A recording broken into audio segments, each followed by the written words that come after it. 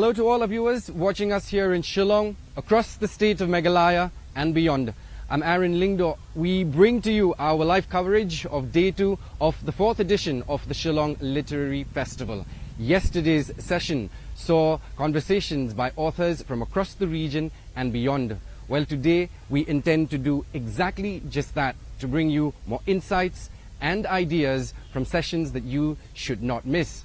All you need to do is sit back and relax and trust Dandi March to bring you all the magic as we come live from Wards Lake.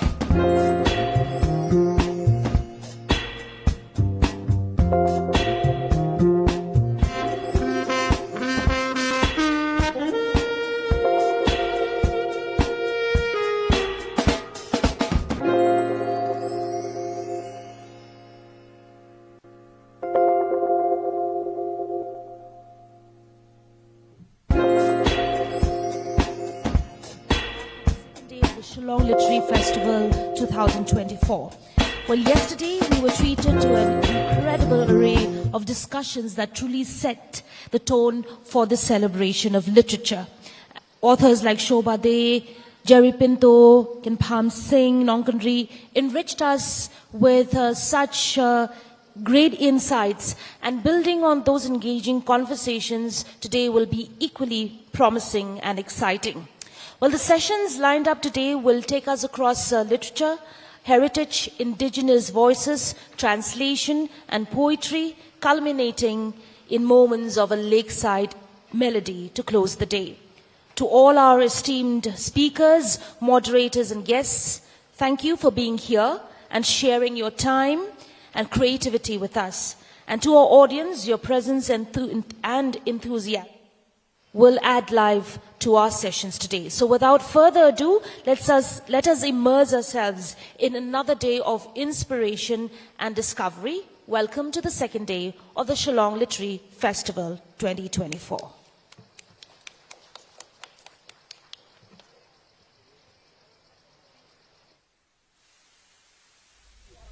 Well, ma'am, welcome to Shillong first of all. What brings you here? And where are you from, first of all? I'm from Iceland, and I came to Shillong 2 days ago. I came to this literary festival by accident. By accident? Yes, I just wanted to see the park. And then I saw it was a festival here, and yes, books interest me. So Right. yeah. Well, as you said, by accident, but now that you're here, I suggest you sit for some of the sessions, or are you in a hurry? I would love to, but yes, I'm in a hurry. I'm leaving at 2 o'clock today, going up to Darjeeling. All right. So it's been a long trip for you. Yes. When did you start the trip and all of that? We started in Kolkata on the 8th of November, and we are going up to Darjeeling and Sikkim, All right. and then back to Kolkata. Nice. Well, while you're here in Shillong, enjoy your time and travel safe when you go back home. Thank you so much for speaking with us. Thank you very much. Thank you. Thank you. You're welcome.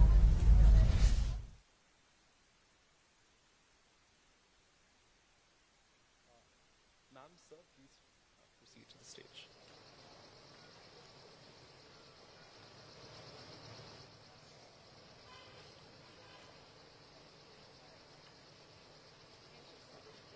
Yeah, preferably. Yeah, we'll just get.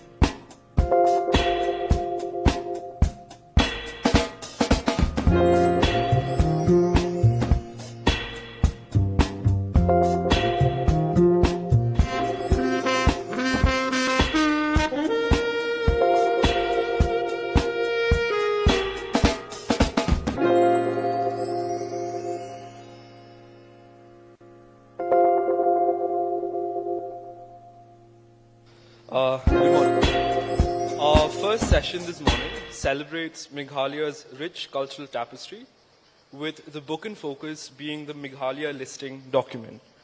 The listing document is the first collaborative project between Meghalayan Age Limited and the Indian National Trust for Arts, Culture and Heritage, Meghalaya chapter. The listing document is a project that tried its best to create a list of both tangible and intangible heritage of the state of Meghalaya according to the All India format given by the INTAC head office in Delhi, which is in line with the UNESCO guidelines. This is a 670-page document, and it is prepared by professional architects and specialists from different disciplines. For this session, we are joined by guests from folklore to literature and journalism, and the panelists this morning represents a broad spectrum of voices that engage with the region's identity and its complexities. Leading this discussion is Dr. Madeline Tham, an associate professor at Lady Keane College and the convener of the Meghalaya chapter of INTAC, who brings a nuanced understanding of the intersection of culture, heritage, and academia. Once again, let us give a warm welcome to Dr. Madeline Tham in conversation with Dr. Ramona Sangma, Ms. Hannah Lalanpui, Mr. Ankush Saikia, and Mr. Sanjoy Hazarika. Welcome. The floor is yours.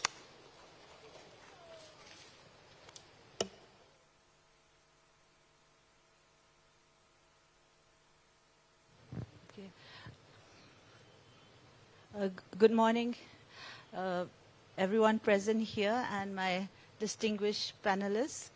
I welcome you to this program on culture and heritage in conversation with different writers from the Northeast. And we hope you enjoy this session. Actually, the Meghalaya listing book is a book on tangible and intangible heritage. And it was launched yesterday by the CM at our INTAC pavilion. Over there you can see 6 models of iconic structures of central Shillong. And I do hope you all pay a visit to the INTAC pavilion. And I can see as many contributors to the Meghalaya listing book in the audience, as well as here in the stage. Mr. Sanjoy Hazarika wrote the introduction, and Ramona, of course, took care of the Garo Hills listing. And I can see Iban Maukro, the senior architect, famous architect of Shillong, there in the audience. He also contributed a lot to the listing document. And if I forget to mention anyone, please forgive me. And I do hope you enjoyed this session. We want to see how culture and heritage is part of our lives, our way of life, our tradition. And these people on this dais here have the gift to make it literary. They've written and expressed their thoughts and views, and everything they write has been from their experiences, whether it be fiction or non-fiction. So I think we would start with Ramona as the first speaker of the session. Ramona, we'll give you around 6 to 7 minutes. Would that be fine? Yes. And you can tell us about your writing and how culture and heritage has influenced your body of work. Thank you. Thank you so much, Madeline. Well, it's indeed a privilege for me to be here amongst a very distinguished, you can see them here. There's Mr. Sanjoy Hazarika, somebody there in his own right, and then Ankush and Hannah. Anyway, I'm glad to be here, and just to tell you a little about the journey that has taken me to culture, basically for the larger part of my teaching, post PhD, that is. So culture became a part and parcel of my work, basically quite inadvertently, when I was invited by the National IGNCA in Delhi to speak on Garo culture. That came somewhat as a surprise to me. But after, the best thing that one can do when you are in a place or in a platform where you have an opportunity to speak is to look inward. And looking inward took me to looking into my own people, my own culture, because that is the most familiar to me. So that took off as something that came quite out of the blue. And since then, I've been basically writing, documenting a great deal about our Garo culture and its various aspects. So some of the things that I have written about is something I think many people, ask me about, and that is our matrilineal, the kind of matrilineal that we practice, and how it differs from different, societies that also practice a similar kind of, coming from a similar society. Then there's matrilineal, and then, of course, it has been experiences and questions that have taken me to a journey where I have written certain books, especially for the younger generation, like the Wangala book, which is basically a compilation of, in one whole book, about the various rituals and the various aspects of Wangala and how it begins. It's like almost like a story where it begins at the beginning of the year, of the agricultural year, and how it culminates into the Wangala festival, which we all know about. So there are these intricacies about culture which I like to share, especially if I have the opportunity and if I come across it in any of my research work or any kind of reading that I do. Now, going back to Garo culture and the kind that I write about, I think it is mostly to do with needs to fulfill a certain kind of purpose, where I feel personally that misinterpretations and misinformation abounds almost everywhere, especially at this age and time in social media. And that is the reason why I feel that corrections are necessary, especially when you are looking into a culture that is not your own, which is difficult to understand for other people, and which is very different from even one tribe to another. So that is the purpose with which I work, with which I write, so that there is correct information, authentic information, and information that will help know people about each other far better. And of course, people from my own community know about themselves much better, and how we practice, or whatever we practice, the why and the how of why we practice such a way of life. That I think is important, and that I think creates an identity for each, creates an identity which I think they can be proud of. So other than that, I think it's far more important for me today also to tell you a little about the listing document that was launched yesterday. So the priority for us people in Garo Hills was to create a document that would officially include those sites and places which were in most danger of being either destroyed or disappearing altogether because of many factors. Some because of human activity, other places like the very famous Palpakram National Park, because of the different kinds of, again, human activity like mining and of different kinds.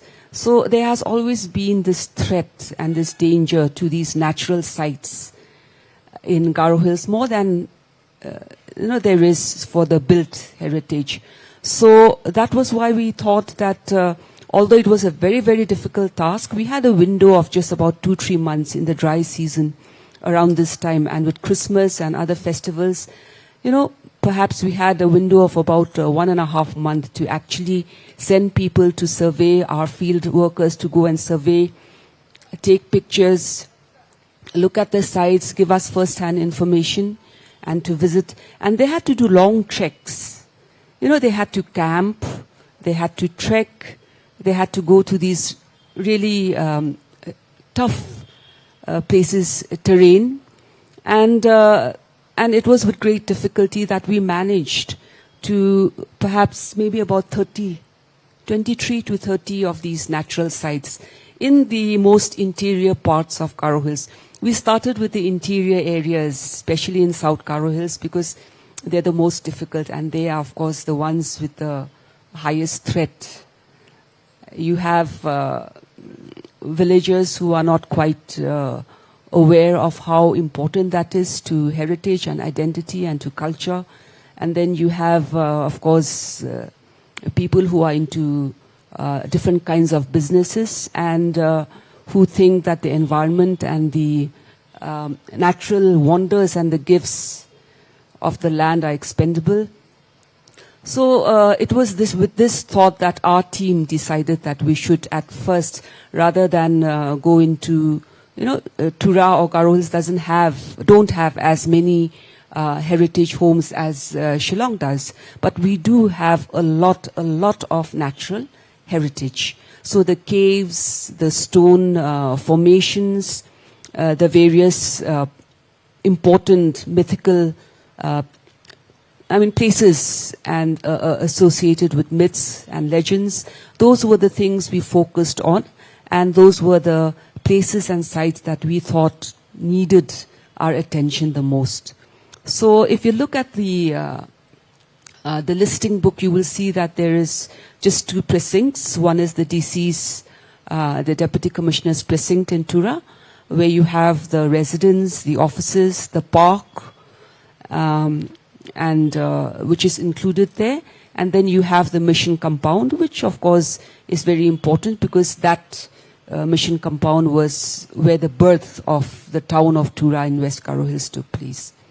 So these 2 precincts, and then you have different, I think around 20 to, maybe 10, 15 of those sites, natural sites in Balpakram National Park, in the Siju area, and then in the very famous Wari Chora, which was discovered just perhaps maybe about 2 years back. It was actually a kind of taboo to venture into that area, although it was a very beautiful one because of the many myths and legends that were associated with it. But of course, once the taboo was broken, it has become a tourist site, basically. And of course, there's no regulation of the visitors there. There's no, it's quite a disorganized kind of tourism that is taking place there. So it was those kinds of places that those sites that we focused on for this first volume of the listing. So perhaps in the second phase, we'll go on to different parts of Garo Hills and the more accessible and the more easier ones to document. But for the time being, I think with the help of the government of Meghalaya and with a very wonderful team from INTAC, we have at least been able to document something that was never on paper earlier. So this, I feel, has been our little INTAC's, especially Garo Hills, the team's small contribution towards conservation. And with the conservation of these sites, obviously the conservation of all culture naturally comes in. So I think I've spoken long enough, and I hope I've explained myself regarding the reasons why, culture is very important to our people, to the state, and in documenting successfully something that has, in a manner that was done and launched yesterday. Thank you so much.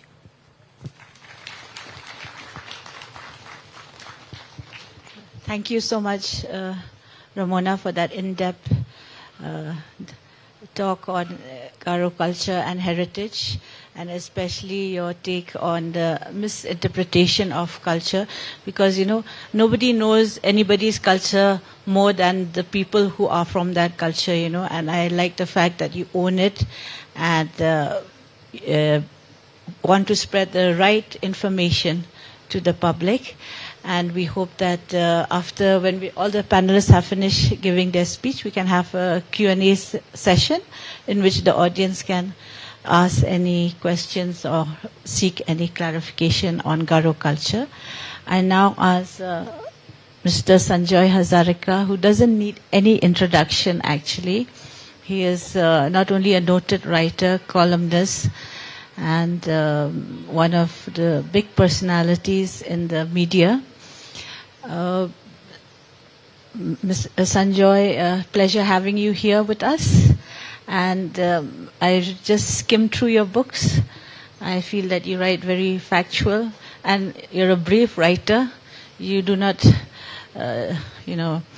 shy away from making a call or seen any injustice, and you do write it as it is. I'm very fascinated with your work. And I thank you for contributing to the listing document of Meghalaya.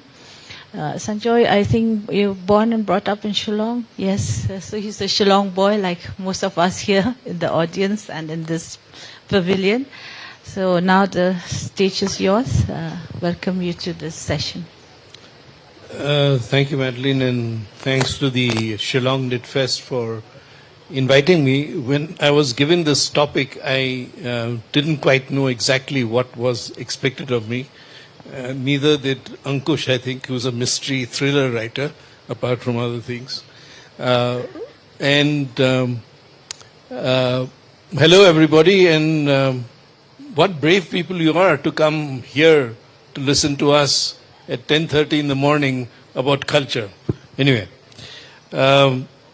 I think my grounding in Shillong, schooling, growing up here with my brother, I think that played a very important part in my life, in my own writing and in the work I've tried to do over the years. And it's always been a very foundational part of my life.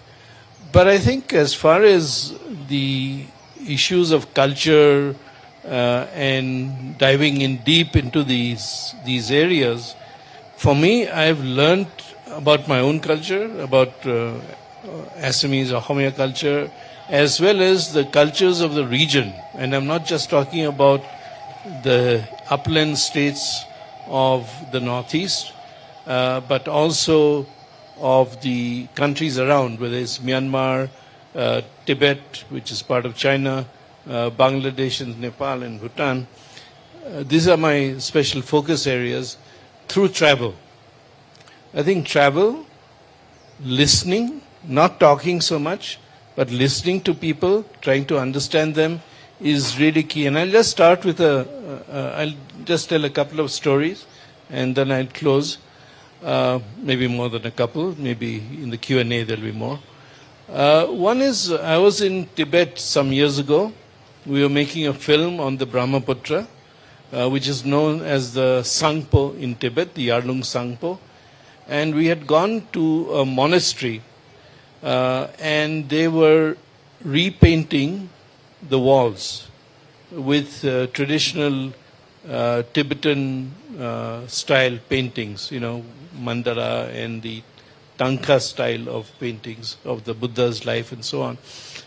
And I was asking about that. They said that all this was destroyed in 1966 by what the Chinese called the Cultural Revolution. Now that was in the name of culture, of cleansing culture.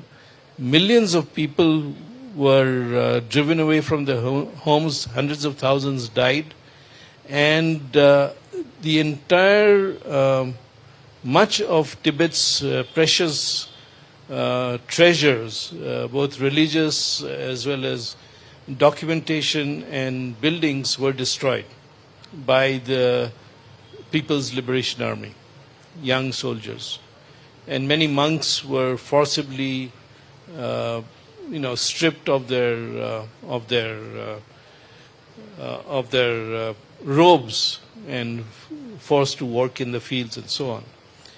And this was a slightly calmer time when they were rebuilding, recovering, and reformatting, really, the life of Tibet.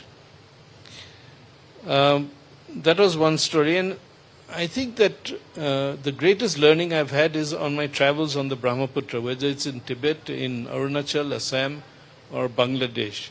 Because there you get immersed not just in the river, but in the stories of people who live by and on the river. And many of you may know this, some of you may not, but Assam is, as we know, the largest state of the region, with a population of about 35 or 36 million, that's 3.6 crores, of which about 1/10 live on islands. I didn't know this until I started researching it. And the communities are mixed. They live on what's called the islands, the shore saparis. They include Bengali-speaking Muslims. They include tribal communities such as the Mishings, Bengali Hindus, other communities, and Assamese caste Hindus. And for me, it was a huge learning just to travel to these areas and understand the many layers of the cultural lives of communities and people. So to me, I think that's extremely important to try and remain humble and understand what goes on in the lives of other people, so that we are able to better reflect it when we write about it. There is one thing that I would like to say, which is that there is something which I completely disagree with in terms of culture, that's called the VIP culture. I think all of us have experienced it. You have these cars with sirens and what is it called? The lal battis, rushing at breakneck speed, breaking all traffic rules. When the law enforcers are breaking the law, what can you expect of ordinary people? So we must all resolve to oppose this kind of inequality, because that is a statement of fact that I am more important than you, that you don't really count, even though you pay my salary. And I think that's very important for all our leaders and so-called leaders to understand that political culture is a very important part of the lives we have to embrace. So I'll close with that, and I hope that this will provoke some thinking and some questions and comments and responses from the audience. Thank you, Mr. Sanjay Hazarika. That's very interesting on different aspects of culture. And when you were talking about Sangpo, the Brahmaputra in Tibet, I remember that in history all civilizations began next to huge rivers, the Egyptian civilization next to the Nile, and the Indus civilization next to the Indus River. So we hope that, the people and the culture of the region near the Brahmaputra River will also evolve and keep, growing in cultural and civilization aspects. And it's interesting to know that 1/10 of people in Assam live on islands. Whenever you think of Assam, we think of tea gardens and oil, yes, and of course your famous delicacies like your food, your fish. So we always think of Assam as one of the most beautiful, and of course the one horned rhino in Kaziranga. We always think of Assam as one of the most beautiful states in the country and one of the most beautiful places in the world. Thank you so much, Mr. Sanjay Hazarika. I think now we'll go to the younger section of the panel. I have one on my left and one on my right. So, Ankush, ladies first. Yeah. Okay. So we have a very young and promising writer from Mizoram, Hannah. She's done her schooling in Bangalore and her university studies in Nehu. And she, though I must confess that I did read everybody's writings except Hannah's, but while having a conversation, Mr. Sanjay Hazarka said the beauty of her fiction is the way she looks through the eyes of a child. And that's very important. So I welcome you, Hannah, to the Shillong Literary Fest. And now the floor is yours. Thank you, Madeline. Very good afternoon. I think it's already afternoon, yeah, everyone. And it's such a pleasure to be here because I see Naldon Sang Aralte here, our very beloved Basanga, because I just want to mention that I started my creative writing journey from here in Shillong with the help of people like him. When I was doing my my MA in Nehu, he and a group of friends, they started this this group called the Small Art Project, I think that was, and they used to gather young enthusiasts like us, and they would organize poetry writing workshops, and then it was a space where you felt they made us feel like our writing mattered, and that really motivated me to take up creative writing. And I also just want to give a shout out to the younger audience here at the school, because I think before we started the session, Ankush mentioned that these school children are always like the central part of these lit fests. They're always the main audience. So thank you so much for being here. And I think I feel like the odd one out here. I don't have any connection to this book in focus, the Meghalaya listing, and I was just wondering what was expected of me when they asked me to be on this panel. But then I think that, when we talk about culture, it's so vast and comprehensive that everything can fit in.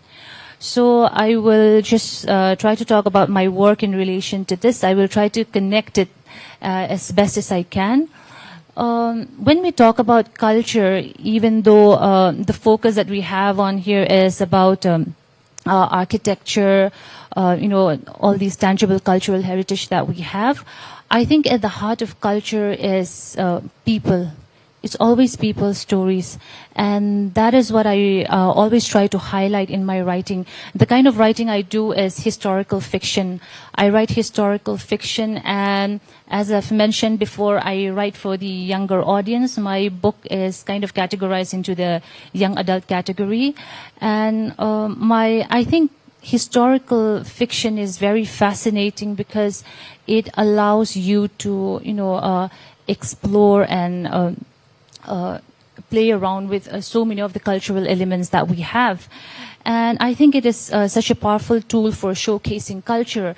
And readers are transported into a certain historical timeline or an event where they get to textually experience or witness cultural practices and traditions which have been forgotten.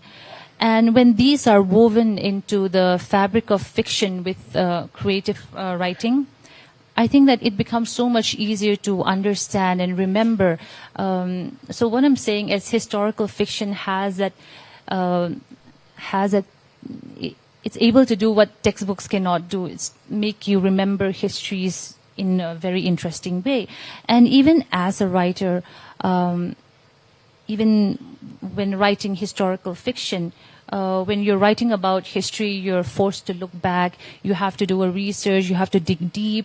So this is what I try to incorporate in my writing as best as I can. And this is a very much needed one for a community like mine, the Mizo community, which still has a very long way to go when it comes to written and visually documenting things. And so for me, writing historical fiction is a way of documenting cultural traditions, values and worldview which are inevitably losing their grip today. So in a way, it's preservation, and I think this ultimately leads to revitalizing or reviving forgotten practices. I think that historical fiction has such a great potential for reviving interest in cultures and traditions that have been long forgotten. So when you're reading about a story, a history and culture in textbooks, I think it tends to get very mechanical. It's all about, reporting, data, dates, and those kind of things. And I think that it often lacks the emotion, the passion and the sentiment which defines people. So, and as I've said before, in the truest sense, culture is all about people's story, and I think historical fiction has that potential to tell that emotional side of the story, and that is also what I try to do with my first novel, When Blackbirds Fly, which is based on the bombing of Aizawl in 1966.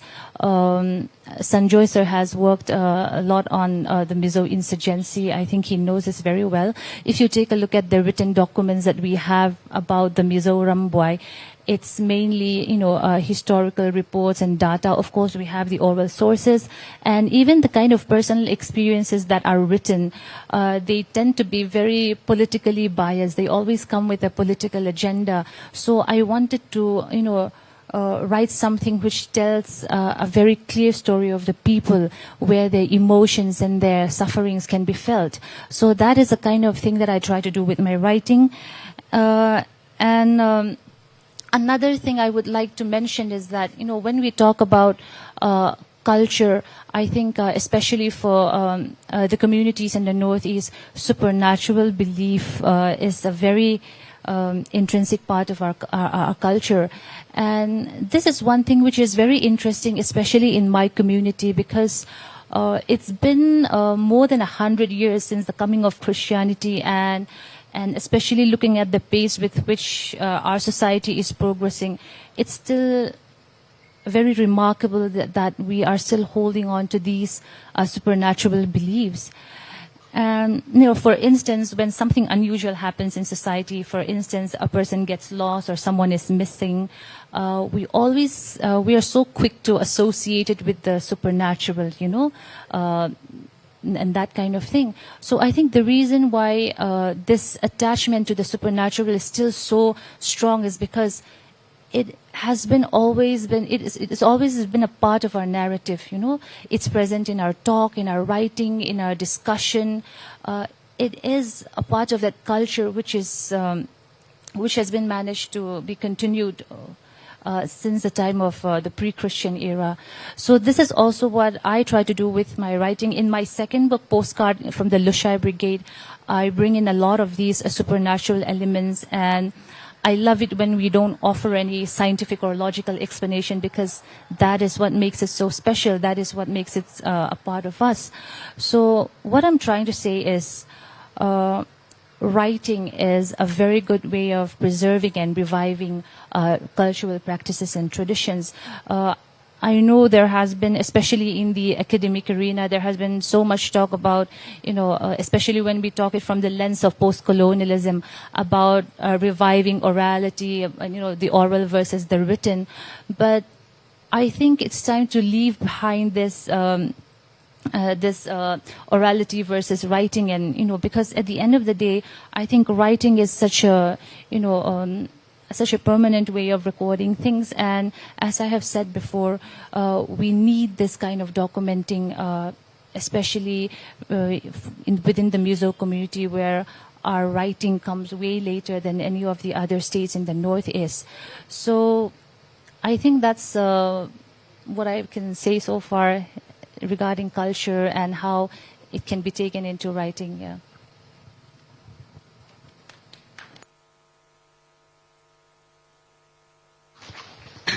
Thank you, Hannah, for your comprehensive view on the importance of writing. And it's interesting that you write historical fiction. And this is so true, because if you look at last year's Oppenheimer, the famous movie which won so many Oscars, was actually based on facts, and and when they denotified all the government documents, and the people, writers, movie makers could get access to that, we get beautiful, historically correct, the true picture of what really happened in creating all the, the famous movie Oppenheimer. So I think I really agree with you that writing is a way of documenting. And I mustn't forget to mention, and I hope the other states also start doing, Intact Meghalaya chapter has completed the archive documentation of the preservation and conservation work on the Tura archives, of which Ramona was a key figure in that. And now we have started with the Shillong archives. And because these are pre-independence documents which will not affect governance in any way, but will provide a lot of material, information, correct information for scholars and writers, and I'm hoping that hundreds and hundreds of books will come out from these archives, Interesting facts. I mean, once you pick up one of those files, you're lost in thought about how governance was conducted, how civil servants functioned, how they fought amongst themselves, their pettiness. It's just like, it's mind-blowing, It's so interesting. So we do hope that eventually we'll have a nice archiving center in Shillong. So I really agree with you, Hannah. And I'm glad that you write young adult fiction, because getting children from the screens to reading is another challenge for all parents and teachers, and everybody's so addicted to the screens. So keep writing, keep up the good work, and I hope we can hear you read sometime. And now we move on to another member of the panelists who doesn't need any introduction, actually, Ankush Saikia. He's we call you, thoroughbred Edmondian. Did his schooling and college from Edmonds. His parents, his dad was a maths professor, and they were in Hawaii for some time. And his mom also is a very famous Shillong personality. She makes one of the best cakes in Shillong. She has a famous bakery, and I'm a regular there. So Ankush, I read some of your books, and you really write like a Shillong boy, all the nuances and the coining of terms is very, very typical of the Shillong scene. And he writes thrillers, right? Yes. No, really, all different sorts of books. Okay. I mean, not just thrillers, yeah. Okay, so now but I think a lot to do with the Northeast. Yes, a lot to do with the Northeast. So now I welcome Ankush to give his take on culture and heritage and how they've influenced your body of work. I'll keep it short because it seems we're almost out of time. So anyway, thank you all for being here. And I really have, I'm not trying to be modest or something, but it's something I've never really considered as such, culture, heritage, and heritage. But it's also because, I've written books, but at the same time I've never really sat down and thought about literature, I think, because I think all of these categories, if you can call them that, culture, heritage, I think they work best from, individual stories and, from the ground level, what, everyday life is where things start. So I think all of my writing has sort of flowed out of that, and the most important part of the books, I suppose, is the setting, where the book is set. So in that sense, yes, they do have culture and heritage in them, I suppose. So I'd just like to briefly mention two of my books, to give some idea of what I feel is my sort of connection to culture and heritage in any sort of way. So the latest book of mine is something called Rough Streets, which I ended up self-publishing as an e-book. It's there on Amazon. So this is set in 1980s Shillong. So it has, a group of school children. So you follow them over a couple of years, and then there's a death too of one of the teachers. So, that's something they have to deal with as they're growing up. And then some characters have to ultimately end up leaving Shillong, some stick on. And but the backdrop of the whole book is, Shillong, and especially the area which was familiar to me as a child, Laimukra and Nongrim Hills and Edmonds and, that sort of area. And then just sort of looking at it now, I mean, for instance, the tea shops which are there along, the Laimukra main road, places like Jalpan, and then the fish market which used to be behind, and they had the fish sellers with the, the torches, the kerosene lit torches, and then also even the Tibetan bars that you had with, these small cabins. So all of that has sort of disappeared, and if you just sort of walk down, I suppose everybody notices it in a way, but it's just that if you're a writer, especially of fiction, I mean, you sort of feel like bringing it back to life. Because especially in a small place, I mean, a place like Shillong, once these things are gone, you can't sort of look up, you can't go to Google and sort of look it up or something like that, I mean, once it's gone, it's gone. And it just exists in people's memories, and even that, I mean, you see it disappearing, So it's really about trying to recreate, past era, so which I think comes with its own interpretation of culture and heritage. And then the other book, of course, I'll just take a little bit.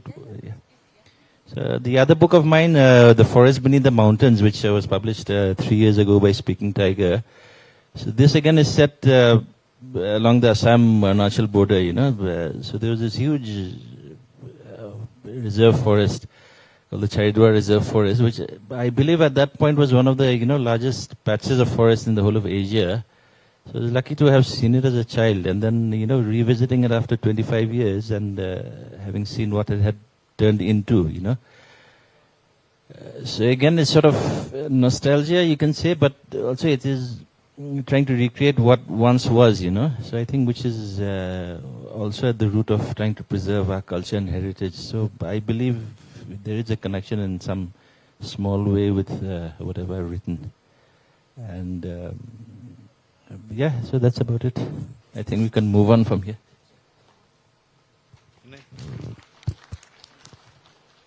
Can I add something? Actually, what I wanted to also just share with you is when I was traveling on the river, Tibet, Arunachal, Assam, and Bangladesh, there are 5 or 6 things that became themes. I've just finished a book on the Brahmaputra. It should be out next year. It's a travelogue. Is music, because music knows no boundaries, just like a river knows no political boundaries. And the music, for instance, in Dhubri, what is sung is called Bhatiali, is sung on the other side of the border. The language is similar. You have Mompas who are in Tibet, also in Arunachal. So food is the other thing. Food, drink, music, and dance. These are the elements that bind communities together even now. And they bind them across the borders that the British or whoever else in their innate wisdom or foolishness drew, without consideration for local people. So that's what I wanted to also share, is that the cultures travel with the river, because people travel still on the river. Thank you, Mr. Hazarika. Ankush, I know you didn't speak much, because maybe we must all buy your books and really know what ticks inside your mind. But when you were talking about Laimukra, I think we were a difference of few years in our batch, ICSE batch. And I still remember Kalsang.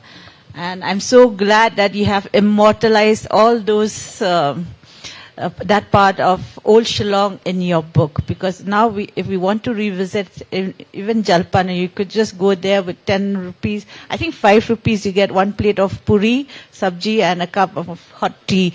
And so these are the similar landscape that we also grew up, and very sad to see them disappearing. And when we were in college or in class 9, 10, we got a bit of pocket money, we could venture into these places. Now, if you don't have 500 or 1,000, you can't walk into any of those places in Laimukra. They're so, quite expensive and quite steep. And I think all those places of our time were meant for students with very little money, and we could sit there, have fun, the pork momos with the funny sauce, very watery sauce. I think every time it gets less, he waters it more in Kalsa. But it was they were so delicious, and it was such a good time, And there's no place to walk now also because of the traffic and, congestion.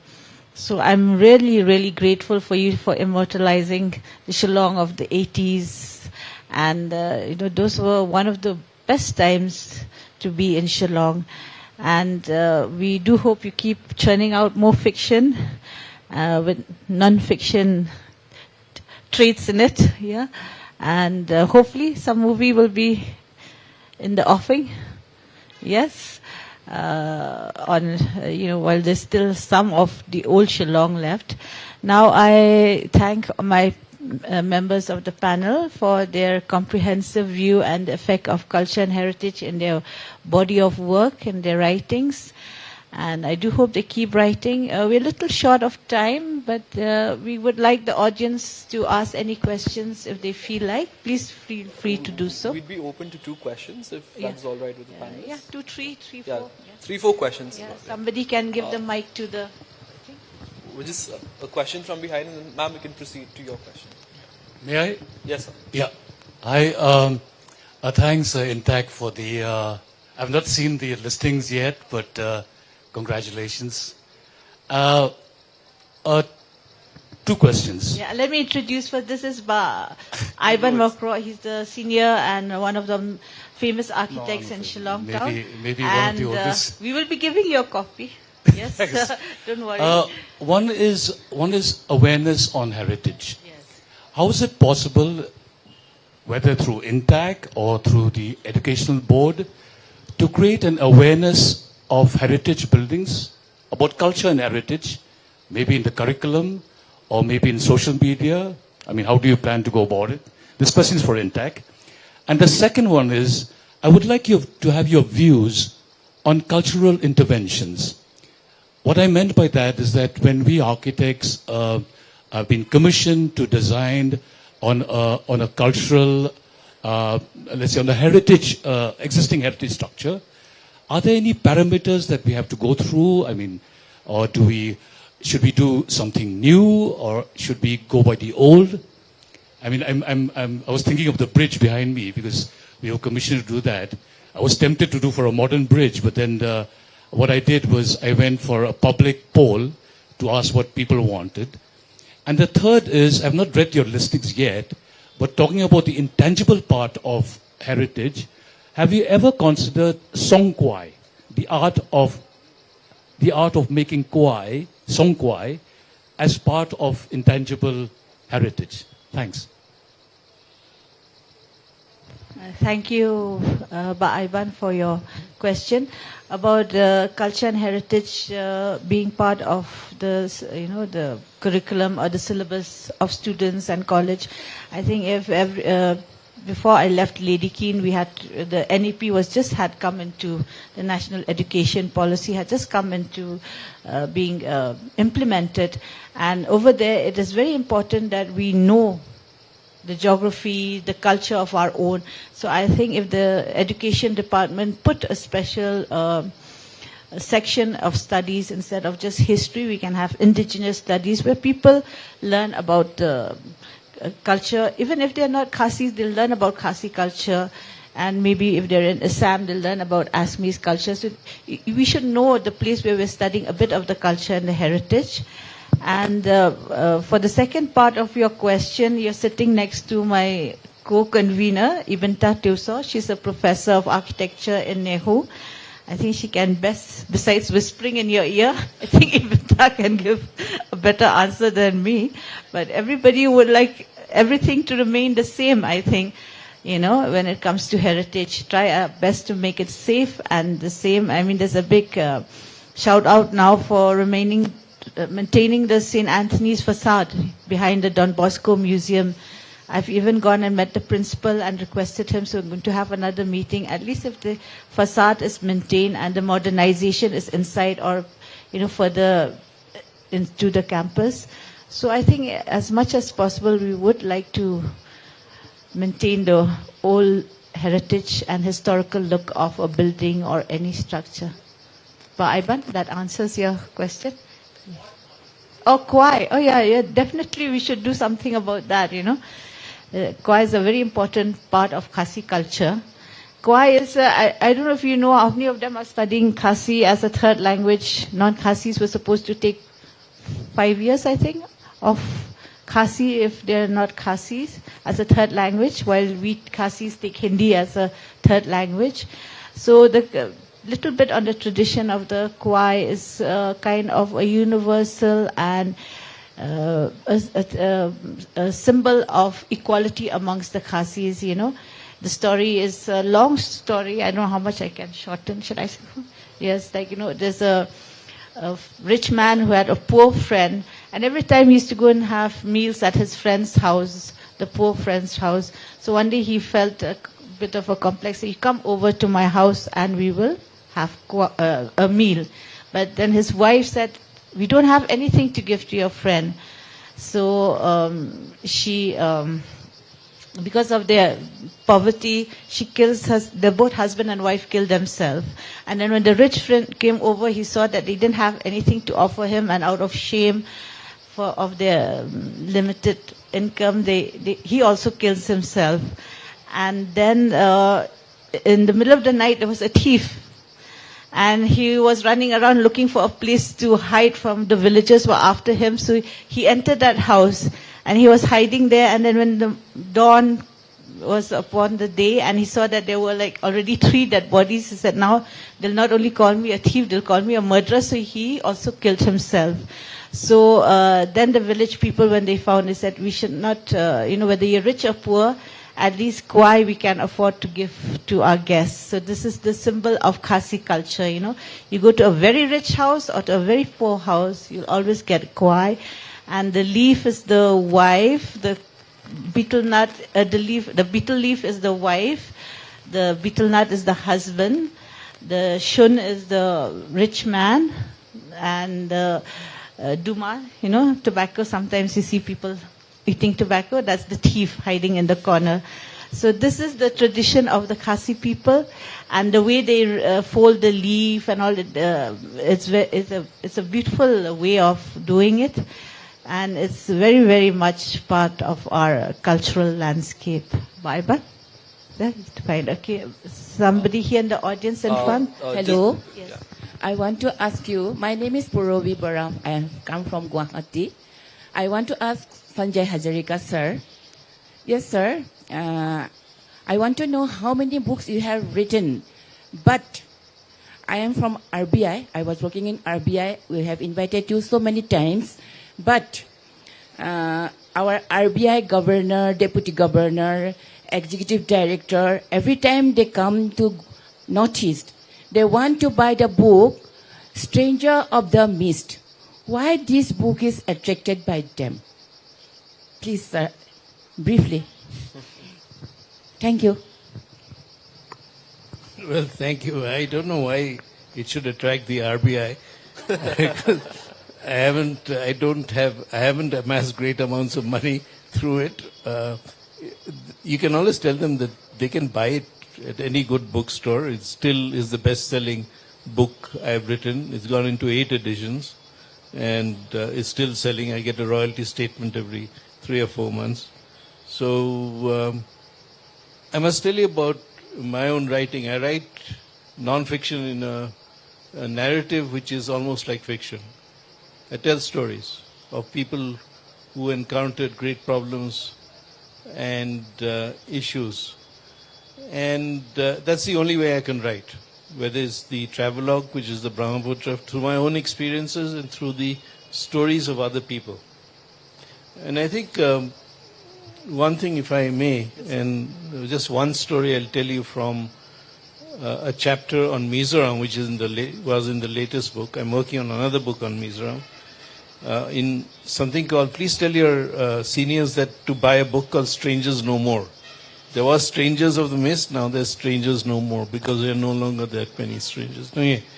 There was this story of two people I knew. One was a brigadier. His name was Brigadier Silo. And the other was his son. And the brigadier was in the Assam regiment, which had its headquarters in Shillong. And he was based in Shillong at the time. His son was in the underground. It's like out of a Hindi movie or a Hollywood movie, you know. The father is an enforcer of the law, protects the country. The son is an underground fighting and is actually the security officer for the leader of the resistance movement for Lal Dega. Anyway, he got a message that his son had been killed in these incidents.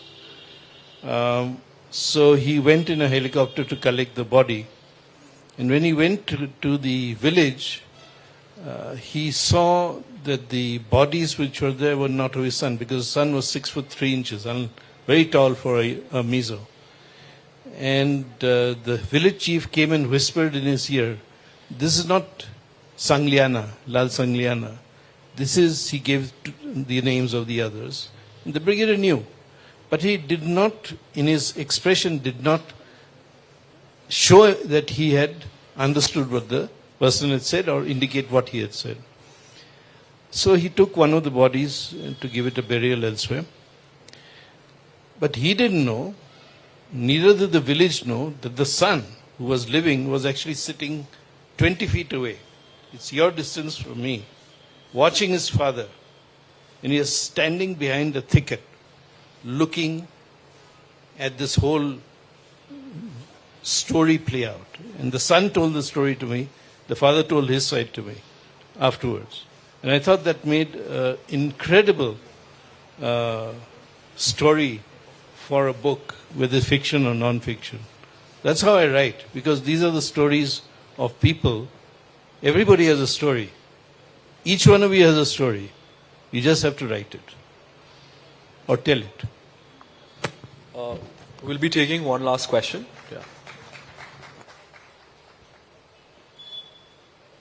Sir, if you can also please direct your question to one of the speakers. Okay, this might be a little bit difficult because this is for anyone that wants to answer this, right? So the question I always have is with culture. Culture is a product of people through time, how they've learned how to live, how they've learned how to survive best, and some things they borrow from other cultures and some things are forgotten. So when you say culture, how far back do you actually go to say, okay, definitively this is part of my culture? Or how far do you go back to say, okay, if we've lost this, we'll try this again? And it being a product of time as well, as you move along, where do you stop and say, like, okay, it ends here?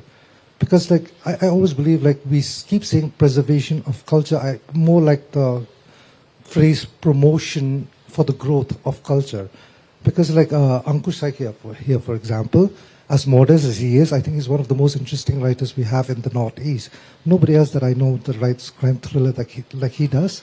And the thing is, like, he represents a very modern Shillong, which is, I think, like, it's beautiful because it's unique, yet also at the same time, it's not exoticizing anything, which we happen to do sometimes, and then we complain about the fact that we're not treated in a certain way.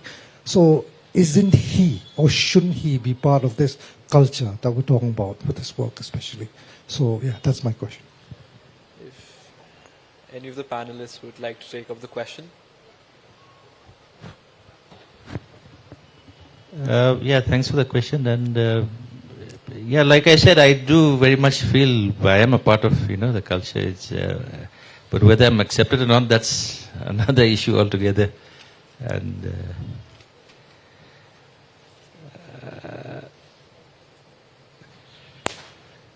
Yeah, that's what I have.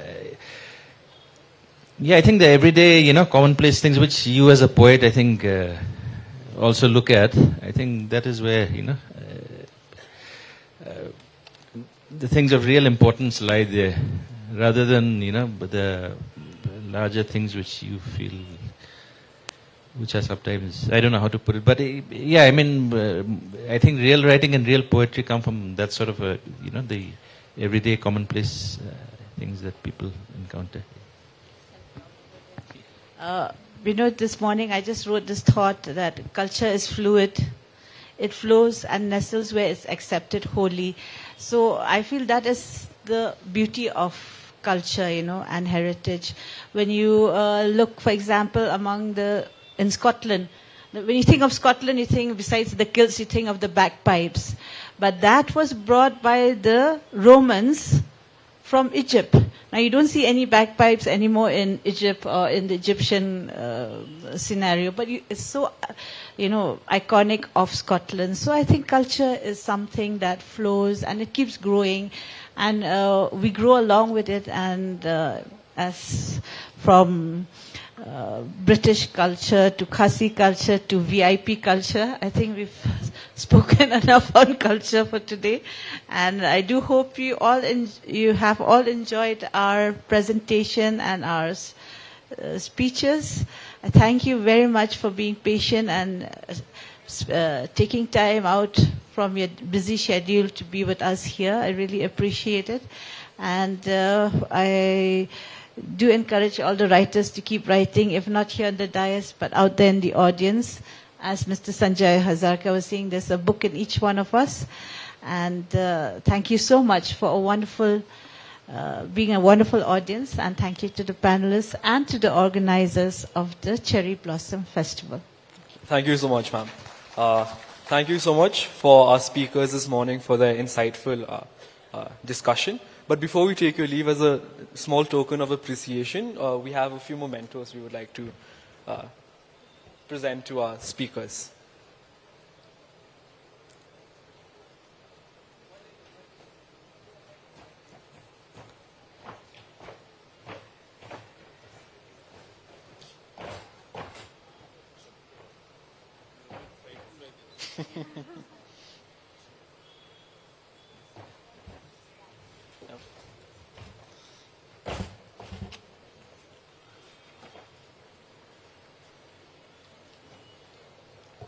Once again, thank you so much for our speakers this morning.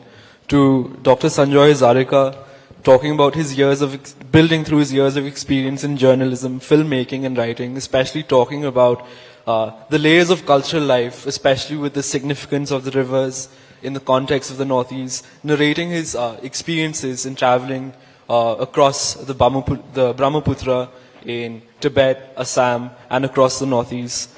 To Professor Ramona, thank you so much, ma'am, for your valuable insights, especially on the challenges and the work that was encountered, especially on the work related to the present Meghalaya listing document. To Hannah, thank you so much to the young writer from Mizoram. Thank you for your insights, especially what you mentioned, which really resonates with me, which is particularly on how culture, on how people being at the center of culture essentially, and especially what you mentioned in the this post-colonial context of there being this orality versus documentation, and the importance of documenting our culture as well. And to Ankush Saikia, thank you so much, sir, for especially for highlighting the cultural life of Shillong through the work that you've been doing. And I think we all resonate with that, especially some of us who would have grown up reading your work as well over the last few years. And it's really insightful to learn about the Shillong of the 70s and the 80s. Once again, a big round of applause for our speakers this morning.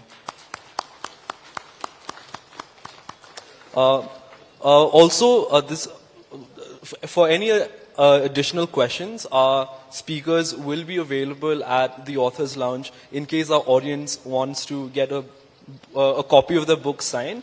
And in case you don't have a copy of the book, we also have a few bookstalls that have been established over here. We have different publishers that have set up their bookstalls, as well as the festival bookstall, which has a few copies of the various works of the authors who have joined us this morning.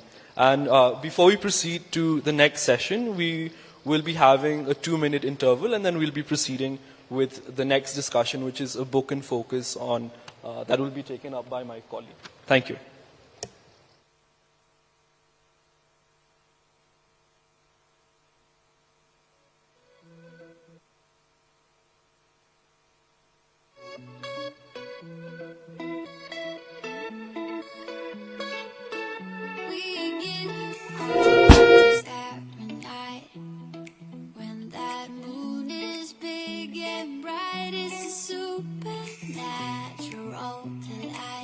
Everybody's dancing in the moonlight, dancing in the moonlight. Everybody's feeling warm and bright. It's such a fine and natural sight. Everybody's dancing in the moonlight, dancing in the moonlight. Everybody's feeling warm and bright. It's such a fine and natural sight.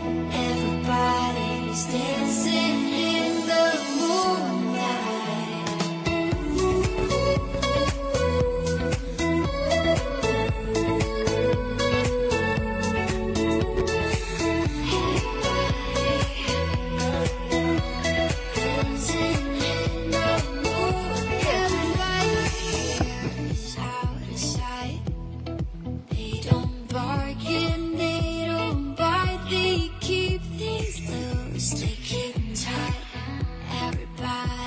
Dancing in the moonlight, dancing in the moonlight. Everybody's feeling warm and bright. It's such a fine and natural sight. Everybody's dancing in the moonlight.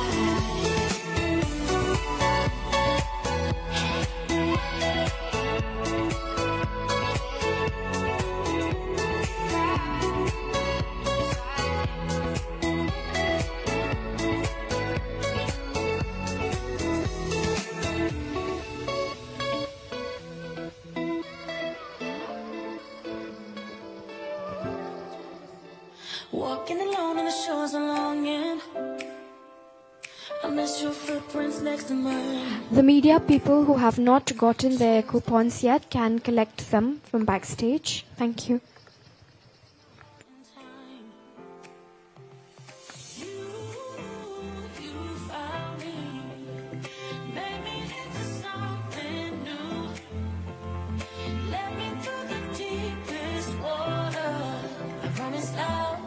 Carry on for you.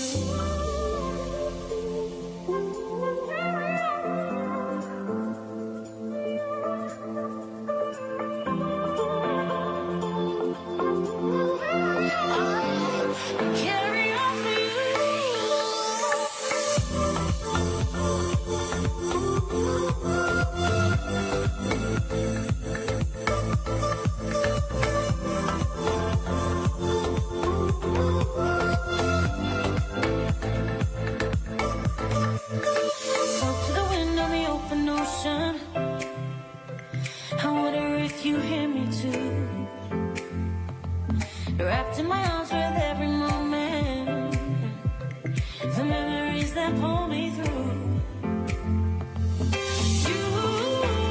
You found me, made me into something new. Led me through the deepest water.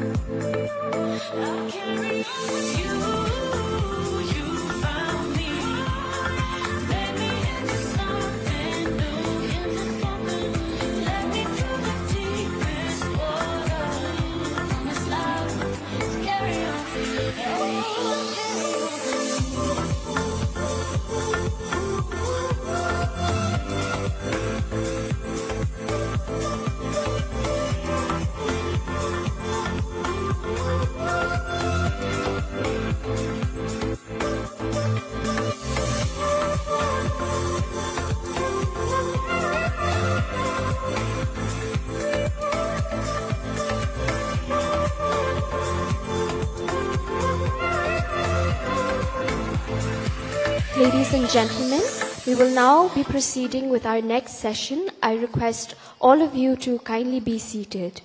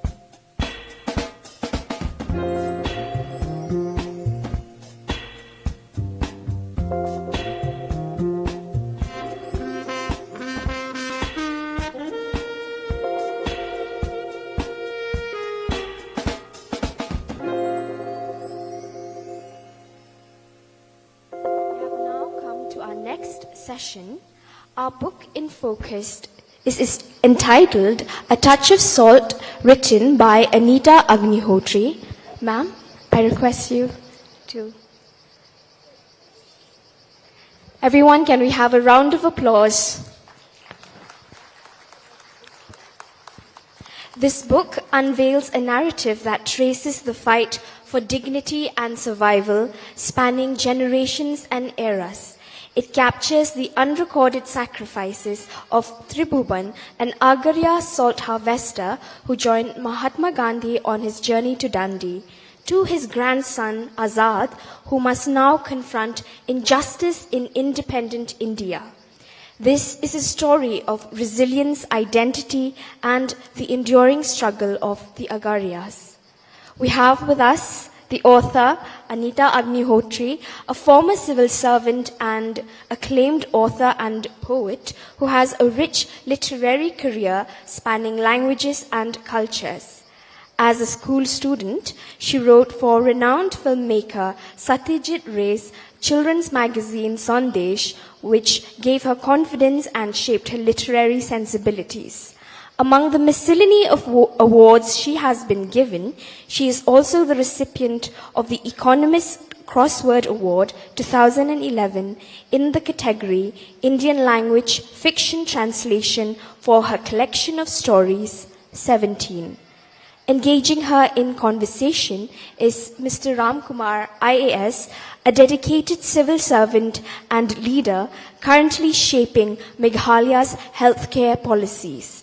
He is a secretary to the Department of Health and Family Welfare and the mission director of the National Health Mission. He is also the director of the Meghalaya Administrative Training Institute, MATI. Ladies and gentlemen, once again, please join me in welcoming Anita Agnihotri and Mr. Ramkumar. Speakers, I now leave the floor to you. Thank you. Thank you. Thank you for that good introduction also. Good morning, everyone. I'm also happy to be in the LitFest after a couple of years, since unfortunately could not attend last year. I had a very brief stint in Delhi ministry when I was working as assistant secretary, the junior most secretary in the entire hierarchy of secretaries. Madam was the senior most and the secretary for the entire ministry. In fact, I knew her as a writer. I actually did not know her as an officer before that, because it was little before the very intense Google days. You'll have to go and find out. So I was very glad that she was there, but I was also a little skeptical. But thankfully, we have had a very great relationship. Very less of us would like to have a continuous relationship with our ex-boss or ex-one, someone we report to. Somewhere we could carry on. I'm very thankful to her. I've been very privileged to know her and the entire the family also. She is one of the senior most writer in Bengali today, and to continue to write even further after her retirement also. She was a writer who became a civil servant, not the other way around. And as the introductor already spoke, she was writing for children, and as a very young prodigy, and was published in Sandesh by Satyajit Ray then. Her attention to this environment details, the movement of the wind, silence of conveyed through the unsaid words, and very poetic detailing of emotions, human emotions in story is always something that has attracted me. It also motivated me to translate her work, some of her short stories into Tamil. Me and my friends, some of them from our literary forum, Vishnupuram Literary Forum, we have translated her works, and we are very happy that it is available in Tamil also today, apart from many other Indian and foreign languages. She has a long list of 10 collections of poetry, 12 novels, 12 short story collections. I think I was just looking at the other books. If you keep all the books, I think it will not fit in. So I'm also trying to write something. I was like telling, it's quite a broad array of writing, which has had very, very accomplished writing. In her own words, I'm repeating her words from her website. I was a poet and writer for children, even before I joined the civil services. As I diversify my writing into several genres, short stories, novel, essays, and of course, more of poetry and children's writing, my writing and work got intertwined, the writer and the civil servant getting locked in a tussle of identity and existence. A very nice way of putting her life in writing as in work and career. And about this book on Touch of Salt, which is quite unlike the other books of hers, which I have had the chance to read in English, because it comes from a geography which is quite different. We all know about the great Dandi March, which is historical, which was done by Mahatma Gandhi, but we never thought of the communities who lived particularly in that particular place, or who were making salt before and after that march was made, and the whole it was internationally famous even for then. What is this profession? Salt is so central to our existence. Many of you may or may not know, even the word salary comes from the word, if I'm not wrong, comes from salt. How did this movement touch those communities, and what they happen? Translated by Mr. Aruniva Sinha and published by Penguin. It's a very intriguing and painful survival story of one of the marginalized communities of this country, the Agarias. I'm not sure if there has been any other documentation in Gujarati or other languages. I'm not sure. I've not read about it. But it was quite an effect it had on me after reading the book on seeing how many still communities are there which are still marginalized and not completely into the story of modern India. So with that, I lead to the first discussion point, which I wanted to have a word with her, and maybe later we could have some questions from the audience also. Can you explain this terrain, ma'am? How do you get in this writing their story? Because this terrain is absolutely opposite in where we are sitting and where you have had other of your works mostly based out of. And this is not a geography in which you grew up or worked. So can you talk about this interest in this particular geography and area?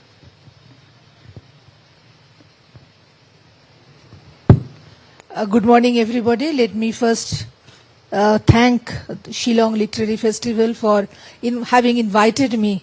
This is my first visit. I have come to Shillong a number of times, and often as Ramkumar's guest. But this is the first time I have come to a literary festival, and I am so grateful that you invited me. What a beautiful place, and this is the city I love. I have also been to Mizoram, and I was listening to Hannah about her work, and the entire Northeast is so diverse and so rich, and so people-centric that it will take one multiple lifetimes to understand what is there. And also about Ramkumar, who very generously introduced me. This is very interesting then, and one of the nicest things that happened, which Government of India did, placing a young officer who was about to become a subdivisional officer as an assistant secretary. And our 3 months work together is now spanning into some kind of a lifetime bondage. So, and Ramkumar, you know, he himself is a writer. He is a writer of short stories, both in Tamil and English, and has a keen interest in life and writing both. So coming to your question, this book, Touch of Salt, it is, I about both the dimensions. One is about the life of the salt makers who are called agarias. Agar means salt, and agarias are the people who harvest or who cultivate salt. And also about the Dandi March of Mahatma Gandhi, where actually, as per the actual history, real history, the salt makers were not part of that. But in my imagination, Tribhuvan Patel, a salt maker, he accompanied Gandhi. So he is seeing the salt march from a point of view of a salt maker is the turn, I would say, this has given to the story. Coming to this question of geography, Ramkumar, it is not a geography that a writer can be interested about. It is only about people. I had heard about these salt makers, and I had a little idea about still how much salt is made manually in the run area of Kutch, which is the westernmost side of India.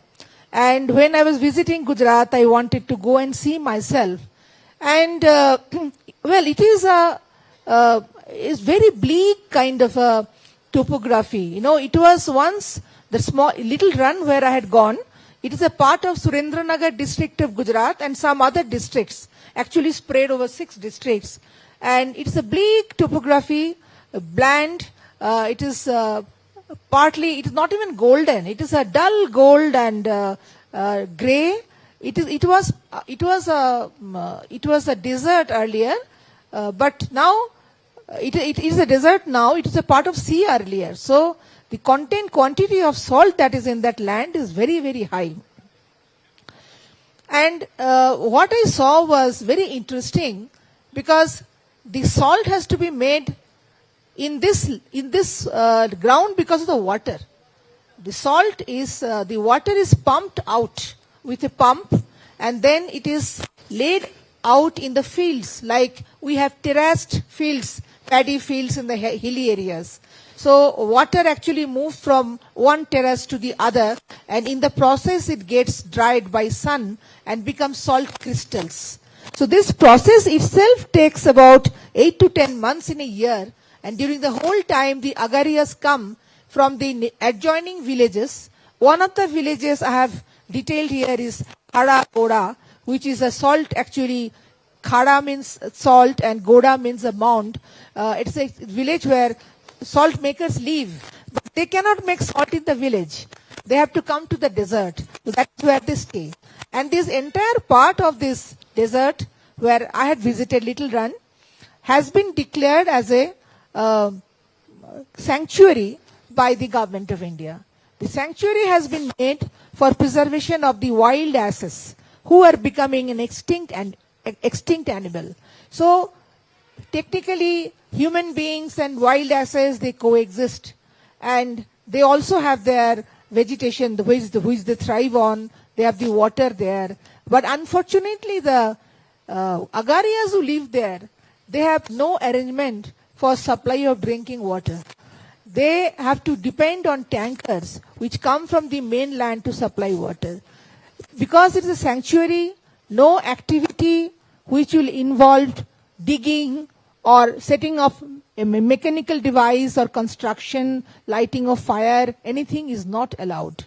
So the entire 5,000 hectares have become a sanctuary, and the agarias who are part of that scenario or the part of the topography, they have to fight for their basic needs of their existence. This is about the topography, but we can gradually discuss other things as well.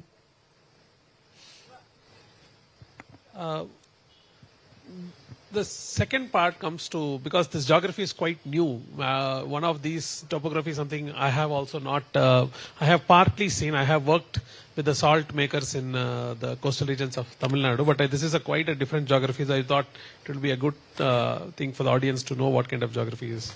Going on to the second question, I wanted to for you to elaborate. You have worked on behalf of the state for most part of the career. And not just this book, quite a few books have been very In a way, I think when you use the word critical about the state's approaches and what they have handled few things. In this book, there is a character which says, do you think anything has changed? This is comparison between the pre-independence and post-independence. Do you think anything has changed? Some of the methods may be different, but the way the government considers any protest a conspiracy to oust and the state has not changed. There's a very statement coming from the novel. How, because it goes again back to your describing your struggle between identity and existence. Can you explain this through not just this book, but through your other writings as well? Well, for the younger people and the students here, you must believe that I have spent 37 years in the Indian Administrative Service, working for the state, working for Government of India, traveling widely, and my travel has not always come from my work. I have traveled on my own. I have a concept, I have an understanding of a country which I look for. A very diverse, a very rich country which is made up by its people. So I keep searching them through my writing. The interesting thing is that from my first novel, which Mohuldiha Days, written way back, maybe 40 years back, my conflict of existence has not ceased. I have always found myself in a situation of conflict between the state and the people. Now, I know that I am part of the state system, so people cannot exactly completely trust me as usual, especially common people, not those who are rich or who are power. On the other hand, I feel that I have my accountability to people and not towards all policies which may or may not be uniform in their impact on people. So this conflict I have carried in my heart even as an officer, and it has been parallelly reflected in my writing. So this is a reality I cannot deny. But I would say that it has made me rich in my as a writer, because I always feel people who represent power or think they represent power, they should always self-review and they should always be in self-doubt. If you don't have any doubt and if you feel you're absolutely correct, you know everything, you have nothing to ask people about, then it is not good for the country. It is not good for people. The questioning is good. And what has happened, interestingly, that this lack of communication between people on the one hand and the government on the other hand, this has bothered me as a citizen. And also, of course, as an administrator. I have extensively I have also extensively traveled and discussed with the tribals of central India. I have been to Jharkhand, Chhattisgarh, Madhya Pradesh. Recently I've been to Gujarat. I was writing a novel on Narmada, the rehabilitation movement of Narmada Bachao Andolan. I have basically tried to document the entire phase of this 35-year long movement, which is according to me is the longest movement of peaceful resistance in the country, post-independence India. So from my traveling, what I felt is that since our communities are breaking down, state is becoming more powerful as a provider of resources to people, the communities are breaking, and so is the communication. There are many things, very often people have to ask, they want to know. Absolutely, there is absolutely no sharing of information. Now this is something which is sometimes deliberate, sometimes not deliberate, but this needs to be addressed. So when I work, or when I have worked, I have addressed it through my writing, and when to my work, and when I have been writing, I have questioned this as an author. So I think these two selves have remained parallelly, with each other. That's interesting to know. Coming back to this particular novel, this journey of Tribhuvan Patel, in fact, I had to go on Google again to find out whether, because I've read about a little bit of Dandi March, but I did not know if there was any salt maker in this whole march. In fact, I don't think this question has been raised before also. But why was the reason for Tribhuvan Patel's character as it was it is to show the irony or to accentuate the storytelling? And what was that thought about when narrating this particular story? Because taking back and forth before independence and then after now. I think none of you have read this book. So only if you read, you will understand how the theme has been dealt with. In the story, I move from present and the past. The present situation of the salt makers, and again to the past, to Gandhi's march. And the Gandhi's march progresses. Tribhuvan goes along. Now this is very interesting. When I was thinking of writing a narrative on the Agaryas, I didn't think of the salt march. Later I went to Sabarmati Ashram, which is also called Satyagraha Ashram from Gandhi's time. I found that his entire route of march, and I thought that was a salt maker part of this march. Whatever I understood, they were not, because very carefully, with Gandhi's permission, a group of 80 people are selected to be part of the march. People who are absolutely dedicated. Because Gandhi made it a point that if India does not become independent as a result of this march, none of us are going to come back to Sabarmati Ashram. We are leaving this for good. So if you have family, you have people, you have children, you cannot make them excuse and come back. So very, very dedicated people went, and there was no way of other absolutely non-political, like people like Tribhuvan, who is a completely unknown, non-political person to get in. So he is sneaked in by a conspiracy which I have myself woven. And the march was, that point of time, a very important landmark which actually started the process of India's freedom movement. The issue was the consumers of salt. Gandhi said that the consumers of salt are so poor in India that if you tax them further, they will be deprived of the only item they eat their food with, like rice or roti. They mix it with salt, the poorest people. So if you tax it, it is not fair. So his movement was for the Indian people. But till today, salt is one of the commodities. Not only its price is controlled by the traders, it's one of the cheapest commodities. You all know how cheap salt is. There is no reason why salt should be so cheap now. But do you have any way of ensuring that the price is increased, the money will, or the revenue will go back to the Agaryas? Probably not.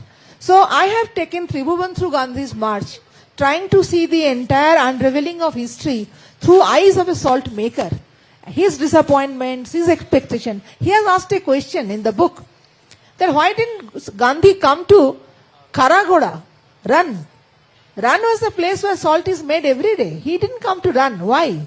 Because Gandhi's route was developed in such a way, planned in such a way, that he passes through certain villages and areas where people already were absolutely dedicated to him, because throughout the march, the police officers, village police officers surrendered resignation. People came and contributed money to the movement. He also skipped the states which were under the Indian rulers. He left those villages, and for very specific reasons, he also did not want to go to the villages mostly inhabited by the minority communities. So he went all the way from Ahmedabad down to Dandi. He did not come to Run. That would have been a detour, and at that point of time, it might not have made any historical sense. So this question has remained. But Tribhuvan's seeing is basically a view that has been created not for per se for the sake of a story, but also to tell the readers that there is a way of rewriting history, probably, or retelling history to somebody who has not been part of history. Because there is a very interesting episode in the book where Gandhi actually picks up salt in Dandi, and he calls Tribhuvan, this is my imagination, that come, you also hold the salt. So that moment it was not photographed, because that day there was no photographer arranged.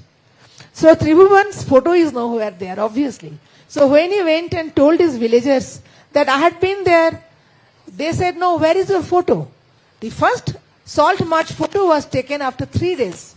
when Gandhi went to a different village and picked up salt, and that day the photographer was around, but Tribhuvan was not.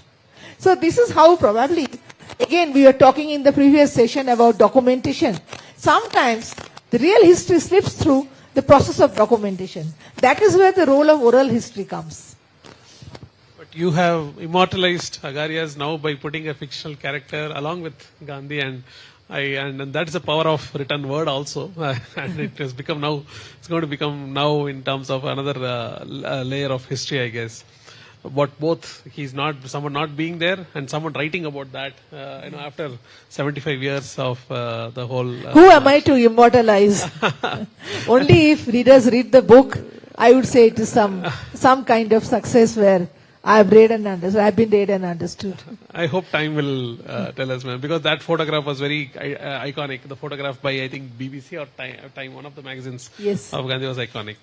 Now, continuing on this little bit of, because I think you partly answered this question, but I'm trying to understand even further.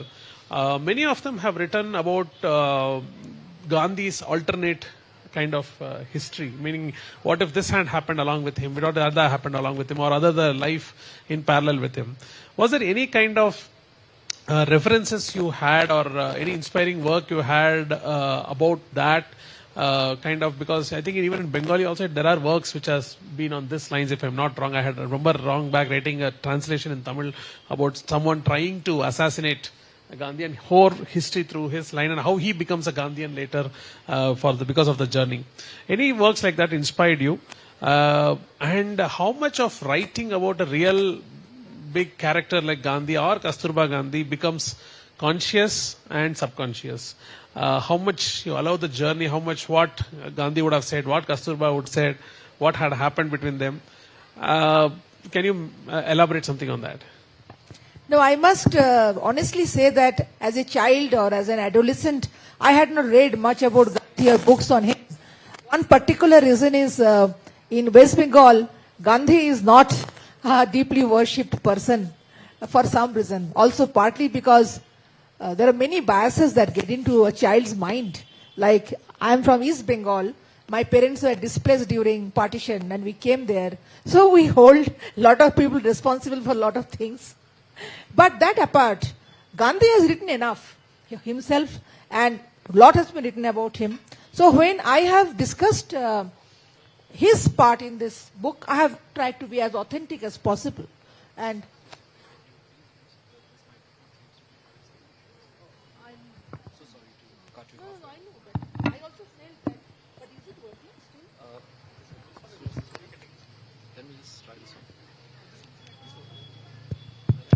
is it better now?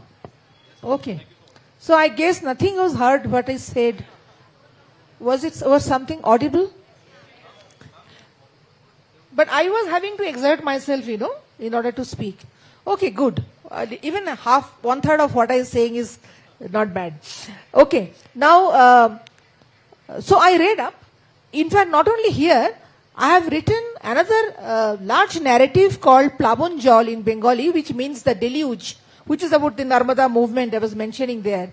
I have dealt with relationship of Gandhi and Patel extensively. In fact, Sardar Patel, whose statue is the biggest statue now raised in Kevadia, it's called Statue of Unity. The statue itself is a character in that novel. And it's called Sardar. But in this book, I have carefully followed Gandhi's life, whatever I could read, and his journey, on which there are authentic books, which has been a good research material. Kasturba has always been a enigma, I would say, because about Kasturba, again, I personally knew very little. But as I read up about her life, and why I read up is I was invited to as a panelist in a discussion in Delhi, where I was asked to speak on Kasturba. So when I was contacted by the organizing person, I told her that I know so little. Then she asked me, why do you know so little? You're supposed to know more. So I started reading, and then I realized that contributions of Kasturba, which have not been mentioned, which has basically, as what did you read out, Ram Kumar? Invisible in history. Certain things. Invisible. Even from the set of salt making campaign and later campaigns, what Kasturba did, in fact, Kasturba introduced charkha to every Indian household near her. This is something she personally did. But apart from that, having been the wife of somebody like Mahatma Gandhi was not a very easy job, and she has been through a lot. And in Dandi March also, I have mentioned this, that she was very keen to accompany Gandhi, so that at that final moment of salt making, she is present. But Gandhi made it very categorical that we are not going to take women along, because that will be playing into the hands of the British.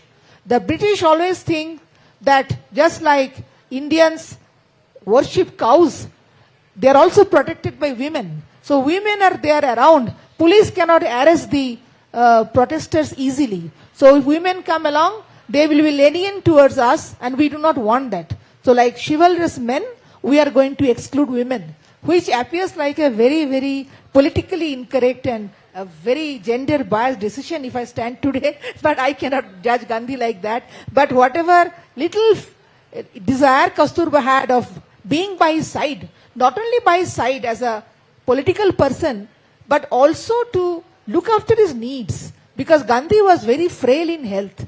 His food had to be looked after, his diet had to be looked after. Kasturba could not do any of this being part of the ashram, because she was left with the responsibilities in Sabarmati ashram, where lots of women and children were still living. So it is not very easy to write about historical characters. I have dealt with only what is written and only what is which is only a part of record. And I don't think I have got a great grip over historical developments either. So you can take it as a common writer's writing and make out whatever is out of it. Nehru also has come. Kasturba also went out and met him. During the course of the journey, she went and met him. But she could not be part of this. Even when Gandhi was arrested by the British, he was arrested much later than what we expected. He was expecting to be arrested during the march, which the British very cleverly did not do. So Gandhi was actually waiting to be arrested even after the Dandi March was over.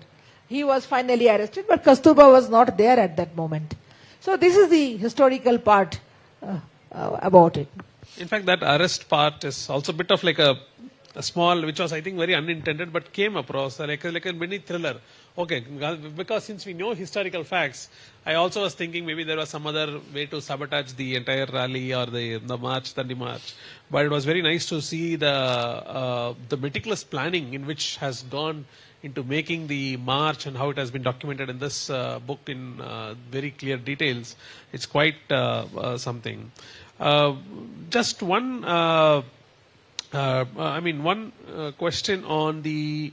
No, in fact, let me add it here. One of the recent reviews, one reviewer has written about the book. She is saying that she has said that I am surprised that nearly half of the book is about the march, about which all Indian men, women, children, everybody knows.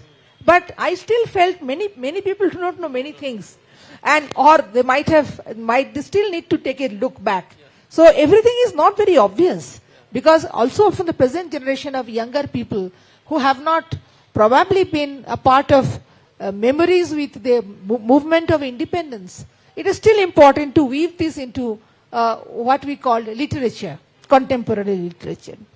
I somehow felt that this is a very good material for a college. Many professors and lecturers are there. For a college students who are there studying, it is a very ideal material which has all elements of both history, contemporariness, and how much of state is involved, and etc. I think it was a very good material that way. That brings me to another question on writing about the this new culture which you are not exposed to. Again, you have written about many other cultures which you are fully not exposed. Of course, you have done the research and been there and done some recce. But what is the limitations in terms of writing a new culture? This much is how I am able to detail, and where is that detailing coming from, and what are the limitations in terms of writing the entire practices of this particular community in this novel, what we had to look through, or even in other books when you're writing about new culture, what are the limitations? No, I think it is see, two things here. The most important part of writing is not detailing of what you actually see. It is the creative imagination of the writer which makes a narrative. That being there, I must say that I mentioned it here that I am a rootless person. My parents moved from East, that time it was East Bengal, now it is Bangladesh. We came to Calcutta. We always thought that our home remained there. We never thought West Bengal is our own place. Then after I got into the Indian Administrative Service, I did not remain in Bengal. I had to travel all over India. So no place was, in a sense, my own. But at the same time, I would say the entire India was my own. So I have constantly tried to break the barriers. Like, I feel that a writer should constantly challenge herself. Like, not only about the style of writing, the style of narrative, the history, the geography, everything. Otherwise, you become very complacent. In Bengali, a large part of our novel today is about middle-class romance, middle-class life, things which you can see at home. I am not saying they're small or they're poor or anything. They are good, realistic novels. But I am not happy with that. I feel like going out and meeting people who I feel is a part of a totality where I also belong. So, where I try to go, I try to talk to them, find out and write, the process may be much better because you can all say, today if I write about Shillong or I base a story in Mizoram, you can say, your voice lacks authenticity. You are not an insider. How do you know? So that deficiency will always remain. Probably if a Gujarati writer would write Touch of Salt, it will be much more authentic. Mine may not be authentic in that sense, but my narrative will also be there to ask certain questions which probably somebody else's narrative has not asked, because every creative work is different. But I feel that the process through which I have not gone out to do any research per se, because if you go for research, what you bring out is a research document. It is not a novel. A novel has to be a creative work which will engage people because of creative imagination. So that way for this Narmada Plabanjal novel, I have travelled from Amarkantak through Madhya Pradesh to up to the end of Bharuch, where the river has met the sea. I have been to the forest, I have been to the villages around. It has taken me a lot of time. It has taken me 2 years. But very little has come in the novel, maybe 10-15%. But what I have seen has enriched me as a writer. And if the writer does not enrich herself, then the writing loses credibility beyond a certain point. So this is what I have thought, and I have tried to do my best, but one can always criticize and say, like sometimes we criticize men, feminist writers, we say that you don't have the legitimate voice when you write about women. So you can always tell me that when you write about Dalits or tribals, you lack authenticity. When you write about Gujarat, you write about you are not authentic. But the issue is today, this I discussed in a different platform in Calcutta. Manik Bandyopadhyay, a Bengali Bhadralok writer, a Brahmin, he wrote a fabulous novel called Padda Nadir Majhi, the boatman of the river Padda, which became a novel and which is a classic in Bengali. Now, I was told by a Dalit writer that this is a sham, this is not authentic. But I told him that what you write today about your life is authentic. But Manik Babu's book also will remain parallelly as another alternate vision. Today you cannot wish it away. I am sure the same thing will happen to different alternate expressions, alternate reflections. And that is how the flow of literature is enriched over time. That is very important. You should allow multiple voices, different viewpoints to exist together. This is where in all our discussion about culture, the aspect of heterogeneity, the aspect of multiplicity, aspect of allowing multiple voices to speak in different languages is very, very important. And when I say languages, it is not only language per se, but it also means creative expressions. Thank you. Very nice one. Maybe we'll open quickly to audience. Any questions from the audience? Would you like to ask anything on her How will works? they ask because nobody has read the book? Anything But anyway, in general, anything. about from the conversation also? Except how to get into the IAS, any other question? I don't think that's something. Yeah, Gananka, please.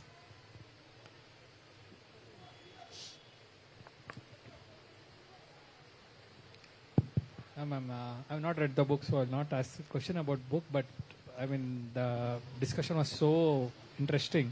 So definitely I will read the book at the earliest, ma'am. But this is a very generic question, not just to you, for all the literary fraternity.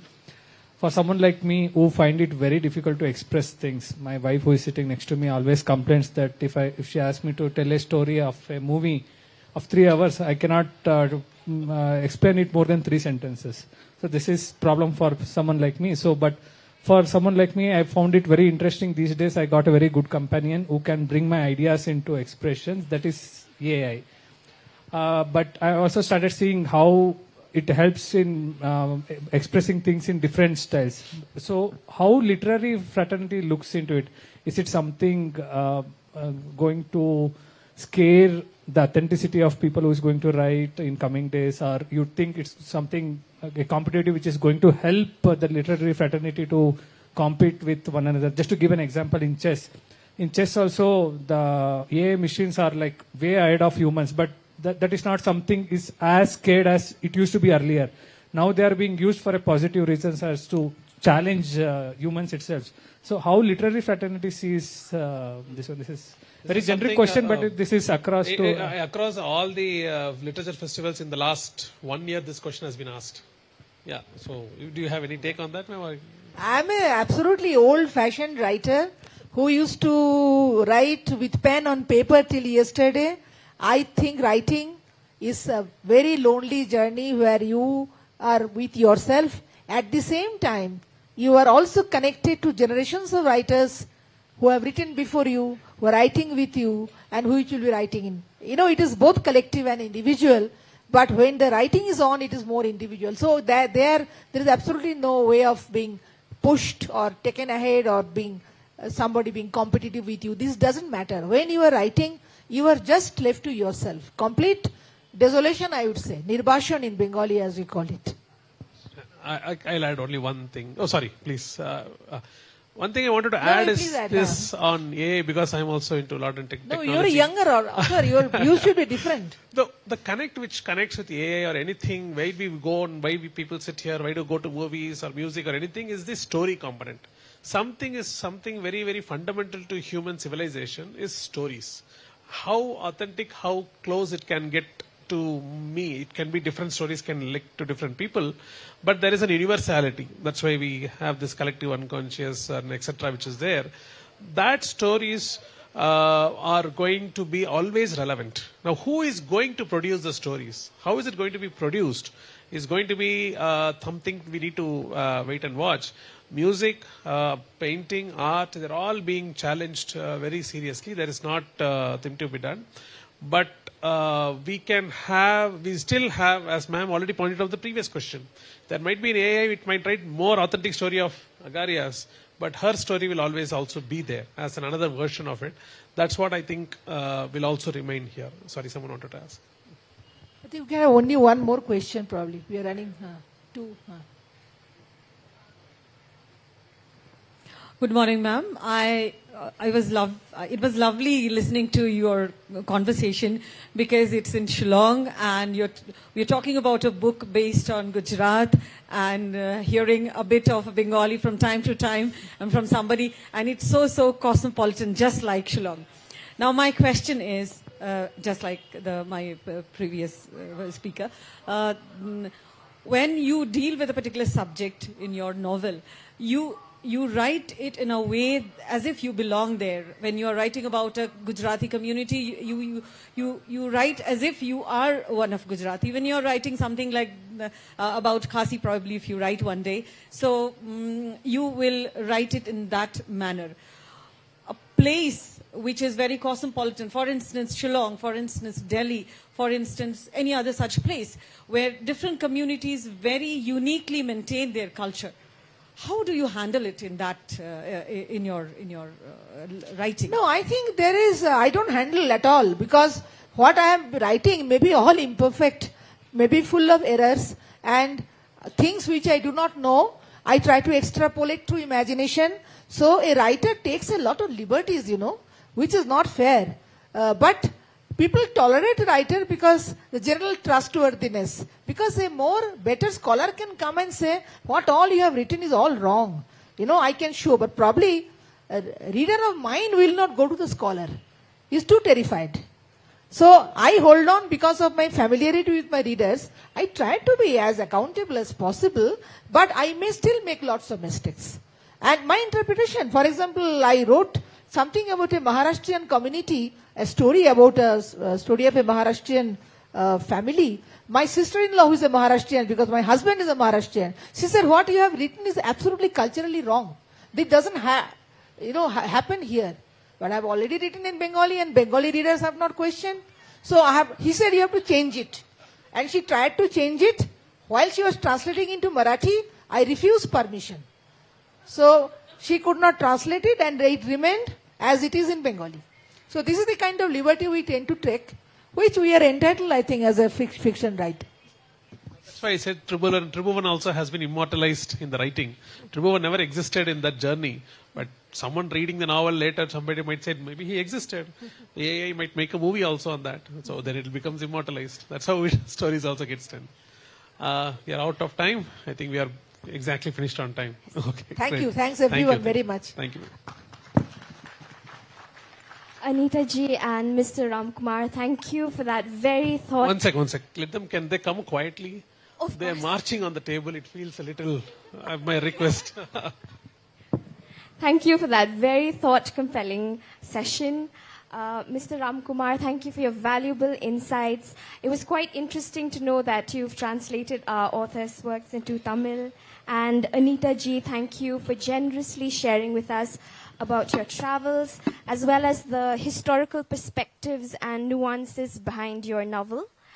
As a token of our appreciation for your valuable contributions towards the Shillong Literary Festival, we would like to present both of you with a few mementos.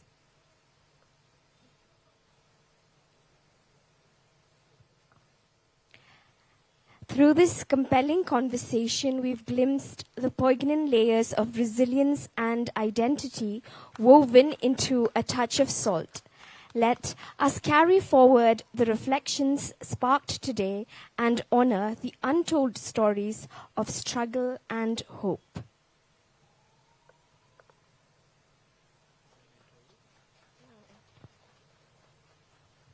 Our speakers will now proceed to the book signing lounge. If anyone has any additional questions, you may ask them there. The book, A Touch of Salt, will also be available for purchase at the stalls. Ladies and gentlemen, we will be having a 2 minutes interval before we proceed into our next session.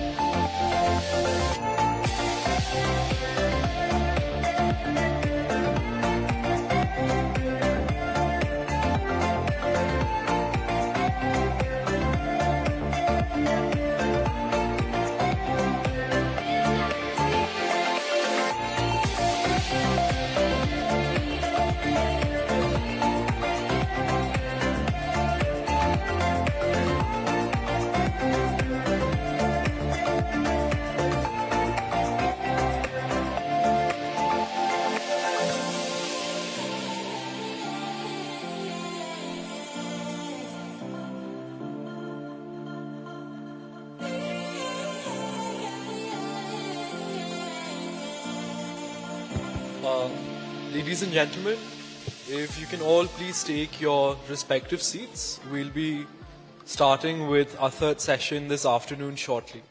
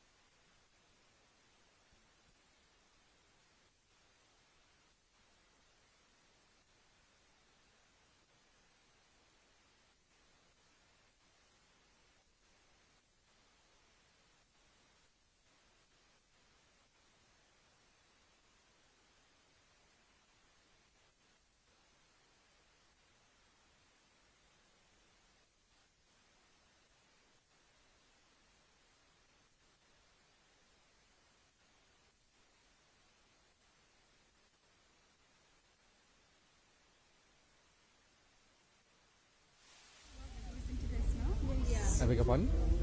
Media. Hello guys, how are you doing? Very good, thank you. Brilliant. First of all, what brings you here? We're literature students, so we look up to this for a year. And we're readers and writers, we're budding poets. So I think it feels a lot of comfort to come back here because we feel it's our genre and the kind of life we enjoy. So we look up to Literary Fest every year to come here. Interesting. What about you, young lady? It's the same. I love reading, so I come here, look forward to the author speaking. And it's just a very joyful moment for me, if I have to describe it that way. So, you know what, when they organize events and festivals like this, we're talking about authors and thinkers. You know, you come here, you get inspired, right, and learn. Any author in particular that you girls are excited about? Let me start with you. I'm not sure if he's an author, but he came to our college for a workshop once. His name is Mr. Ralte. I was deeply touched by a lot of his poems, and I was really excited. I think he's on today's itinerary, Nice. so I'm excited for his session. Right. And what about you? Are you excited about any session today? Because you guys weren't here yesterday. What about today? For today, I was looking at Ma'am Anita's session, and it was brilliant. I really enjoyed it. And I feel so happy that I've gotten the opportunity to see her live. Correct. What about Yeah, you? even Mama Anita, we were listening, and the subtlety in her language and the way she connects to home, the way she talk about salt, I and agree. it's very simple. You generally don't talk about. We always talk about exciting things and something that is quite diplomatic. We don't talk about simple things, and we Right. lost it. So the idea that I got very much attracted to is the fact that she's spoken so bluntly and so subtly about salt and connecting to the grassroots. That was something that made me quite I was quite interested in that idea for saying. Very nice. You know what, 21st century. What do you guys think of the reading culture here in the state, especially amongst the youth? I'll give you time to think. I'll start with you. I think, with the availability of reading resources now being online as well as material resources, I think it's really healthy. I think a lot of the youth are reading, and it's not just books, it's more like comics and other things also. And I feel like that's really good because it's really helping the youth with their creativity, and we're looking at a lot of career opportunities from here on forth. So I think it's really good. That's all I have to say. Thank you so much, girls. Well, I'm sorry for that. It's over, right? Joining him is Moshmi Kandali, an award-winning bilingual writer, art historian and translator, whose stories have been recognized as a cornerstones of Assamese and Indian literature. Moderating this thought-provoking session is Moshmi Chakrabarti, a versatile radio presenter and cultural commentator who has long been a voice of creativity and dialogue in the region. Once again, let us all give a warm welcome to our panelists this afternoon.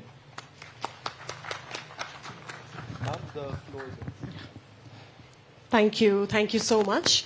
and wishing each and every one of you a very, very good afternoon. What a majestic setting to be in, isn't it? I mean, just look around you, right from the blue skies above you and the prettiness all around you. I think this is just the perfect setting for a perfect session, and that is translating boundaries, the art of literature in translation.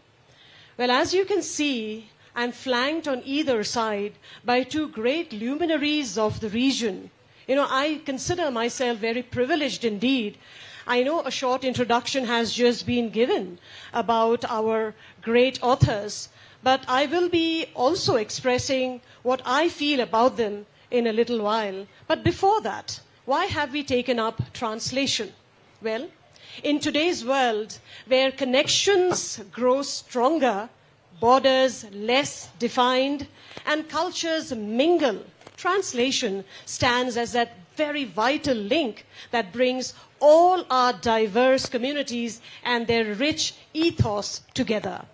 Now, translation, of course, stretches across various spheres, including literature, business, diplomacy, etc., and it acts as a critical communication hub, helping us navigate through the challenges posed by languages, the different languages that we are used to. And of course, most of the languages are different from each other. Now, the significance of a translation extends far beyond just mere linguistic conversation, I believe, because it also fosters understanding, encourages cultural exchange. A lot of cultural exchange is happening right now, as for the last 2 days, today being the second day. And it also drives global progress. Now, in short, I can say translation is the heart of how we share knowledge and stories, yes, beautiful stories for all to read and understand. And that is what I guess this literary fest is all about. We're listening to stories, how stories are narrated, the inspirations behind it, and so much more. And today, as I just said, that I am in the midst of these highly acclaimed and respected authors of the region who will navigate our thoughts and enrich our minds about the immense wealth of literature that the Northeast India, the region itself, has. And they can showcase those rich literature that we have here based in different languages, cultures, and stories as well, for the wide literary, worldwide, I should say, not just India. Why bound ourselves within a specific area, or why just the region? So we will be talking about translation. But, of course, an introduction of our speakers has already been given, as you just heard, that Padma Shri Yeshi Dorji Thongchi is a writer from Arunachal Pradesh. Yes, our beautiful state of Arunachal Pradesh, and he belongs to the Ser Dukpen tribe of Arunachal Pradesh. He was born in Kameng district on the 13th of June, 1952. I'm not stating, the year to show, but just the experience that has gone behind his writing. Incidentally, he was also a retired civil servant, and he retired as a deputy commissioner. He is one of the few Arunachali writers that have been writing in Assamese literature. And for that, he has also received the Padma Shri in the year 2020, which we all know is one of the highest civilian honors that is given by the government of India. And besides that, of course, he has received other awards and honors as well. And Shri Thongchi was also honored with the Sahitya Academy Award in the year 2005, the Kalaguru Vishnu Rabha Award, and many other awards. His novels, his short stories and essays are widely read, and even, they are taught in Assam, in fact. See, I can go on and on talking about these great, but then I know you would like to hear from them as well. But in short, I can say that our writers here, they write, and especially Shri Thongchi writes about the about the Arunachali tribe and the transition that the Arunachali tribes, I should say, have been making. And what is that sometimes that they feel when with the touch of modernity coming in the midst. And so in that way, he writes about his people, their ways of life. So I think we can term him as a cultural translator as well. He writes about his native society, all in all. Now that is only the gist of what I said about our author. Now coming to our next author, who's also here, and my namesake, incidentally. And, when we first spoke to each other over the phone, we hit it off so well. I don't know whether all Moshmis get together and get along that well. But we surely did, and we started calling each other as namesake. Yes, Dr. Moshmi Kandali is a bilingual short story writer, an art historian, and a translator as well. Her latest book, I'm sure some of you are aware of her latest book, called The Black Magic Women, published by Penguin Random House in 2022, is a remarkable contribution of discourse when it comes to the Northeast literature, for which she was also awarded the prestigious South Asia Ladli Media Award in the category of literature fiction last year, that is in the year 2023. Now, the book was also shortlisted amongst the top 5 for the VOW Award for Literature. Now, Dr. Kandali has received many other such awards, including the Bharatiya Bhasha Parishad Award, the Munim Barkotuki Award, as well as other awards in creative writing. And she has written so far around 11 books, ma'am? Yeah, right? 11 books, which constitutes of collections of short stories, anthologies, then translations, art books as well. And incidentally, this is something very interesting I found about her, that she has also curated a museum of modern art at the Tejpur University, named after the esteemed modernist artist of Northeast, late Neel Pawan Barua, paving a way for innovative pedagogy. Currently, Madam Moshmi Kandali, she teaches in the Department of Cultural Studies in Tejpur University. Well, I hope this wasn't too long an introduction, but then such great, celebrated authors, I suppose, needs such kinds of introduction. So can I have a warm round of applause from each and every one of you as we warmly welcome both of our celebrated authors. And thank you so much for being such a wonderful audience. What I've decided is that, we will be breaking up this conversation into 3 segments. The first segments, we will know our authors and their works a little bit. And the second segment, which will be roughly around 20 minutes, we will be talking about translation, the rich translations that is going on in the Northeast. What are the kind of challenges that one faces, perhaps some of the authors, because a translation is not an easy task at all. And finally, the last 10 minutes will be left for you, for each one of you out there, so that you can interact with our authors here. So this is the deal, and this is how I promised that this interactive session, this session will go on. So warm welcome once again.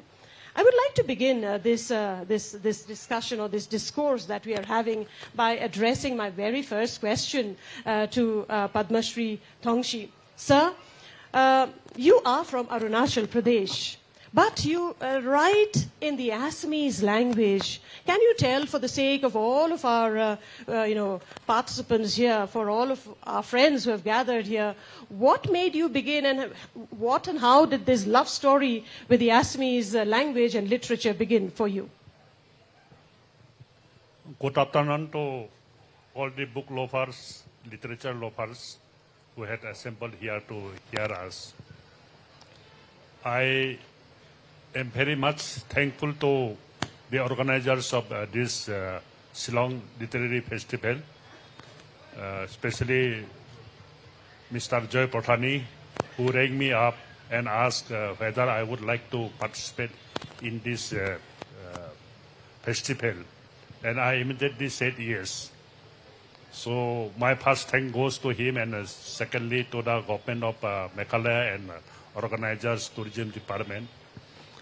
I belong to a place which is called the Cherry Blossom Place of Arunachal Pradesh. Later on it will be known Cherry Blossom Place of the world, I think so. Because the youths of our place, they have taken up, they have formed a society, and they have started planting cherry blossom trees. And at the time of the birthday of any child, anybody who has the birthday to be celebrated for their child, they can go to my place. They can ask our Zhong Devga society, and they will plant a tree in the name of that child. And then to upkeep that sapling, to nurture that sapling, they will charge a few hundred rupees, and they will look after that tree so that it does not die. Actually, ma'am has asked me how I started writing in Assamese. You know, Arunachal was known as a Nepha. And Nepha, being our people, were completely uneducated till 1940, say till the independence of India. Only in 1948, schools have started coming up in Arunachal Pradesh. The Nepha administration, although it was called the part of Assam, but it was not part of Assam. Only governor of Assam was the administrator of Arunachal, the then Nepha. We never had any representative in Assam Assembly. Assam Governor, Assam Chief Minister never had the administrative jurisdiction over Nepha. But the tribes, heterogeneous tribes, we have got so many tribes in Arunachal Pradesh. 2-3 phrases form a tribe. My tribe is only, population of my tribe is only around 4,000 people. So the then Nepha administration introduced Assamese as a medium of instruction, because our people knew only Assamese at that time, because we had a trade relationship with Assam. So people used to come down to the Assam, and they used to speak little bit Assamese. So it was wise on the part of the then Nepha administration to introduce Assamese as a medium of instruction. And then, so we were taught in Assamese medium. We started learning English only from the class 4.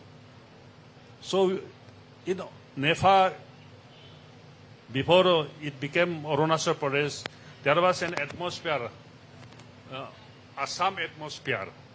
Everybody were talking, even in office also, everybody used to talk in Assamese. Officers, they have to know Assamese language. And then students of the new learners of, first learners of the alphabet from Nepha started writing in Assamese. Since they have learned Assamese, they have started writing in Assamese. People like Tagang Taki, who have started first writer of Nepha or Arunachal Pradesh, Lumer Dai, they have started writing in Assamese, and we followed them. In that way, I come to write in Assamese. Right, right. And talking about you continuing to write in Assamese, there is a very popular novel of yours called Mona Oth Mukhor Ridoy. I may not be able to pronounce it correctly, which when we translate it says, silent lips, murmuring hearts. And therein you have, reflected a lot on the history of Arunachal Pradesh and the connect that Arunachal Pradesh always had with Assam. Right? I mean, historically also about the existence of many tribes. Would you like to reflect very quickly about this popular novel of yours that you have written already? The people of Nepha or the people of Arunachal Pradesh, the villagers, they have contributed in the development of our state in many ways. One of the contribution they have rendered at that time was construction of the roads, because we did not have any road connection with Assam. Even from one place to another place, one has to walk. There was no motorable road at all. So it was very difficult to get laborers from outside. There was no technology like today. In those days, where a road could be constructed by the bulldozers and then all those machineries. So in our childhood, we saw from each house of our village one person used to go to render their labor in construction of the road. And that way road was constructed, and at that time there was a peculiar situation in Nepal, because Nepal was not bounded by any boundary in those days. In earlier days, before British, we did not know the tribals, we did not know each other. Every place has got their own darbars. In Khasi, you call darbars. That darbar is all in all for the administration of their place. They did not know what was the country. They did not know what was the administration. They did not know. They have never seen any king. So they were self-ruled, small entities in their own place. And we did not know each other's language. But through my that novel, I have brought many tribes together. It was actually happened in those days, because during the construction of the roads from Assam to Nepal, all the district headquarters are to be connected. There were 5 districts: Kameng, Subansiri, Siang, Lohit, Tirap. And we have 5 district headquarters. All the district headquarters are to be connected with Assam. Because after construction, after the establishment of district headquarters inside the Nepal, a lot of people have started coming from outside for opening the schools, for opening the hospitals, for rendering the services which our people never had seen earlier. So for them also the road was needed. For supply of essential commodities also, it was dropped from the sky, but it needed the road. So people started constructing the road, and then the people who did not know each other, every tribe thought that we are the only tribe in the world. We are the only person in the world. We are the greatest in the world. And even if they know the other tribe, they used to hate that tribe. They used to think that that tribe is not a human being. There is one of my short story, Manu. In that short story, I have revealed this thing. So, during the time of the construction of the road from Misamari to Bomdila, the 2 tribes, my one Setukpen tribe and then the Nisi tribe, they came together, they started working together, and how the boys of Setukpen, one boy of Setukpen fell in love with the girl of Nisi tribe. But they did not know each other's language.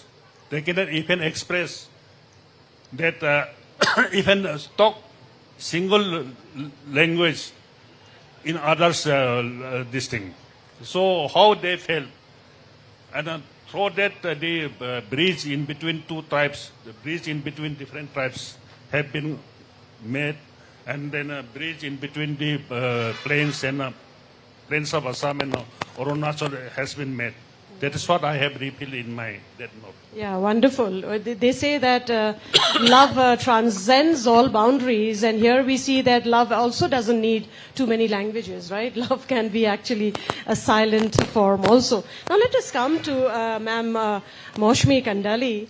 Ma'am, one of your very celebrated work is this book called The Black Magic Women. The name itself is very intriguing, you know. Why black magic, always associated with women also? Well, we will be knowing that. It's incidentally a collection of 10 short stories.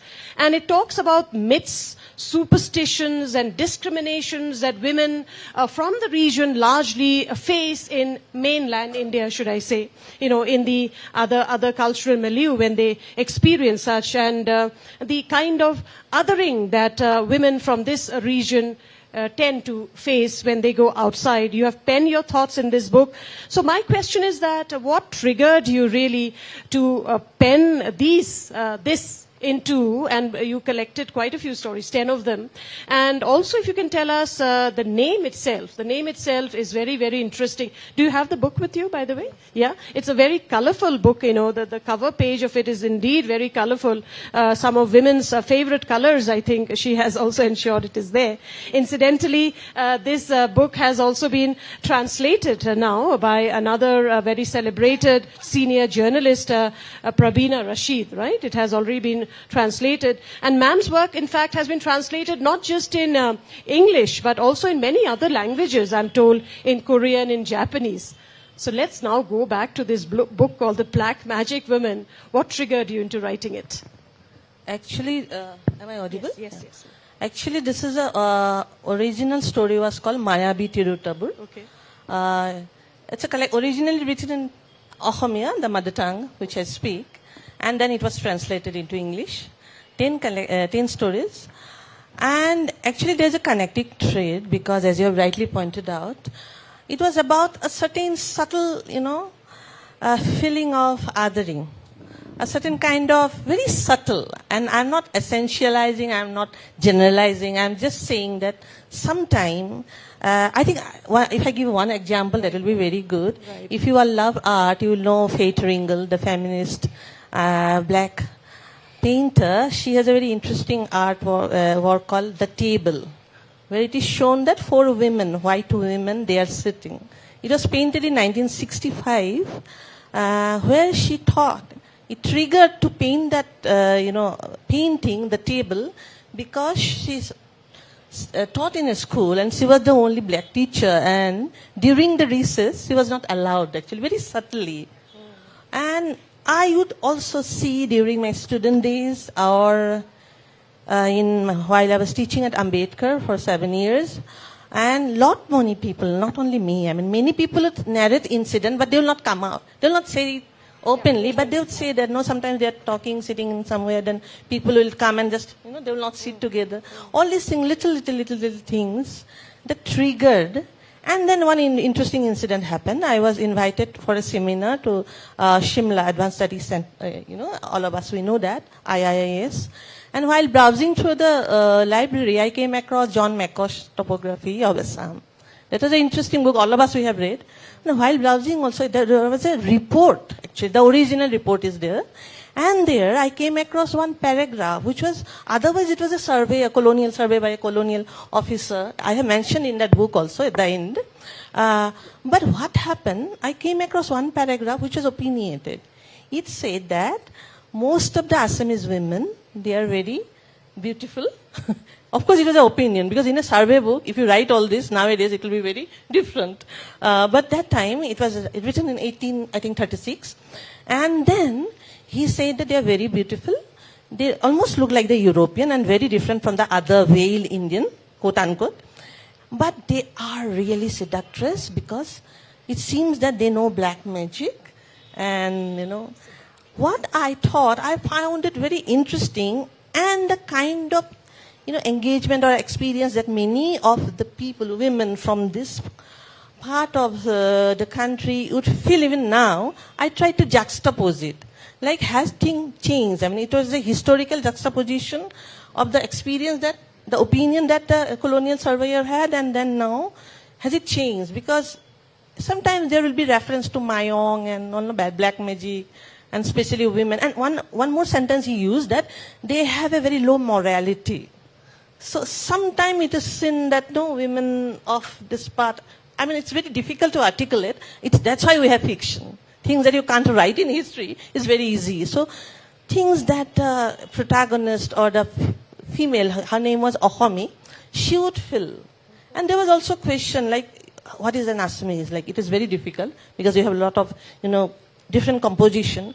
But if you look at the look, or, there are certain, criteria by which, if you look like an other, by look, by attire, by you. So first of all, I never faced that kind of thing, but after a certain point, when they know that I am from that region, then there are a lot of questions that comes in. Kaisa hai wahan mahol, kaise hai, suna hai bahut free ka mahol hai. This kind of subtle, as I say, things are done very subtly actually. in civilized society. But I felt that at certain point of time, it is also important to mention, say things in a certain way to bring out the undercurrents. And at times it's not undercurrent, as we are having a conversation today morning only with our friends in the table, that during the COVID time, there where we could see that kind of othering coming out very prominently in certain parts where people were othered because of the spread of the COVID, how people are looked, and people of the Northeast and the Chinese connection, a lot of things which were very, very problematic. But yes, I have heard about certain, anecdotes where they were, in a way, they became victims. So these kind of things came out. And as a writer, I feel we should say things which are ignored, which are not pronounced, which are not overtly said. Subtle things we need to bring out. That's what triggered. And then I have written other stories also where, how women are seen there, perceived there, kind of general perception they have, and then different, not only women, but it's not about the main title stories are about black magic women, quote unquote, but they are also about, people.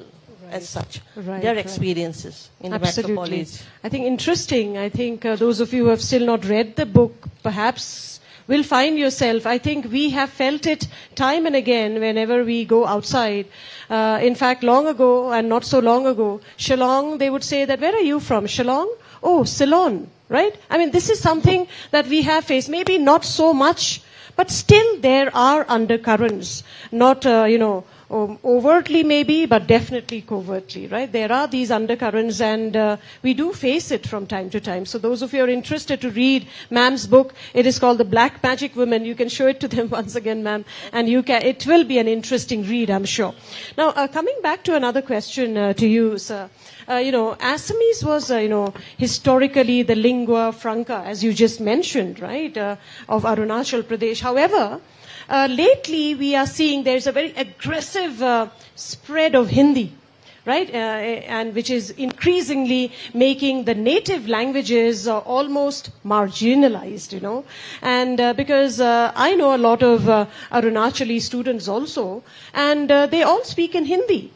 They don't speak so much. Maybe it's a link language between the different tribes also. And in one of your recent stories called Mrityu, you also brought out this.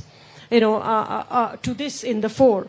So how do you look at this cultural dilution that is right now going in the state of Arunachal Pradesh? And does it sometimes bother you that there is this dilution that is happening to the extent that maybe we are losing out our own culture, our own heritage? The tragedy of Arunachal Pradesh is that we do not have a common language. Mm-hmm. There are more than 100 languages spoken by different tribes of Arunachal Pradesh. Even, say, in one tribe also there may be different languages. Take the example of the Monpas. Monpas, it is a big tribe in comparison to many other tribes of Arunachal Pradesh. Around 40,000 people. So they speak around 7-8 different languages. Right. And each language is quite different from each other. Mm-hmm. Say in Dirang village, they speak Changlu, a person of the Monpa. But next place, there are 3 villages, Chuk, Konpalok, and then Lis, mainly Lis. They speak Lispa language. It is quite different from the Monpa language. You go to little bit away from their Lubrang and all those places where yak herders are there. They are called Brokpas. I have written a novel on them. They are Sonam. They speak different language, Brokpa language. Then you go to Toang, they speak this Brahmin language. It is a person of Monpa.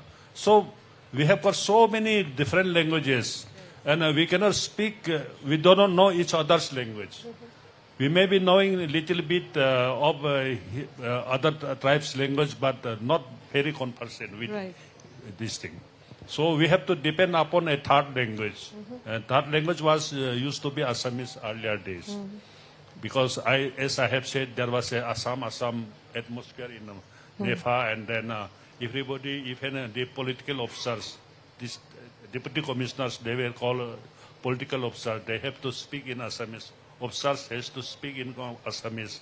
They have to have conversation in Assamese. Then only our people knew.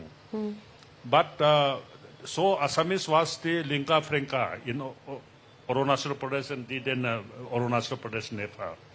But slowly this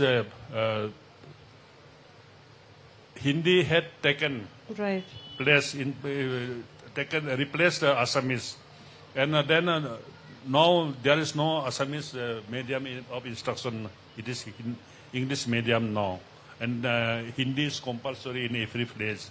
Then there are so many military people. We have got now this TV, cinema. So Hindi has spread within no time. I was wondering when I was at Seppa, a place called Seppa in 1991, 92, 93.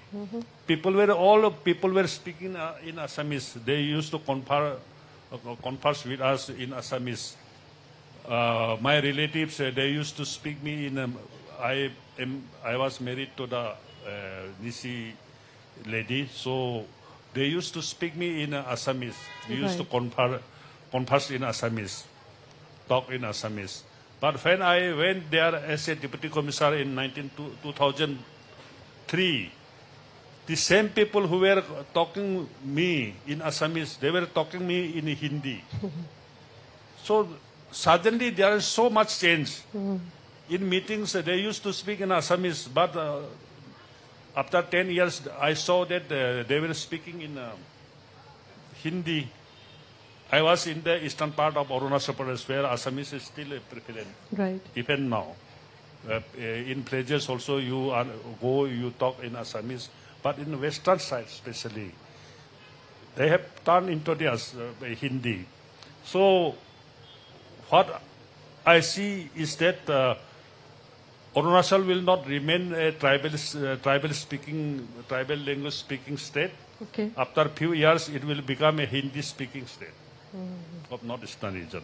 Okay, all right. That's quite a interesting statement that you've made. Quick word on that, because, you know, this is what we have seen across all cultures, ma'am. This dilution that is happening, even for that matter, even here. I mean, so much of westernization, Western influence, and there's so much of dilution happening. Your thoughts on this also, about the rest of the Northeast also, and is that actually withering away our essence, our ethos of the people?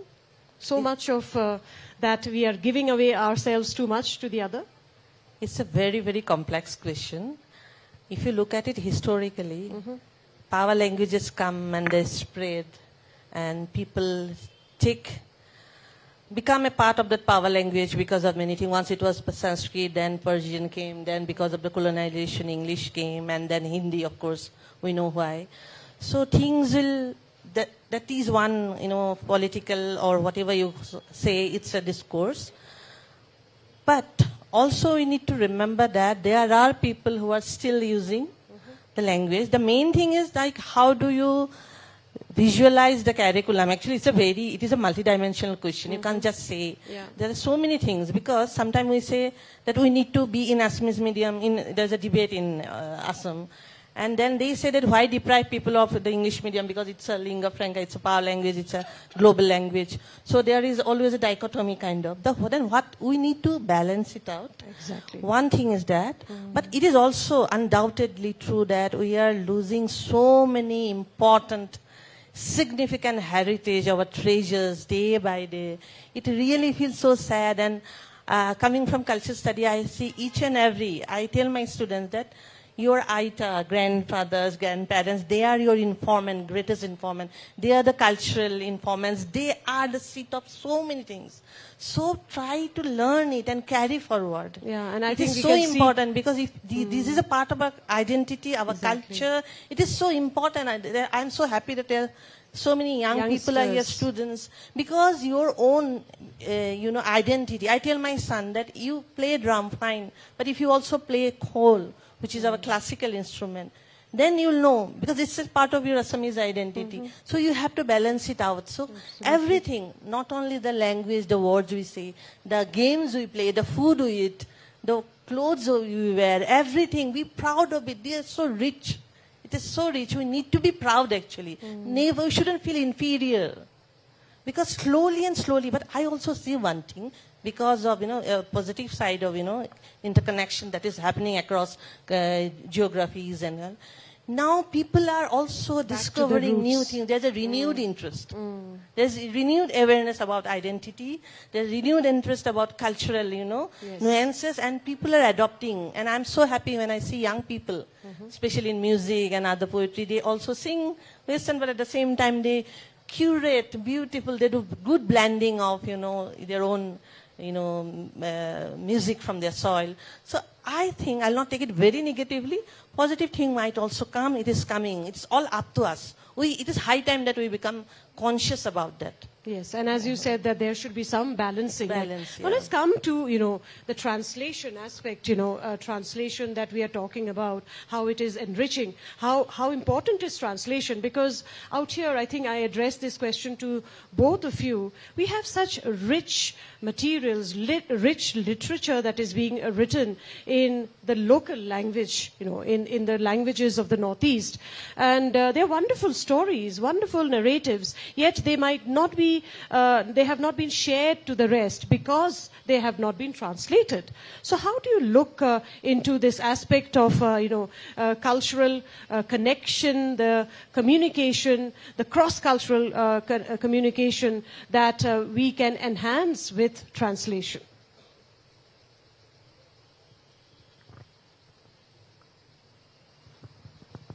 See, we people who write in vernacular, especially in our own languages, I don't write in my own language, I write in Assamese.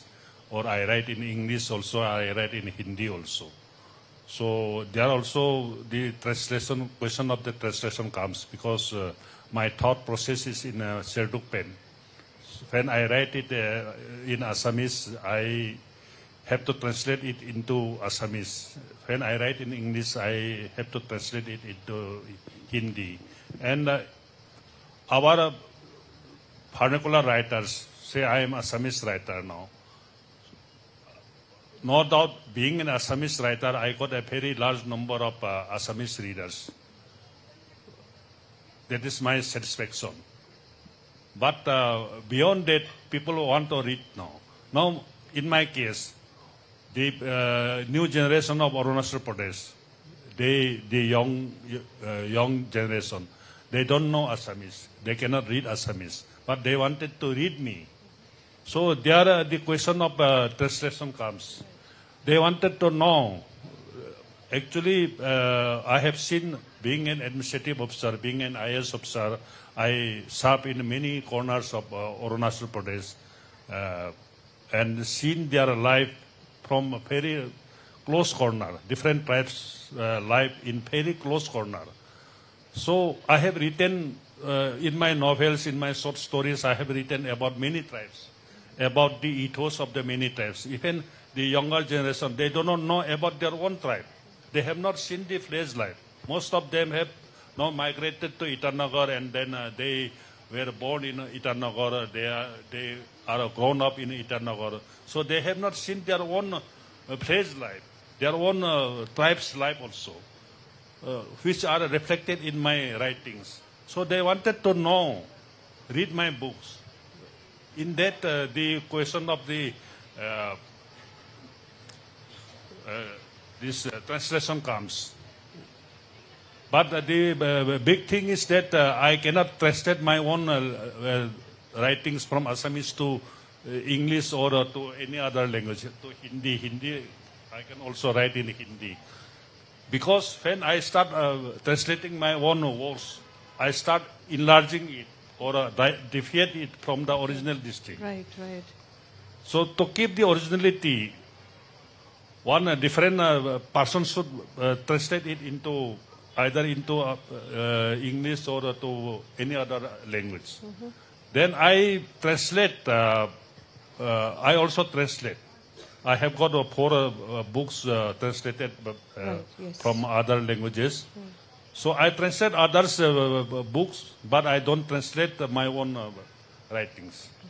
Maybe somebody will do it in the due course of time. Okay. Now let me just put in the same similar question to you, ma'am. How crucial are such pools of stories that we have here, in different languages being written, to be accessible also to the rest? Because as we say that it is an exchange of,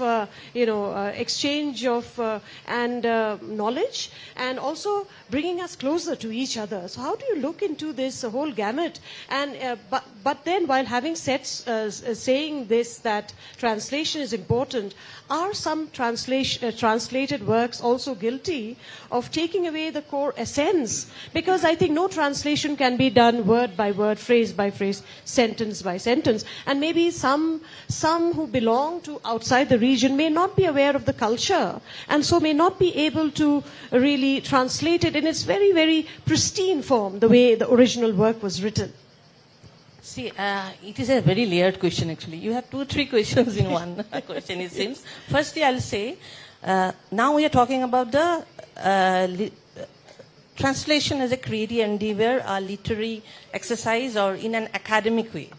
But we should also remember, in the everyday discourse, if you remember, within the region, each of us, we are a good translator.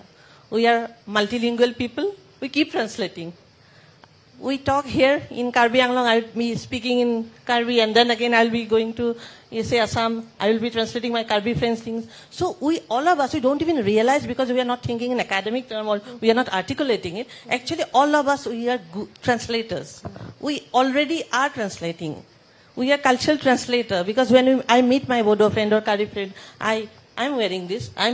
It's a kind of continuous exchange going on, which is a kind of translation of ideas, cultural exchange, everything. These are very integral part if you have it with a different perspective. But coming to the question that you have, a rigorous, academic kind of pursuit, I think it is a very, very important task.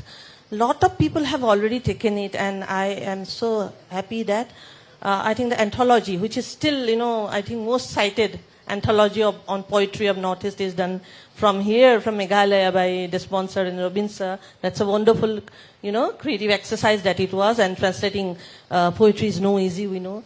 But there should be more and more translation. It goes without, saying. It is undoubtedly, you have to do translation, of course. And the second point, actually it should be a very, very long answer, but I know we have time constraint. I'm not going into it. But as you said, dilution, that is again a challenge. Because translation is not just literary translation. If I say a sentence, moi ahisu, moi golu, it is not just one Assamese. It is why.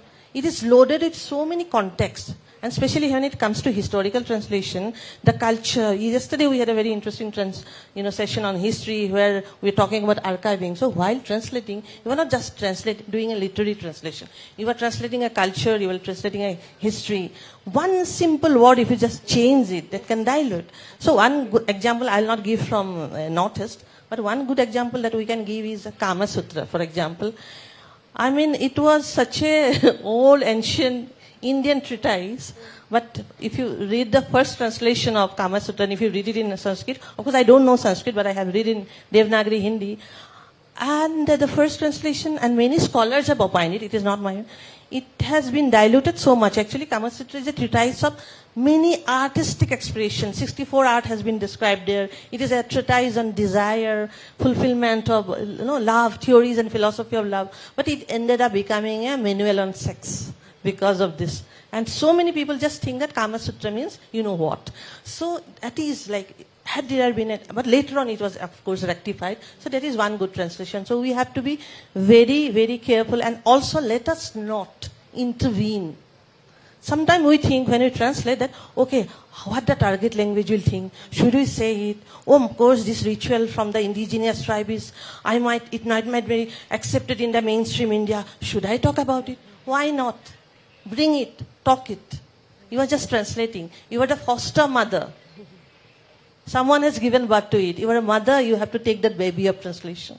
Like a foster mother, you haven't given birth, but you should be careful that in the other language, in the other environment, the baby is shown as it is. You do not have to put other attire to it. Right. I'm putting it very simply, Yes, but it is very complex. Because translated work at the end is a reproduction, right? It is a mirror, right? Not Transcreation. Yes, indeed. And therefore, it can only act as a bridge, right? Yes, and yes, it can, in our cross-cultural exchange and understanding of each other. But then, this was actually asked a little while back in the previous session, and that triggered me, and I thought I would like to ask the both of you also. We are a little too touchy, maybe. I'm not too sure. Maybe you both can fill me in. Supposing an author from outside the region wants to write something about us, do we get a little too conscious of what has been every minute detail, and there it gets blown out of proportion, and then why has this been written about us? But isn't writing itself is an expression of the writer's thoughts also, frictionalized also? So why are we sometimes so touchy about what is being written about us, about the tribes, or about the people of the region, especially when it comes to people or authors or somebody from outside the region? Actually, our people are very much intolerant. So far, our culture, our ethos, our language fitting goes on. We think that whatever is written about us should be only good aspects of our tribe. So whenever an outsider says something else, which is correct, which is right, or whenever our own people also, they criticize our own distinct, our people become very intolerant. And that is why many people from outside also, I also myself, I stopped writing about niches, because they are so intolerant that they don't want anything truth to be here. They said they want that they should always be praised only, glorified. Their tribe should be glorified. They should be praised. And if you write something which is this right thing, which is the truth, immediately they react. Okay. That's why many people, especially from outsiders, they are afraid of speaking anything else which is truth. They are afraid of writing much about the tribes of Arunachal Pradesh. That is what I found, especially in context of Arunachal Pradesh. Okay, all right. So, ma'am, a quick word on that. I mean, I think it's not only about actually notice. Even in some, if non-Indian writes on India, we react, no? हम ऐसे नहीं हैं, हमारे ऐसे गलत प्रतिनिधित्व किया गया and all this. So it is all representation question. Actually, it's triggered by a correct kind of representation, politics of representation, or maybe why we are reacting like that, because we have been misrepresented so many, there are so many historical evidence that now we have become very vulnerable maybe. Now, high point that we go beyond that vulnerability, because we have also gained so much confidence. We have our own voices now. Across culture, each of our state have powerful voices. So with full confidence, we should write about, we should have autocritical, introspections about us, and let us cross that vulnerability, and then, of course, I'm an Assamese, so English is my second language. You're doing wonderfully well, ma'am. So, So, thing is, let us be confident. Because we are human beings. Come on, we are not gods, goddesses. So, there will be imperfection collectively, individually. Let us admit that. And there will always be a dichotomy between insider stories, outsider stories, insider's testimony. Even within the gender discourse, we say men cannot write, they do not understand it. But look at the wonderful, powerful stories written by men on women. So let us forget this. Let us be mature enough. Let us grow up and then, see things from the lens of literature, because there are two things. One is empathy and one is relatability. So if you can relate, outsiders, so-called outsider, quote unquote, who come to Northeast can relate to certain universal experiences that all of us we share. And then there is empathy. There could be empathy. Why would we want to judge? So same thing, even as Sir has pointed out, Thongsi Sir, and I'll just take 1 minute because I forgot to thank the organizers in the very beginning because you asked the question. You can always thank them also. Thank you so much for giving me this opportunity and to be sharing this stage with Thongsi Sir. He's a very revered writer in Assamese and we grew up. Literally, we grew up reading him. He's a senior artist to be sharing here, and thankful also Pradhani Sir for communicating. All of you, thanks to all of you. But again, everything has become possible to Assamese writer sitting here because of translation, communication.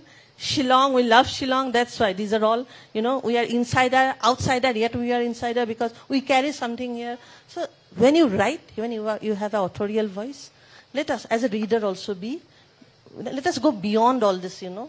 petty And things. quickly, ma'am, as we are almost wrapping up this session and we'll just take a few questions. What are the distinct flavors of the Northeast you feel that, can be highlighted or is being highlighted, maybe more so in the region, but then it needs to go beyond? To both of you, quickly, a minute each.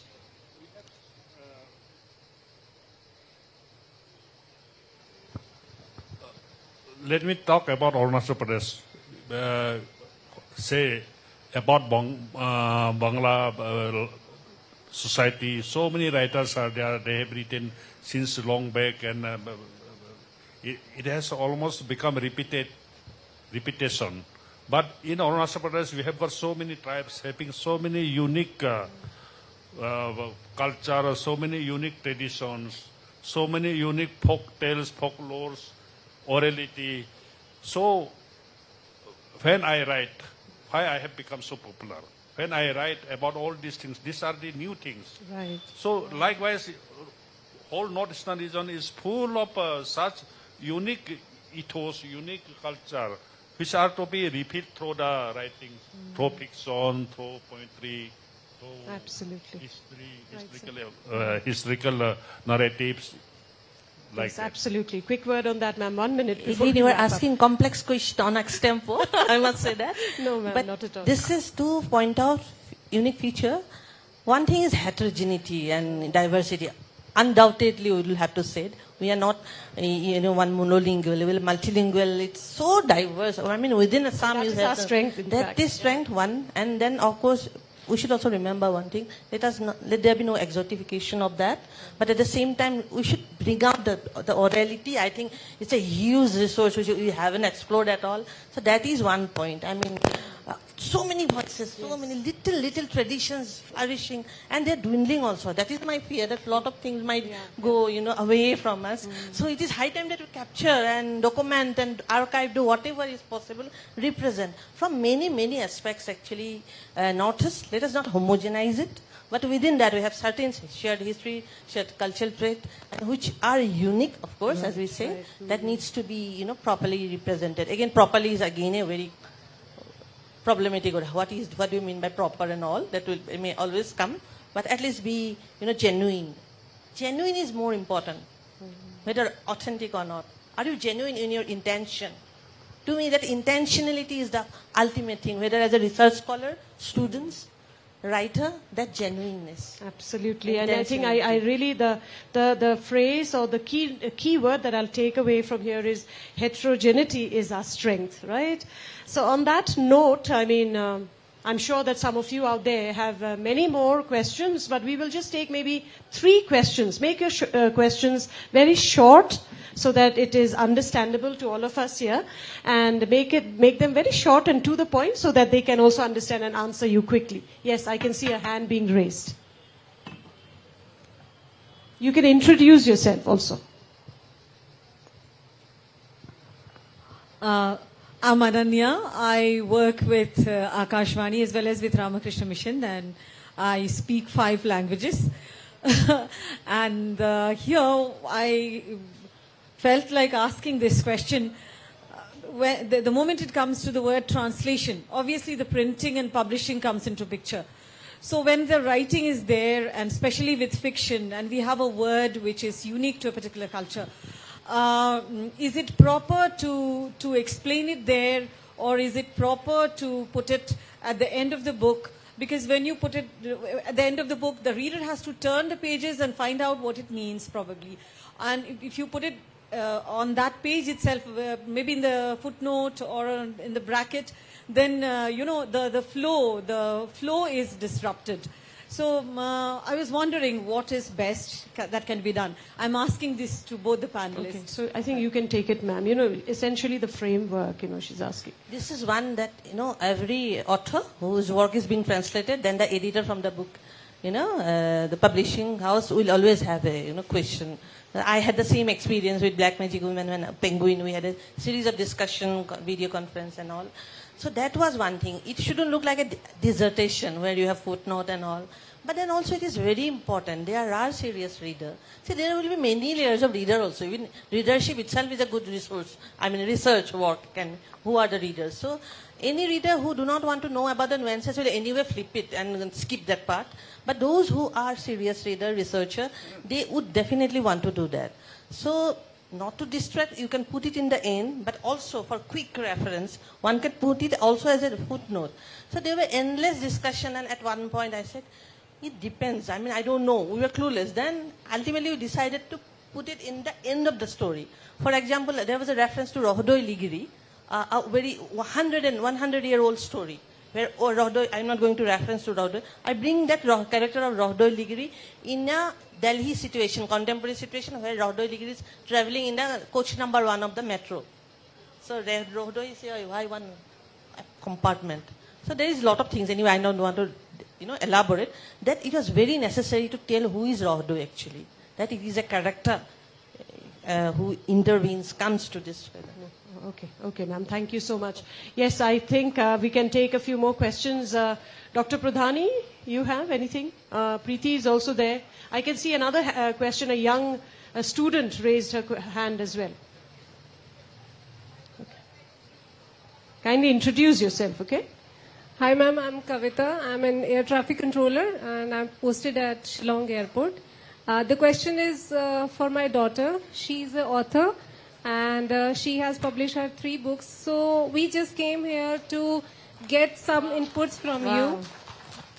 Myra? You can stand up. What is your daughter's name? Oh, Myra. Loudly. Myra.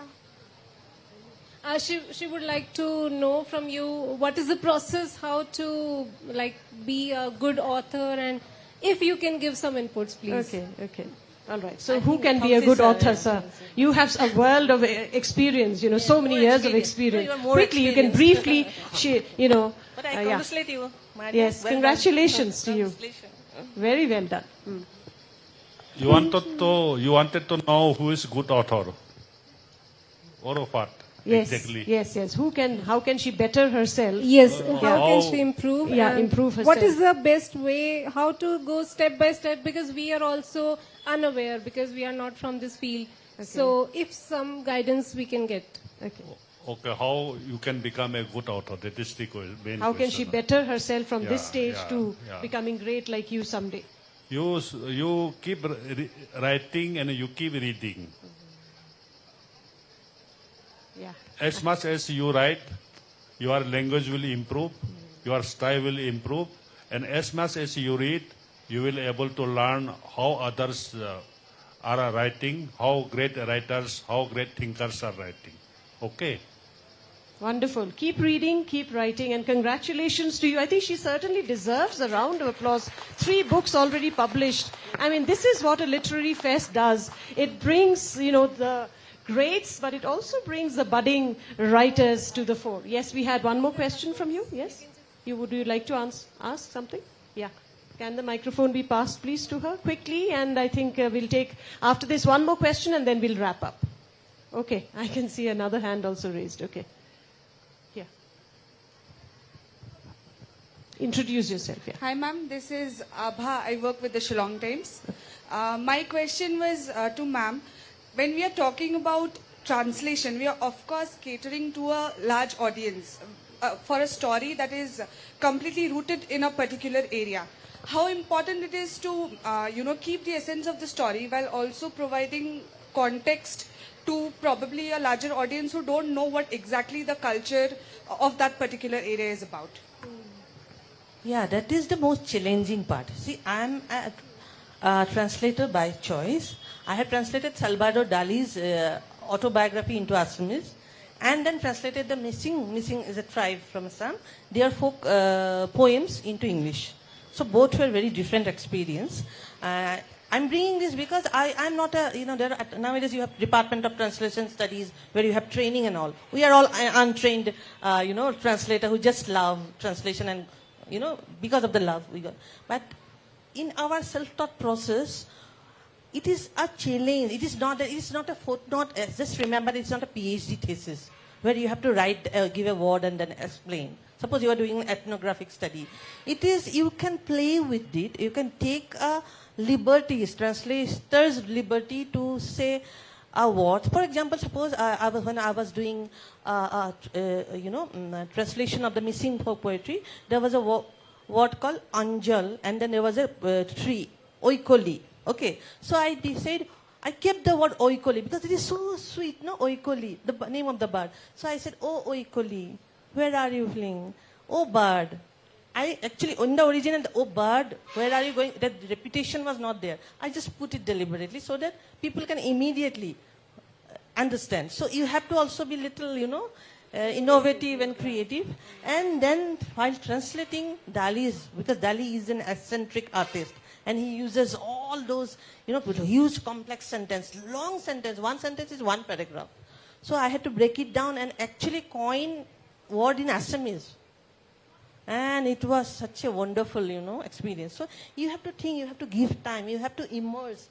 I say translation is an immersive experience. If you are not immersive, then it's better not to do any translation. You have to get into it.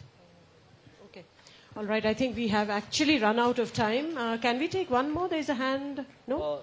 Actually, we if there are any additional questions, yes. I'm sure the authors would be happy to take them up at the book signing. Personally also they can talk. So on that note, let me just wrap up. Thank you to both of our authors, Ma'am Moshmi and of course Sir Thongchi. It was a wonderful experience for me, a learning experience for me, and a round of applause for all you wonderful audience there for being so immersed in this conversation and this dialogue or this discussion that we had. Thank you so much. Before we bid adieu to the session, as a token of appreciation from the Shillong Literary Festival, we would like to present our speakers with a few mementos of this session.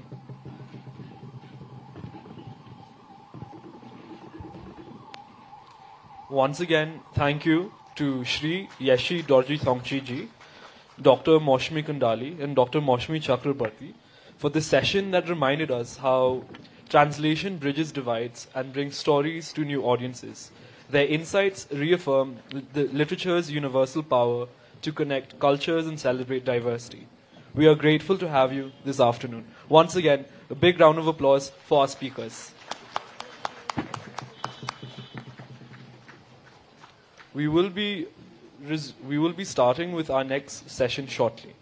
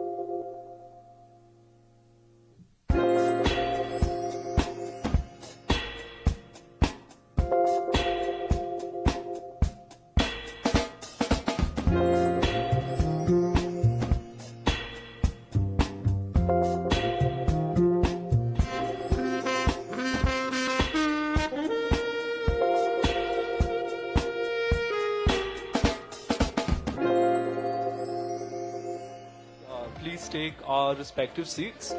We will be starting shortly. in about 3 minutes' time.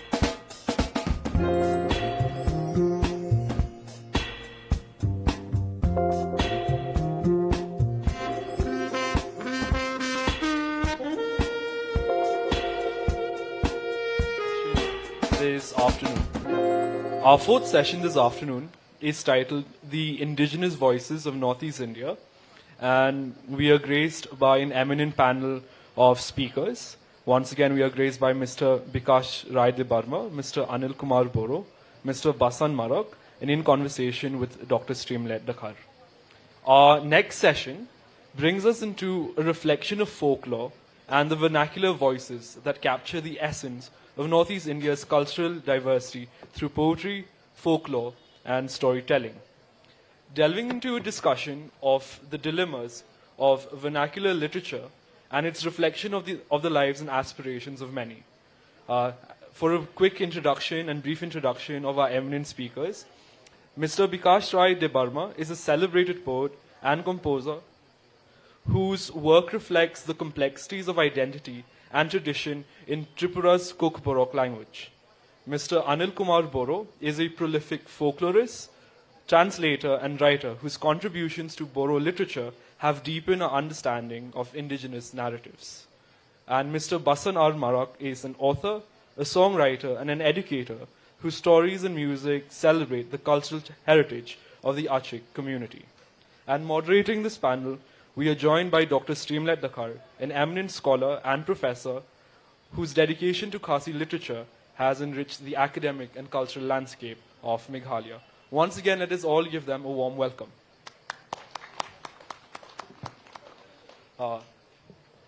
Ladies and gentlemen, the floor is yours.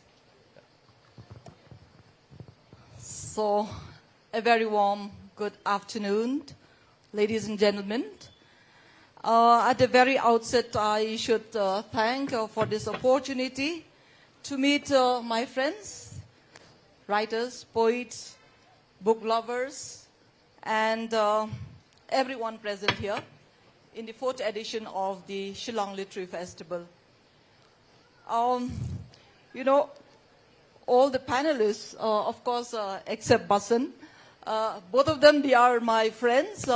We are in the same organization, the famous Sahitya Academy, the highest, you know, the what we call the organization that is being recognized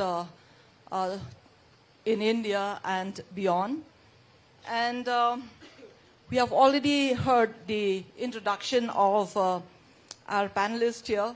You know, I was wondering at the very beginning because I was called by the organizer as a speaker. And, you know, the such that I'm wearing here also, it's a streamlet as a speaker. But at the same time, I was asked by the curator that I will also moderate. Nevertheless, I'll take a chance to talk also on Khasi literature. So, without further ado, of course, we know that Northeast India is one of the richest regions of the country in terms of indigenous people with rich culture and linguistic diversities. This region's indigenous languages carry on not only stories, but also the lifeblood of each community's worldview, values, and spiritual heritage. So from Khasi, Garo, and Kokborok to Tiwa and Bodo, these languages are intricate threads in the fabric of India's cultural tapestry that have played a major role in shaping the culture more. So we have here the renowned speakers of our indigenous languages. We would like to hear the indigenous voices of Northeast through the 4 of us. And I will begin with Sir Bikash Rai Sharma, Bikash Rai Debbarma, sorry, Bikash Rai Debbarma. Can you tell us something about the literature of Kokborok community, since you are a writer, a song composer, and also a singer of Kokborok, and many of the Kokborok musicians have taken your songs composed by you. So, but then before that, before you talk on to your songs or your lyrics, you can at least tell us something about Kokborok literature. Okay, thank you, Streamlet. Thank you, Shillong. And my thanks goes to the organizers of Shillong Literary Festival, as well as to the government of Meghalaya. It's actually 43 years I'm back in Shillong. Last time I was here in the year 1981. So after 43 years, it's something like a year revisited for me. Thank you again. Kokborok, it has a long tradition of orality, and it came into written form just 126 years back in the year 1897. The first Kokborok writer was not a Kokborok speaker. He was Daulat Ahmed, a Bengali speaker. So from that point, we have traveled a long way. And Kokborok poetry, since I am a poet myself, I would like to discuss about poetry much, though other things will be covered. So modern poetry, which now we do see in Kokborok literature, is started by Shyamlal Debbarma. That was probably in the year 1971. And now, we can say proudly that every year we are getting 40, 50 published works, especially on poetry, and a lot of young poets are coming up. So it's a blessing from the God. And story writers are also coming up. The first story was written by not Daulat Ahmed.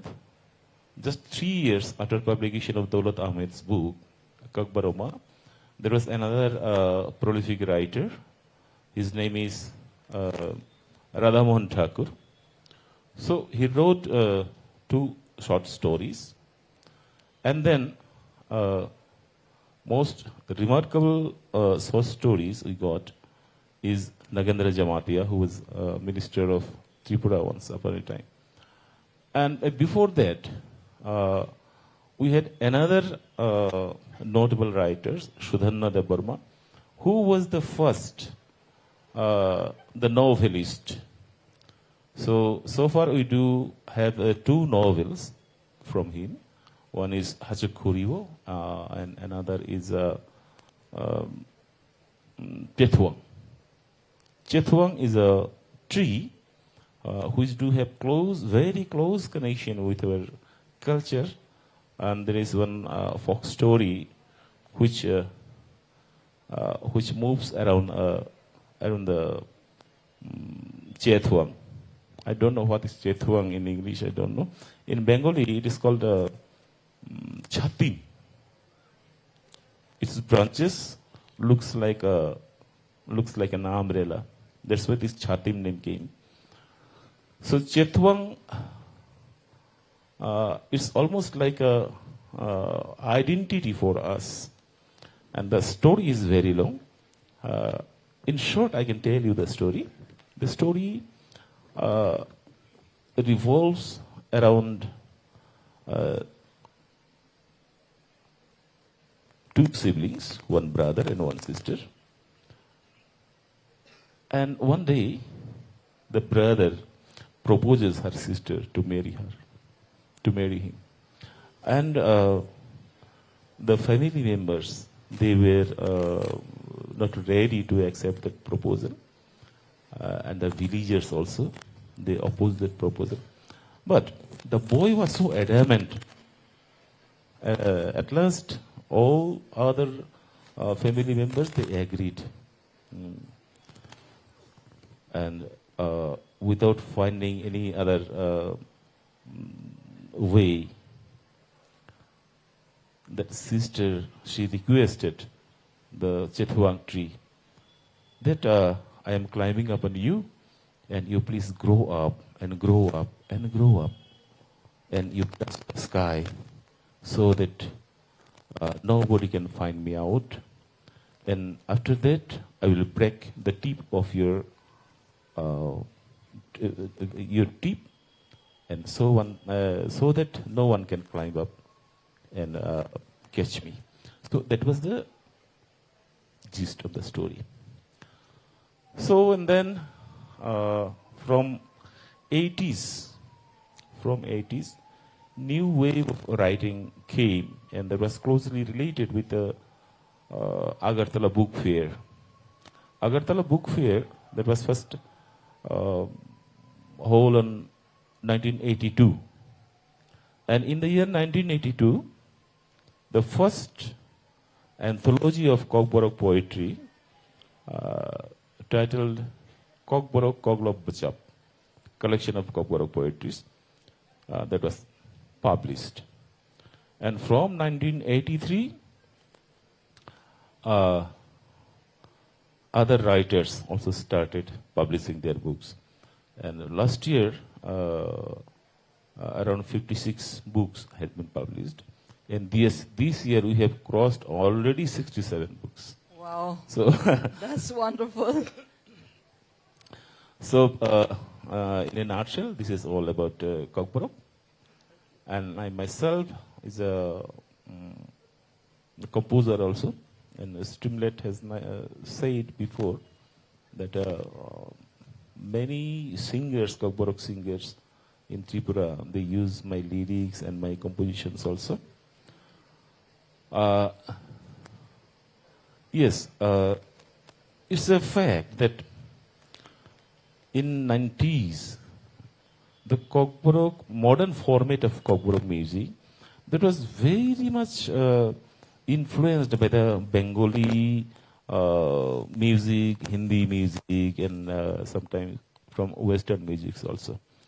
So one day, I myself, along with Nanda Kumar Burma, the senior most writer now, he is a great novelist also. So we sat together and we were just talking that is there any way out that Kokborok music should get its own face. So at that time, we were not sure that whether that could be possible or not. But now we can say, proudly we can say that Kokborok modern music or modern format has its own face. So with this, I think I have completed my version.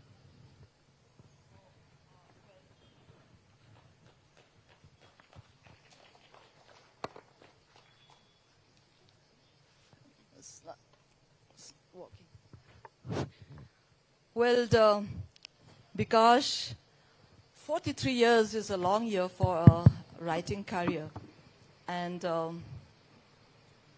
books that you have already published till date? Yeah. 65, you said, isn't it? Yeah, it's 5. And this year, another 7 books are going to be published. Wow. So we should give a very huge round of applause for this great writer. So I would like to just ask you to highlight a little about your Tutankhamuni pyramid, which won the Daulat Ahmed Award for Best Publication in 2022.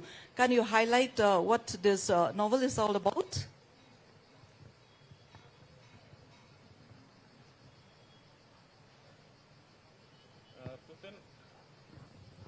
Tutankhamun's Pyramid is a collection of poetry. Yeah. It's a collection of poetry. I can read out some of the stanzas, 1 or 2 stanzas. What are the main themes? The main theme is that we know about the pyramid, Tutankhamun's pyramid, but actually, in making of Tutankhamun's pyramid, the role of Tutankhamun is almost a big zero. Because the people, the workers who shed their sweats and tears, none of them are remembered, or nobody knows their name also. So I'll read the first stanza.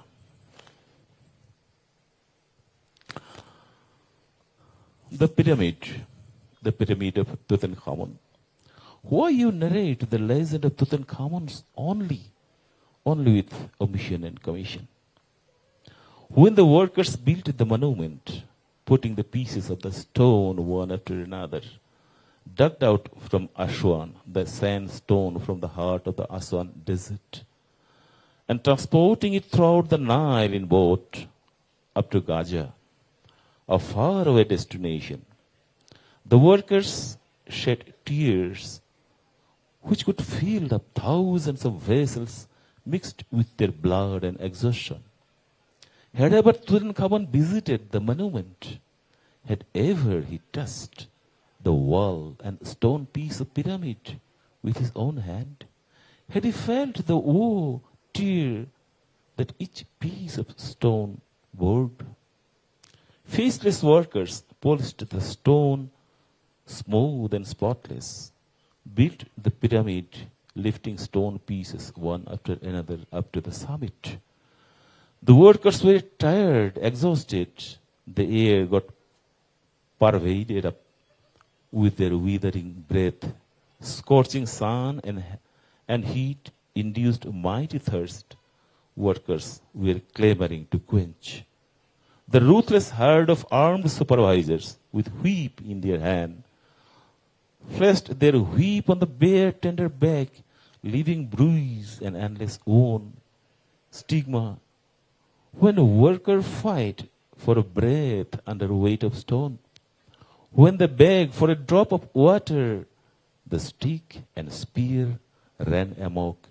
Had ever Tutankhamun bothered to look once at them? So, there is the poetry. It's a beautiful poem, of course. So, Bikash, you have mentioned about Rani Jamatia, who is Nagendra Jamatia. Yeah, who is a woman writer. No. Nagendra Jamatia is a male writer. He passed away 3 years back. Okay. I mistook it with Rani Jamatia. Actually, Manomohini Devi, she was also a good writer, but she wrote in Bengali, not in Komboro. Right. Anangomhini Devi, another writer was there. So I'll come to that later. Let me turn now to Anil Boro first. In the second round, I'll talk to you regarding the women writers. Okay, thank you. Well, Anil, we have been together for 5 years, as a member of Sahityya Academy, and we have shared a lot of our writings during our journey from Shillong to Delhi, from Guwahati to Delhi, and I've been also so much in touch with you with regards to, folklore studies in your department. So, Anil, I would like to ask you regarding your, being a folklorist, first of all, and also a poet, a Sahityya Academy awardee, and other awards as well. So, can you tell us the journey of your writing from the beginning till today? Thank you, Stimlet. Thank you, the organizers, for inviting me to take part in this Shillong Literary Festival. First of all, we are writers. We write on so many things. We may write poems, we may write fiction, we may write non-fiction, we may write journalistic writing, scientific writing. So, and besides being a writer, we are also men. We are also members of the society, members of the community. So, therein lies our responsibility as men, as an individual, and as a part of the society. So, and there, as a writer, I have to think, I have to consider on what I should focus as a writer. While writing poetry, on what things I should focus. On writing fiction, how to collect the stories. And collecting the stories from the grassroots, I need to fashion it my own way and take it back to the readers. So then only I can speak out. I can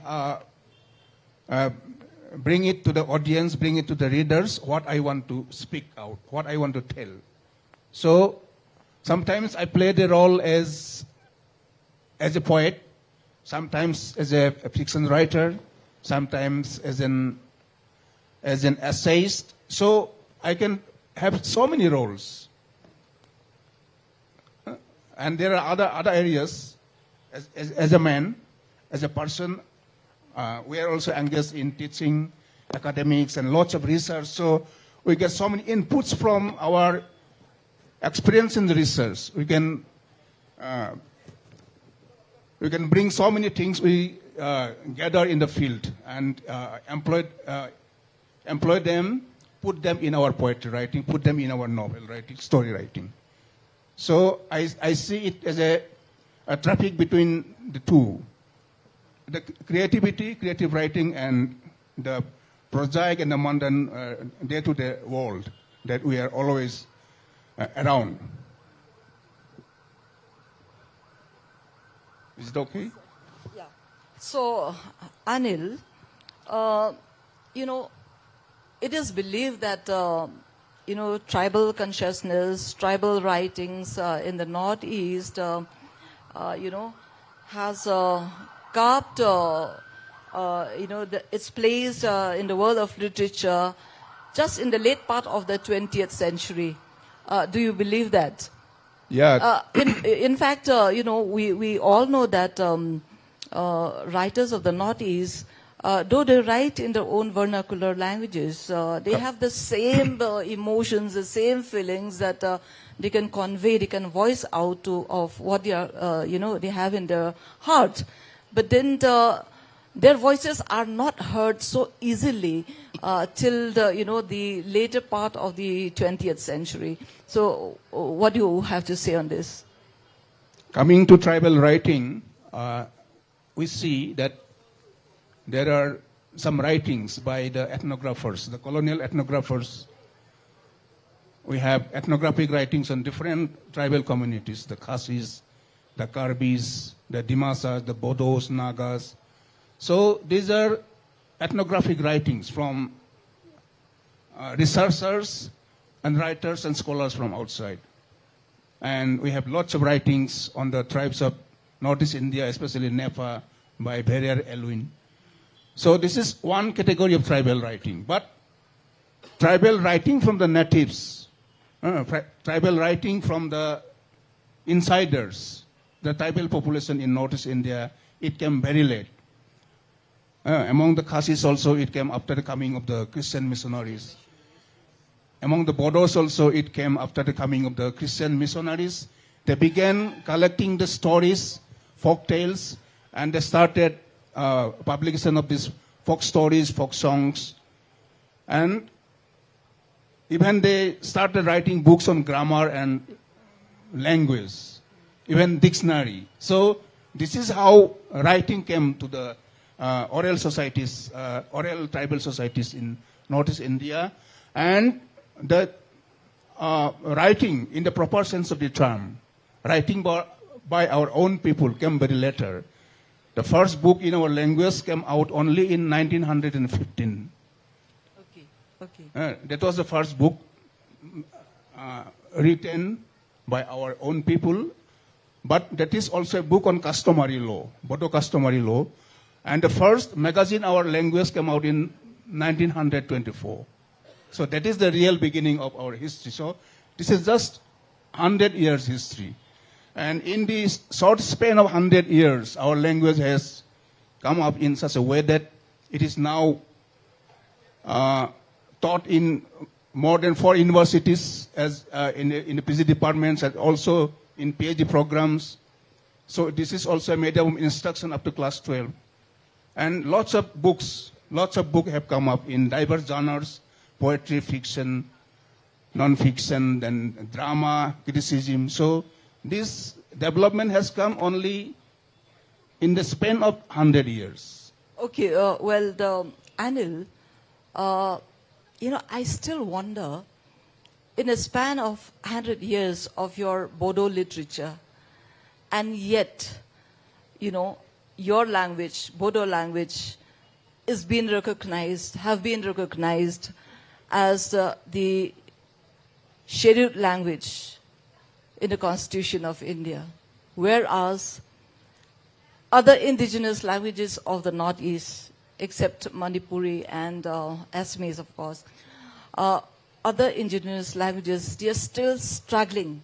As for the case of the Khasis, we have crossed 180 years of our existence in written literature, and yet we are not yet being recognized despite all the efforts that have been made by Khasi author societies, by individuals, by writers.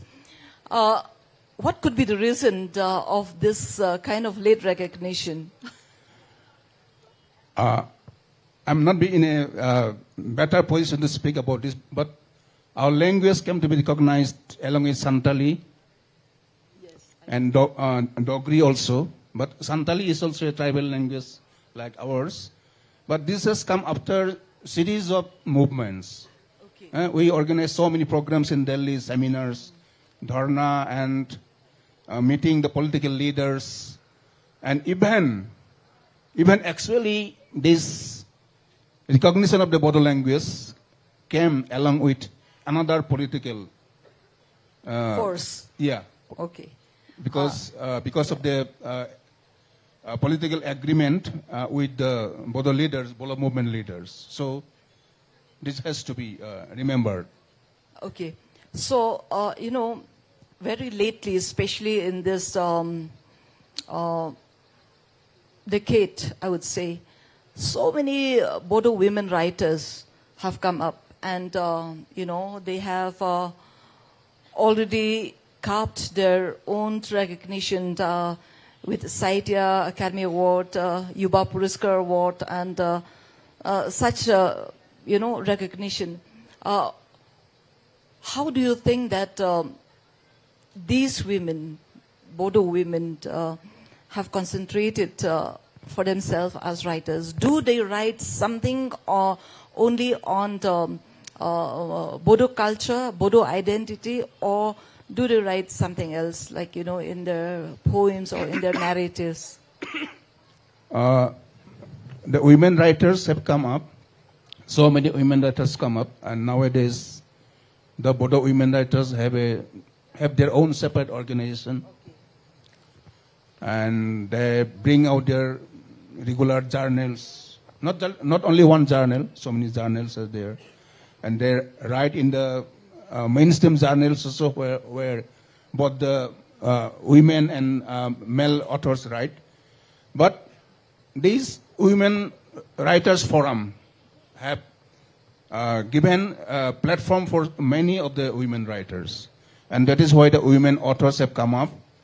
And responding to your question, they are writing on Bodo cultures only, Bodo identity only, but they are also writing on women issues. Okay. They are writing on women issues. They are influenced by these feminist and gender studies, and they are trying to look at literature from that angle also. Yes, I could understand that, the numbers that are coming up in the Bodo literature, especially from the women's side, I understand that they empower not only themselves but other women of your society. So it's a great move, it's a great initiative, and it will also encourage, other women writers of our Northeast. So I'll come back to you later. They are writing on so many issues. One of our famous women writer, Onju, recently she wrote a very significant poem on this Manipur incident. Okay. The Manipur incident is coming back again and again. Yes. And that has been translated also. Yes. I think many of the writers, not only women, though they haven't published yet on the current incident that is happening now at Manipur, I know that this is the opportunity for them to express their concern about what is happening in one of our sister states here in the Northeast. So now I'll move on to Basant R. Marat. He's an assistant professor of Tura Christian University. Tura Christian College, sorry. And he is a writer, a songwriter also. And he also writes on Achik culture.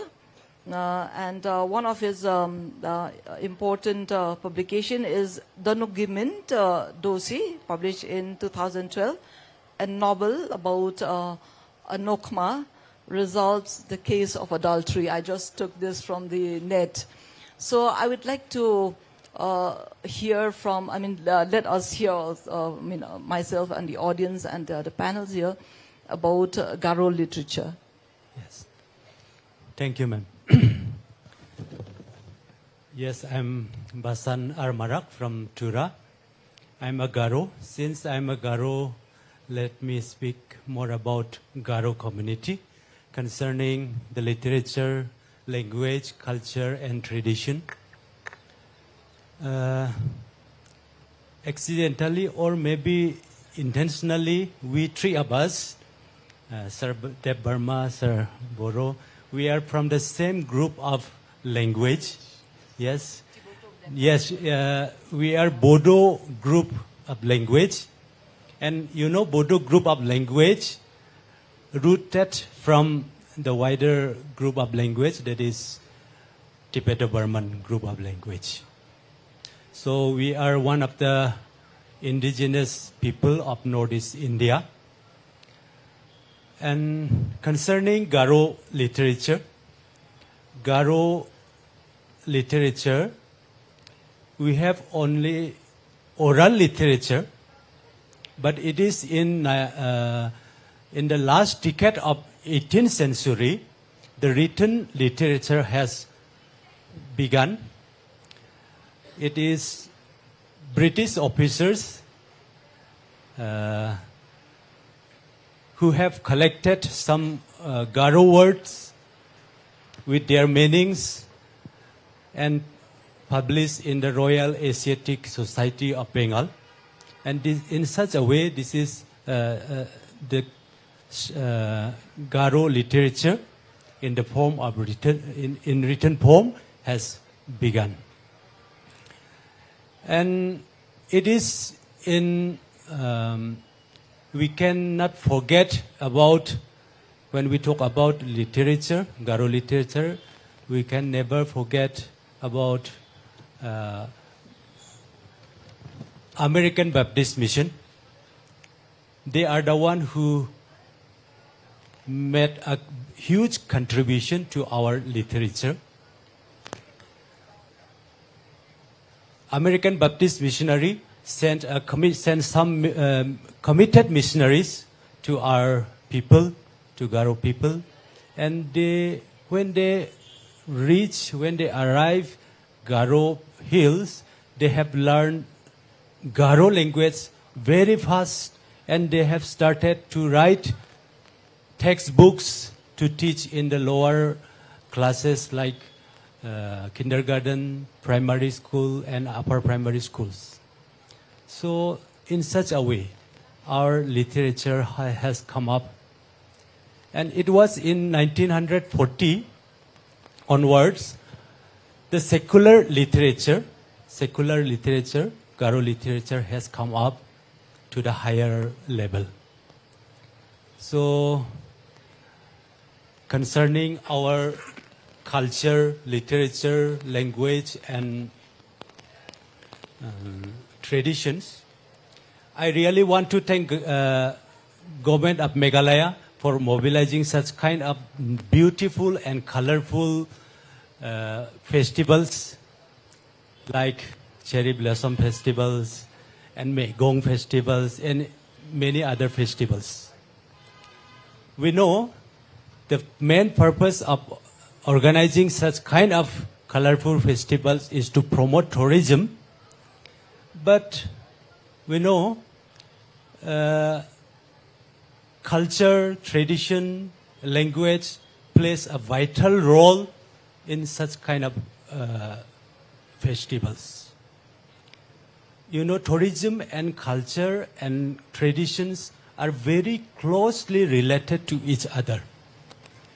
So,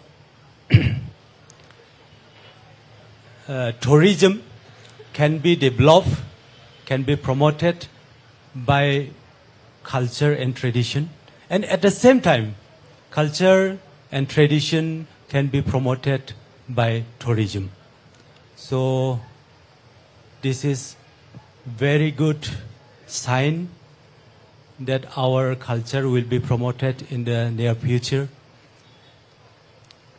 And as a writer, and as an educationist, or as a social worker, I think we can do something. We have to live nowadays in modern times. We have to live mixing with other cultures, with other trends, with modern trends. When we mingled with other cultures, with other trends, there is a tendency to forget about our own cultures. Okay. Young people, they may follow somebody or something without knowing much. But as a writer, as a educationist, we can do something to protect them from their sidetracking, from their wrongdoings. So this is my point to say, ma'am. Thank you. Well, thank you, Basak, for your highlighting about Garo literature. In fact, I was given we have another 10 minutes, about 10 minutes. Yes, so let me take an opportunity that I'll talk also about, Khasi literature a little bit. Khasi literature landscape has evolved significantly, especially within the last few decades, since Thomas Jones introduced Roman script in 1842, making the start of a formal Khasi literature, that means a written Khasi literature. Each period has seen new trends that reflect cultural, societal, and literature's, so to say. So the 19th century Khasi literature, when we talk especially of the literary renaissance, we saw figures like Raban Singh Kharsuka, Jibon Roy Myrom, Radhan Singh Berry, documenting Khasi culture, religion, and folklore in response to the growing influence of Christianity those days. So the era's writing, highlighted the need to preserve indigenous Khasi beliefs and traditions, sparking a literary foundation and inspired later works. But then when we come to the early 20th century, we witness a flourishing of poetry by renowned poets such as Sosotham, Father H. Elias, and then Victor G. Barre, Bruna Thank You, who focused on themes of nature, patriotism, and culture pride. And of course, when we come to the writers in the later part of this century, we have the traditionalists like Kong Switiman Rinja, and then Token Rambai, and then Echo Maori, just to name a few. And we have also a very good short story writer like Simon Jenkins Duncan, and dramatists like Peace Roy Parriott. So, when we talk about the creative forms like drama, fiction, and prose writings in Khasi literature, we know that with the coming of these, eminent writers of the mid-20th century, it has encouraged a number of writers, especially of today's 21st century, especially those who have taken the opportunity to retell the folk that has been documented by Raban Singh. So, entering the 21st century, Khasi literature became increasingly versatile. Contemporary writers like Kanpam Singh Nongkutri, we have heard him yesterday. We had, we do have S.S. Majau, Rankit Bok Dikrut, I saw his somewhere here, a very young and versatile writer. And, of course, not forgetting my own name, Stream Ledekar. writers and poets introduced critical perspectives of, of what they want to voice in their works, focusing on the themes like gender, social justice, and environmentalism. Okay, so the contemporary Khasi literary scene has not only diversified of themes but also adopted various global literary forms. Japanese haiku and tanka. Haiku has been, introduced by Kanpham Singh Nongkanri. There are other poets also. Like myself, I write a number of haikus. So I'm the pioneer of tanka in the Khasi poetry. So, for instance, we have a unique adapted to this into Khasi literature, and this cultural fusion shows an openness to global influences while preserving and enriching our Khasi identity. So, I would like to stress upon a single writer here. He's around here, Rankit Bok Dikrut. Can you just stand up, let the audience saw you? Yeah. So we'll give him a big round of applause. And I had picked up one of his poems. His poem is about a cherry blossom. And he is, he has structured himself by writing in free verse, also in haikus and in tankas. And, his publication, Maya Jongapor, it's been published in 2021. And, his poems, I saw that it bridges culture and literary traditions, offering readers a nuanced and fresh perspective on universal themes like nature, love, and human experience. So what I find in his poem, Katamasaki Cherry Blossoms Festival, he paints the cherry blossoms as symbols of beauty and renewal, capturing both the joyous atmosphere of the festival and the ephemeral nature of youth. So the cherry blossoms mirrors young love in their brief, intense bloom, while his reference to Erson Rai, or, the autumn breeze, depicts a season of transition where youthful passions give way to maturity. So there is a transformation that reflects life's natural cycles as joy and innocence evolved into deeper understanding.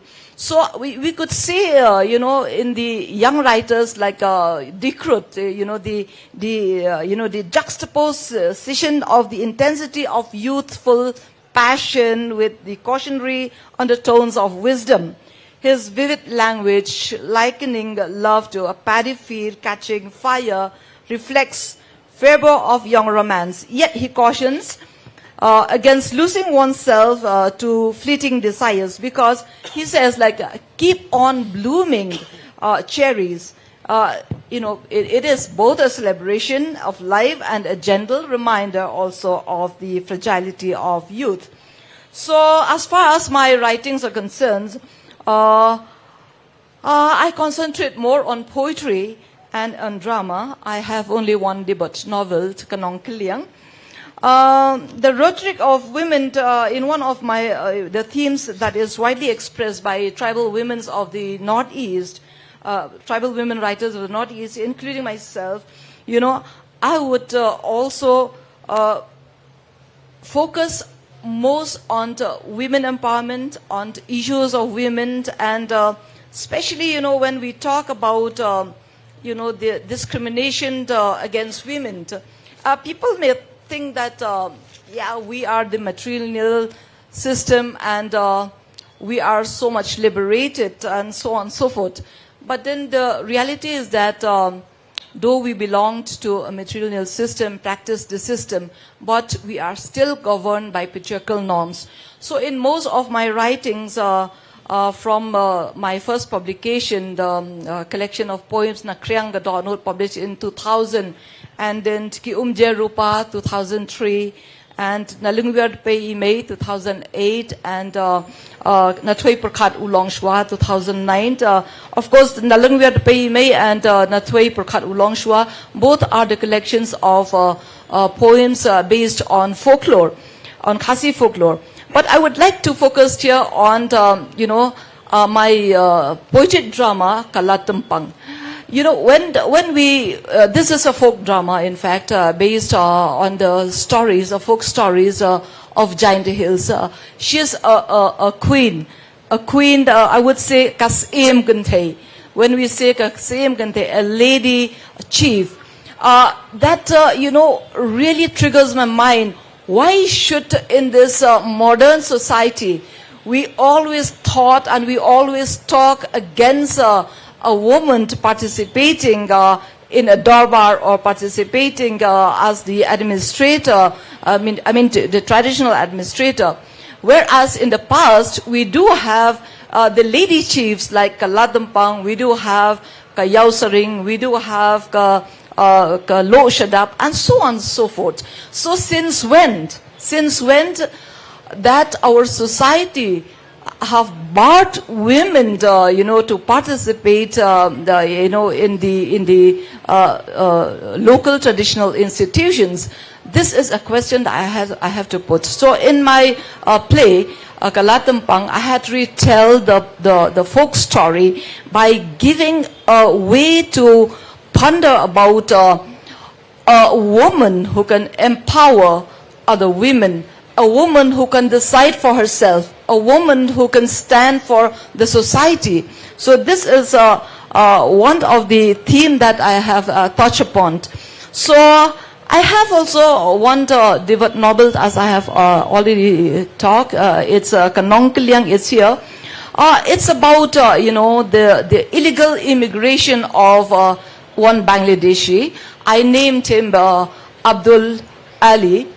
And he is a person, he's a character that portrays about his, cunningness, taking advantage of a woman, of a Khasi woman, not because he loves her, but because he wants to get something benefited for himself. So the setting is at Polo and Nong Min Song. And I'll just tell you briefly. The person is a character who has a scrapped shop at somewhere at Polo, and the lady called Karimbem is a woman, is a lady who sells tea at Polo Bazaar, and just because he wants to to do away with all these trading license, imposed by the Khasi Autonomous District Council. So he lured her, pretends that he wants to marry her, and at the end of the day, he married her just to have a benami of what he wants to go on with his business. So these are the kind of things that I had focused in my novel. But then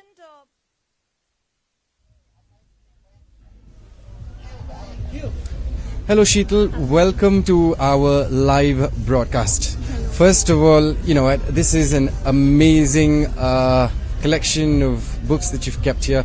Walk us through the curation bit. Actually, we have kept all the authors' books who have come to this Lit Festival.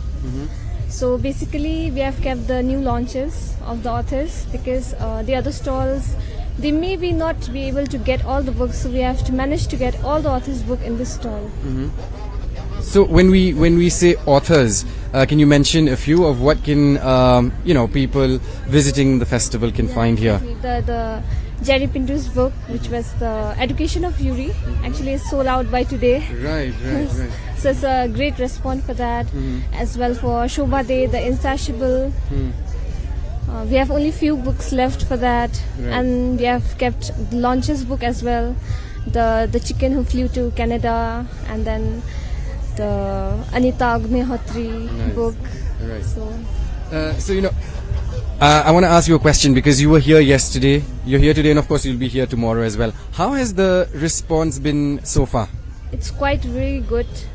because we have to bring books even today. We have to order Right. from some other bookstores. Right. So like we have selling books quite well this time. Right. Talk to me, because it's like a mix of a crowd that comes and buy books. Talk to me a little bit about the students, because a Lit Fest is not just for adults, but it's for school children. It's for people in college. Talk to us a little bit about how have they come here, and anything else that they've picked up, any book in particular. Yeah, the school students, it was a quite number of the books, especially the Education of Yuri. That was one. Yeah, that was one. What about Insatiable. Vikram Seth? Vikram Seth, this one, especially this one. Right. All Who You Sleep Tonight. We have only few book left for this. This one. Right. Yeah. Vikram Seth and the book set. 2 book set we have ordered, and it's all been sold out since yesterday. So before I let you go, my final question. Any plans of getting more books for tomorrow? Because I'm sure it will be a jam-packed affair tomorrow. How are you working on it? I guess we need to get some more books because till today it's been selling out very well. Perfect. Yeah. Sheetal, thank you so much for your time, and best of luck for everything. Okay, thank you so much. Thank you. The art form, the continually engaging with interpreting the world around us through our emotions, through our experiences, through what we want really to say about our culture, about our identity, about our people. So I believe that the voices of the Northeast now it's being heard by the voices of the mainland, the so-called, renowned writers of the mainland. I'm very much,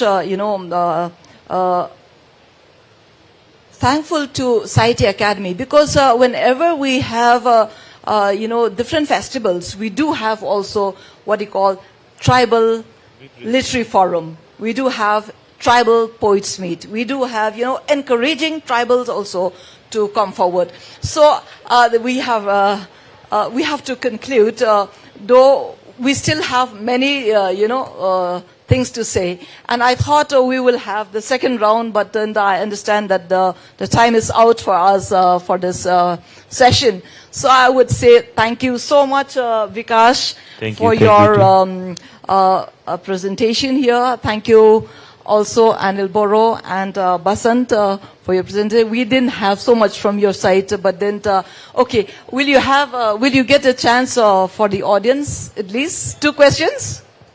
Perhaps we can take one question from the audience and any additional questions. Yeah. It can be a general question directed to the panelists in general. You can have a general question that any one of us can reply. Yeah. Are there any questions? No. Questions? Okay. Yeah, we have one question from Sir over here. Right.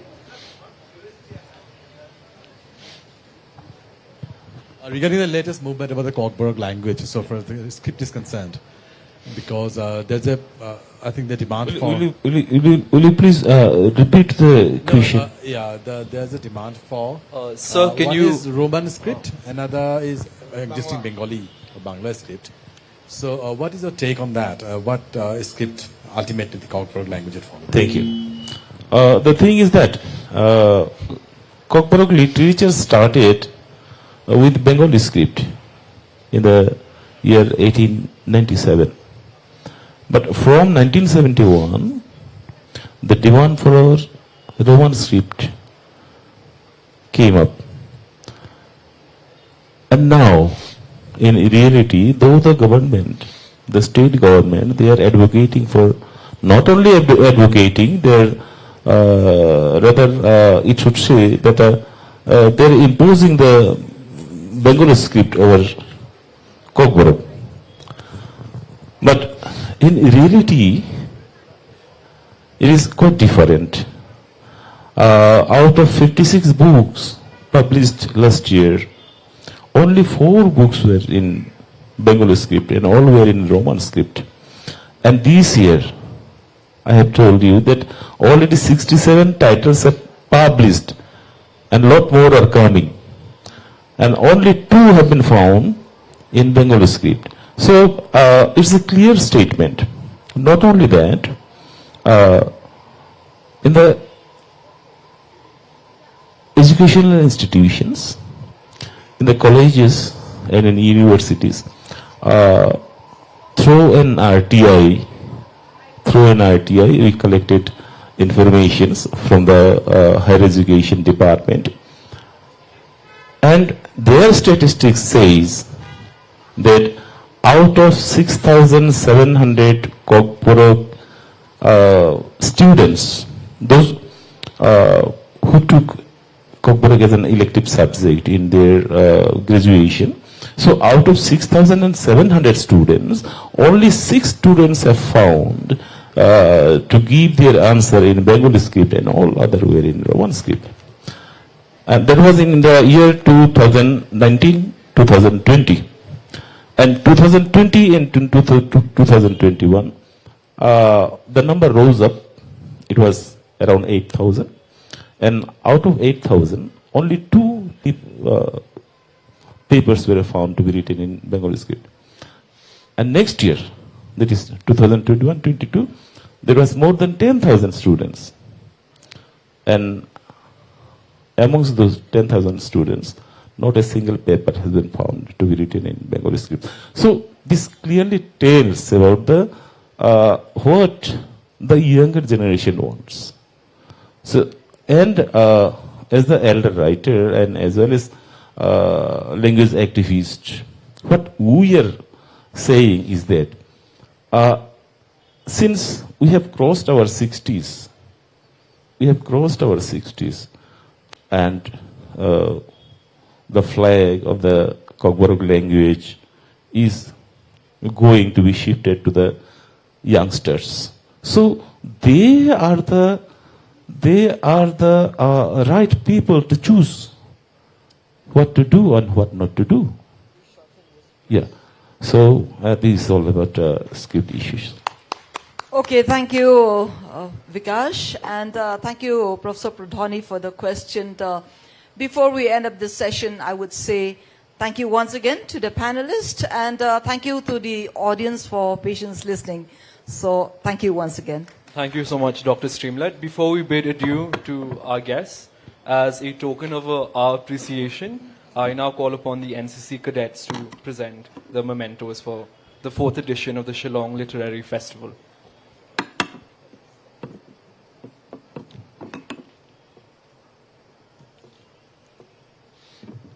Once again, thank you to Shri Bikash Rai De Barma, Shri Anil Kumar Boro, Shri Basan Marab, and Dr. Streamlet Dakhar for this session that highlighted the richness of Northeast India's vernacular voices through poetry, folklore, and storytelling. This discussion has illuminated the profound connection between indigenous literature and the lived experiences it reflects. May these narratives continue to inspire, preserve, and celebrate the cultural mosaic of this region. Once again, let us all have a big round of applause for our speakers.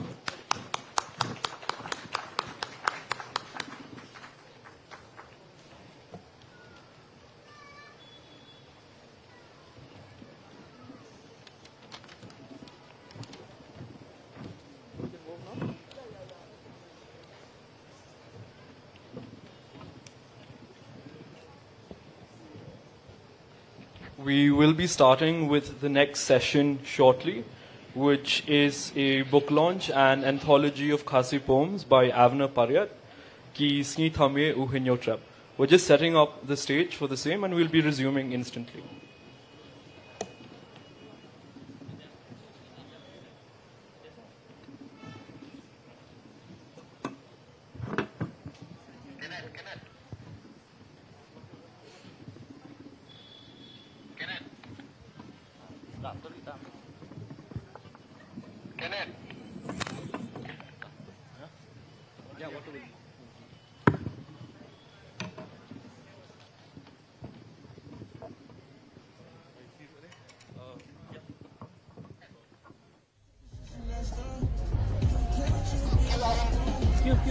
Well, a literary festival wouldn't be complete without attractions like book stalls and so much more.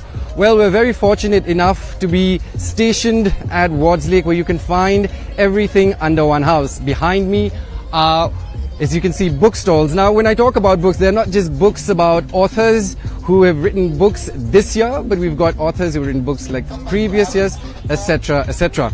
Now, it's not just that. You also have your children books. You have graphic novels where you can come and binge and obviously take them home. Now, speaking of other attractions, now this is just one side of the area where, as you can see, we've got bookstores on even on this end and even on the other end. But if you go a little bit further to where I'm standing right now, you'll also have other stalls like your food and beverage, and we have the 360 degrees that you will not want to miss out.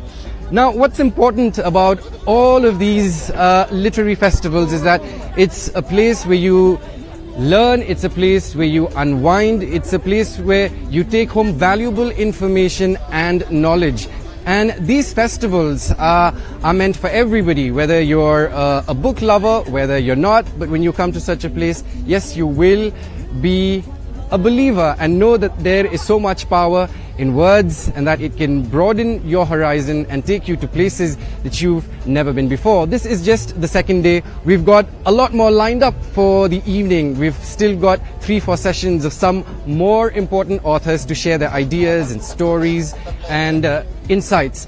And then tomorrow is the last day, and we're all looking forward to attend each and every session. And when it comes to the end of each session, I mean tomorrow, when it comes to the end of the final day, you'll have live performances, music lined up exclusively just for you. So if you've not made it to the festival yesterday, if you can't come today, well, make sure you come in tomorrow, drop by, because I promise you, you will not regret anything. It is authored by Avner Paryat, a Shillong-based poet and writer known for his evocative works that bridge tradition and modernity. He is also the grantee of the Arts Research Fellowship, whose work has been featured in leading publications such as the Economic and Political Weekly, as well as Scroll. Most recently, he was in residence in Zurich in Switzerland in 2021 via Pro Helvetia, a Swiss public foundation for the arts.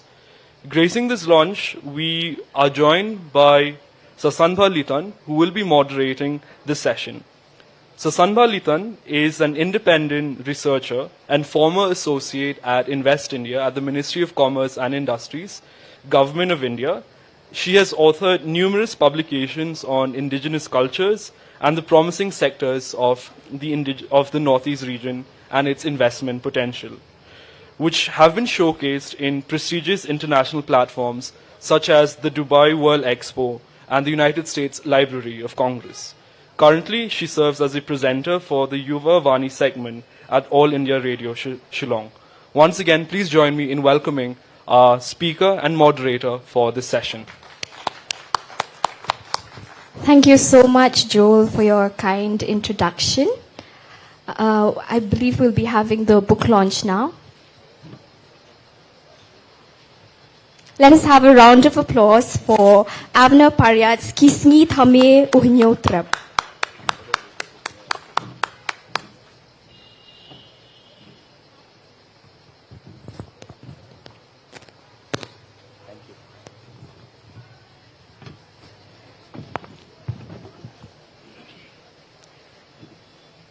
So, Avner, first and foremost, congratulations on the launch of your collection of poems, Kisngi Thame Uhinyotrap. For those of us who might be following Avner on social media, I think we've seen his username transition. I think there's a technical glitch with the mic. I'll give you another one. Yeah, please.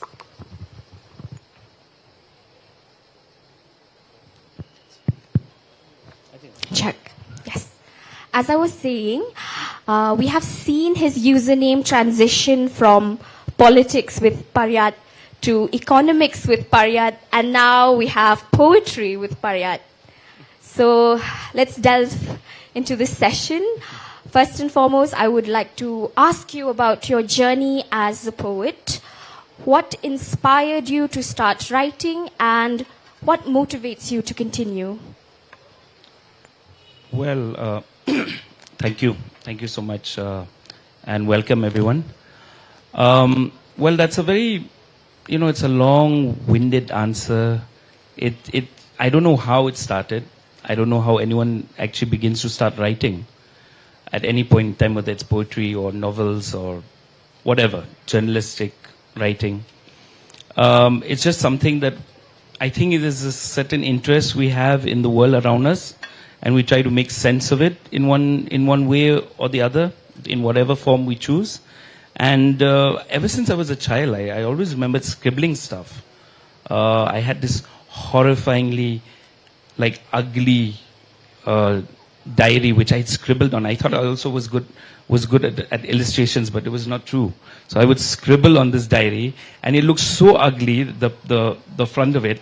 So somehow I had to, make do with the fact that at least something good was inside, where I would, pen my thoughts. And I think that's how it all starts, right? It starts from a very confessional perspective, very intimate, personal. You have to let some things out. You might be angry at home. You might be feeling some sort of frustration with the world. And then somehow you begin to consider it seriously. Some people don't. Some people just end up writing just for the heck of it. And then some people do think of it more seriously, more deeply, and then they call it art, and then it proceeds further on. So I don't know if I've answered your question, but I mean, that's how I started. You have. Moving on to the acknowledgement section of your book, you've mentioned there that the book was published with the help of crowdfunding. Yeah. How did this support from the community impact you, and what does it mean for you to have this book as a collective effort? Yeah. Did it add pressure or expectations, or did it in any way influence your creative freedom or your artistic liberty in shaping the poems? I purposely wanted to crowdfund it because I thought that, I had seen some success in doing crowdfunding earlier. And obviously you're never going to achieve the target. That's not the point. It's to involve people. If people liked my work, if people appreciated stuff which I'd written in various forums, I felt like, these were my tribe. These were people who understood me. And so that's why I opened it up for crowdfunding. We managed to get roughly about 30,000 when the original target was more than double that. But so we've had to compromise on certain things. But at the same time, I'm very happy, as I've said, I've made this announcement online as well, that I'm so grateful to so many friends who've actually felt that this was something they wanted to see realize. And it's not a huge collection. I've been very clear about that. It's not a tome. It's not, a huge thing. Because I didn't want to bore people. I felt like, okay, small doses. This is just the beginning.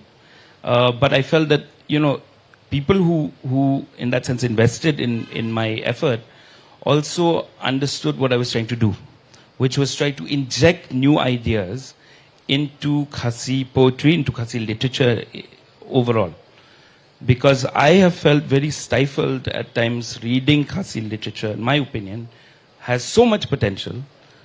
Some of the stuff which is actually research or journalistic in nature is actually better than a lot of the so-called poetry. But it should not be like that, actually.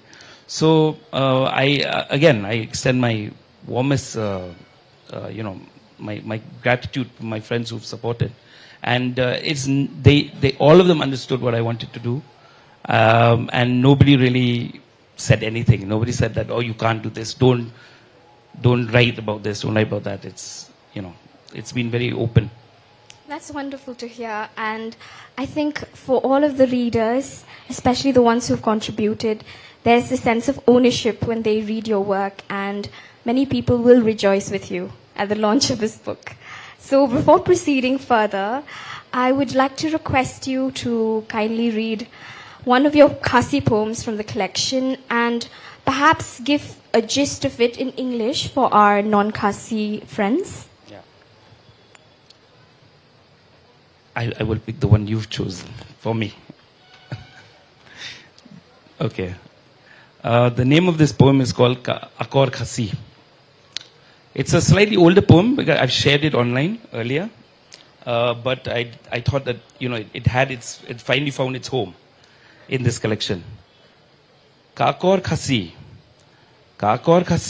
imat kamut yakibanabar nyon kaput. Kakor Khasi imat kaong ban tombor kalong. Kalong ban bam sap kat ba pim shalam. Lada pisha kem wat num sngodam. Le kum menshwa tang babam kamduna. Ka dustur rim imat kahikai ban thok bat siklai. Bantu bat lutin na upajba namal pim yo I yano kata. Tele hangamay bat le sarong piki kristan piki chnong. Kanyam kamud ay minta hakajuk jong ka nga. Penikay laki miyaw kiniki akor thamay. Imtang hakamenta shadin shakmat watpai. Lada pipulil indet ikinibaro. Pen plung kimet pen sngai kikbo. Tuhikay yalaki ksaw kini kilukom. Pen keu kurdan pen keu burom. Can we have a round of applause for Avner? That was really beautiful. So the gist of it, I'm very sarcastic by nature. I love sarcasm, and I think I think that's the strength of the Khasi community. I think we know. We are very, very sarcastic, and I love it. Like there are lots of stuff which are written in terms of in Facebook and social media, which is extremely brilliant. It's very sarcastic. I love it.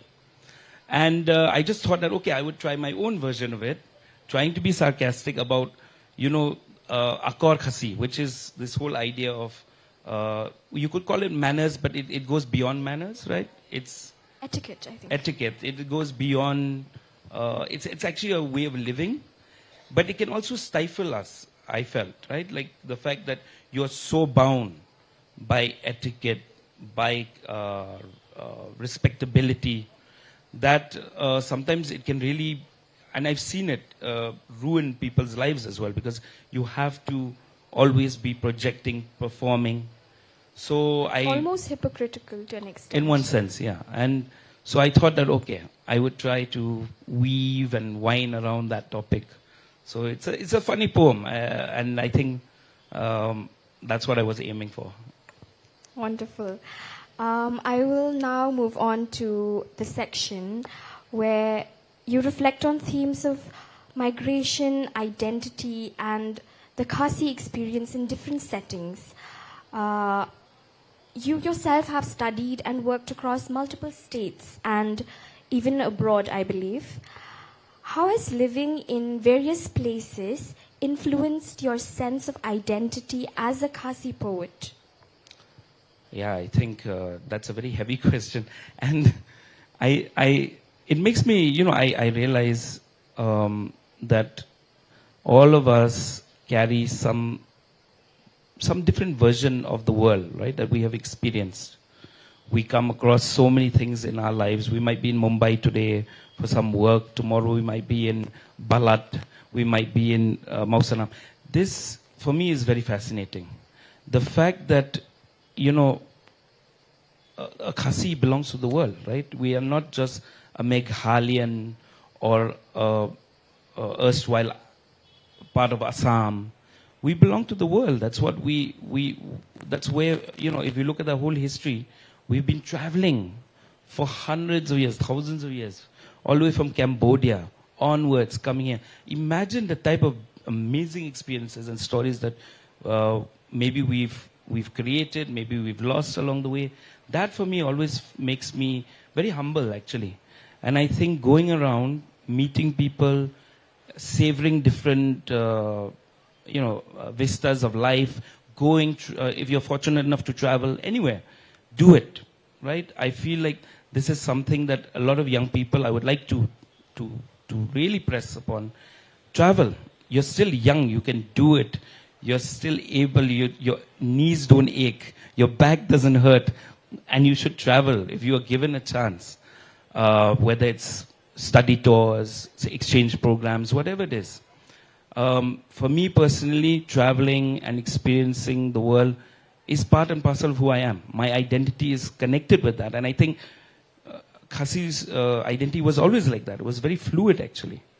Sad to say, I mean, I'm becoming slightly political here, but sad to say that in the last few decades, we have kind of forgotten that. There were people who were real trailblazers, were citizens of the world. People like even J.J. Amnikas Roy, people like B.M. Pugh, so many people. They were not scared of the world. And, I'm trying in my work to reflect that. Right. Be it Mumbai or Melbourne, I think there are certain shared human experiences.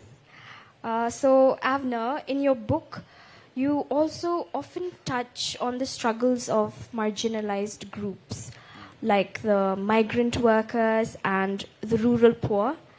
How do you see the role of poetry in bringing attention or addressing these social inequalities? In one sense,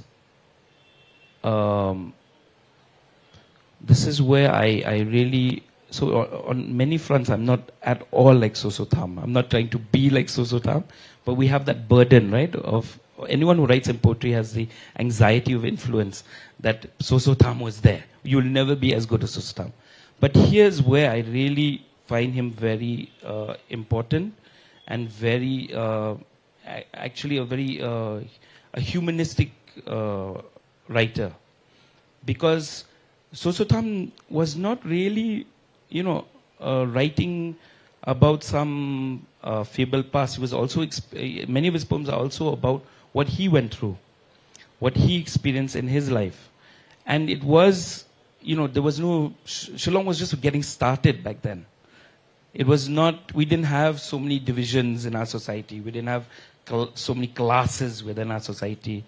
And that I take from him. I think that he was writing for the marginalized people. He was writing for, he was showing the way forward. Yes, a little romantic. I don't agree with everything that he writes. But again, I can understand. Maybe back then the world was more romantic. Maybe times were better. Definitely the world was cleaner in terms of pollution and so on. So, in that sense, I really feel like I take that from him. That I'm trying to talk to people who might not necessarily come for a festival like this. And that's why I also decided to do in Khasi. I could have written in English, right? But I wanted to do in Khasi because I felt like, okay, I should try. And try to be, try to speak in that language. I think if you read my collection, it is not at all what you would call like Khasi, that standard, standard hi-fi Khasi. No, it's just some spoken stuff which I hear on the road. Yeah, it's very accessible. I try to be. I mean, I don't know if maybe I've made it more inaccessible, but I try because I love that. That's very natural. It flows. Thank you so much. And a thank you to you for voicing out the grievances of so many, even through your short poems that you post through your social media handles. So your poems also speak to a powerful attachment to Khasi roots. For example, your poems Haumat Pran and Kabos SPTS, your symbolic portrayal of nature and these iconic elements of culture. Can you tell us about what role the symbolism and nostalgia play in conveying cultural pride and belonging in your poetry? See, there's a very big difference here. I think I've tried to distance myself from nostalgia, actually. Because for me, I think a lot of Khasi literature suffers from nostalgia. There's a kind of a sugar coating, a kind of a rose-tinted, view of the world. So my collection, again, I've tried to speak very coarse kind of Khasi. Hindi, I was about to say Hindi. I've tried to speak a very coarse kind of a Khasi, a very rural Khasi. It's not refined. I know many people have a lot of complaints about this collection. Bring it on, it's okay.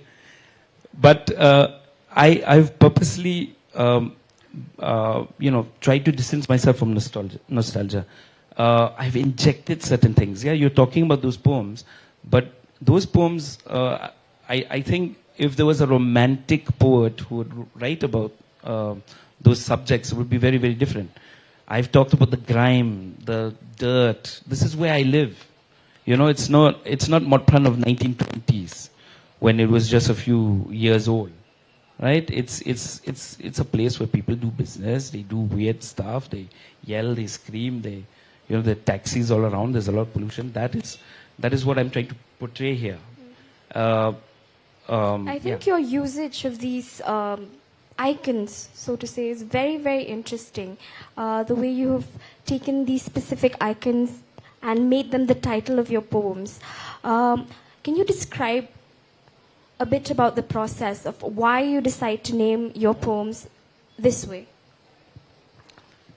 Again, because I walk through there, I go through there, I see them every day. I used to take the SPTS bus from my mother's house to Motpran. So I see these things every day. And then I compare, right? I compare what was written about them, about, let's say, a village, or about Motpran, or about other places. I compare what I read in something that was written in the 1940s, and then I look at it and I'm like, no, this is nothing at all like that. Let me update it. This whole thing is just an updating of certain imagery, I would say. Right. So, Avner, what immediately caught my eye when I opened your collection of poems were the illustrations. They really add a visual depth to your verses. Could you share how the visuals complement or enhance the themes in your writing, and if you were involved in the creative direction for the illustrations? This is kind of funny because I was just having a chat with Jerry Pinto and he was saying, I hate poetry books with illustrations in them.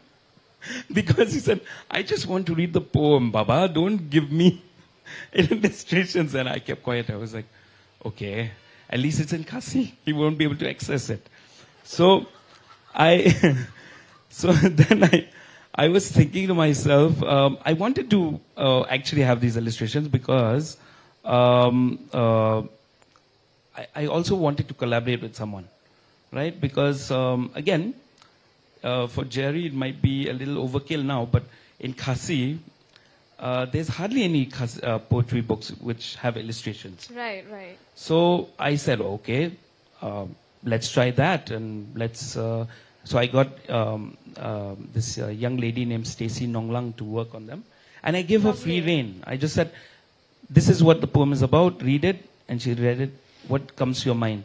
And she was like, oh, I don't think I can put that. I said, no, just put it in. It's fine. Like, just put it in, because that is the level of my creative direction towards the illustrations. But I just told her, just do whatever you want. Whatever images come to your head, just, if you can draw them out, we'll put them in.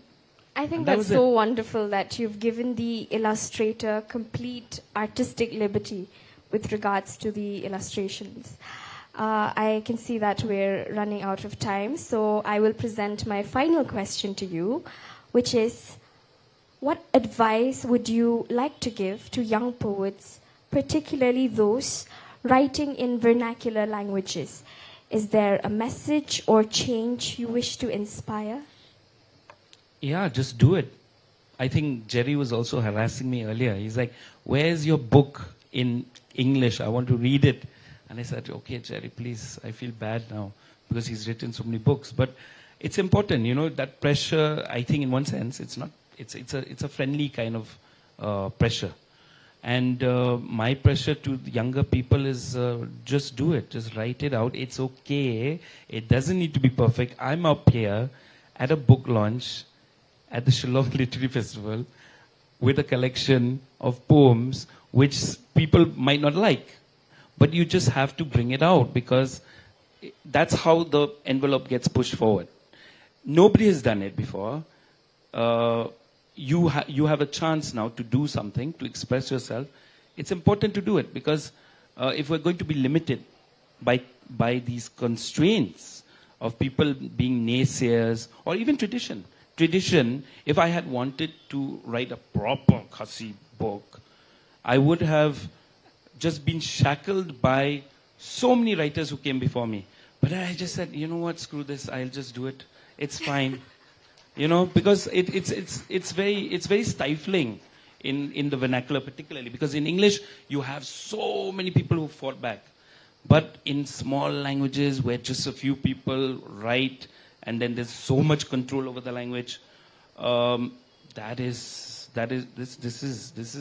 is my answer, man. This is for them. It reminds me of one quote I read just recently where the speaker had asked, "What if I fall?" And his mother answered, "But darling, what if you fly?" So on that note, I now open this session to the audience. If anyone of you would like to ask Avner any questions. Perhaps you can take one question from the audience. Yeah. Two questions. With the requests of the poet himself, we can have two questions. Yeah. Ma'am, we have a question from the... Nabina. Hi. Ma'am, I think your microphone... Your mic is not switched on.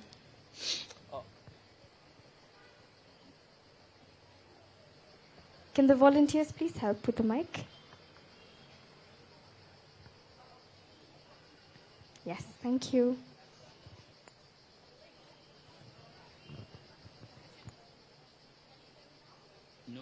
No, sorry. Hello. Yeah, perfect. Hi, Avner. Hi. Okay. So, Avner Paria, I know you as an opinion maker. And this comes as a great surprise that you have released a poetry book. Not surprise, I mean, it's a pleasure. So, yeah, question like Jerry asked, when shall we get to read it in English? And you said you keep yourself away from nostalgia a little bit. My question is why? Is nostalgia really that bad? And the other thing about Sosatham, I mean, of course you will never be Sosatham. Of course. But, you know, we all have that, you know, benchmark we look to, right? How do you see yourself in that tradition? Because, you know, when we talk about poetry, fiction, non-fiction, travelogue, we also should see ourselves in a historical perspective. Correct. So that is what is lacking even in English writing in India. I mean, I don't know much about vernacular writing and very little about Khasi writing, but how do you see yourself in that tradition of writing? Where are you? How do you see yourself going forward, forging a path ahead? Right? And yeah, like you can break all the norms, which is, this is what you are. I think that is what you are, right? Okay. Thank you so much, Nabi. Yeah, of course, I'm very well aware of the fact that there is a tradition here. Obviously, Sosatham belonged to his time and his place and his context. I really appreciated him. I can't deny the fact that I enjoyed reading Sosatham when I was younger. At the same time, there were other people who were before me, people like Bevan Swear, for example. Bevan Swear, nobody remembers who he was. But he was really modernizing Khasi, actually. And many people have forgotten him completely. It's actually really sad. But he was trying in the 70s and 80s to make it more casual, make it more informal, to remove all this artifice around the language. So maybe, I don't know if I'm answering that question, but I do feel part of that tradition. I do feel part of Khasi poetry as a tradition. It's just that, you know, poets always like to fight each other, so sometimes it's good. We know that very well. So, one more question. Yeah. From the gentleman in the back. Congratulations, Avner. Thank you. For the new launched book. Ma'am just mentioned that you can never be Sosatham, but I can see you can go neck to neck with Sosotham. Oh God. Sosotham wrote about Kisngi Barim Nyotra, and you wrote about Kisngi Thame Nyotra. So particularly about that poem which you just recited, don't you think it's all about the nostalgia, the glorious past that you've written this poem? Is it because of that? Well, I'm resisting, as much as I try. I don't know how effective I'll be, but it's something that I use as my own lodestone, as my guide. The fact that I don't want to fall too much into nostalgia, because also it's no longer the time here to be nostalgic.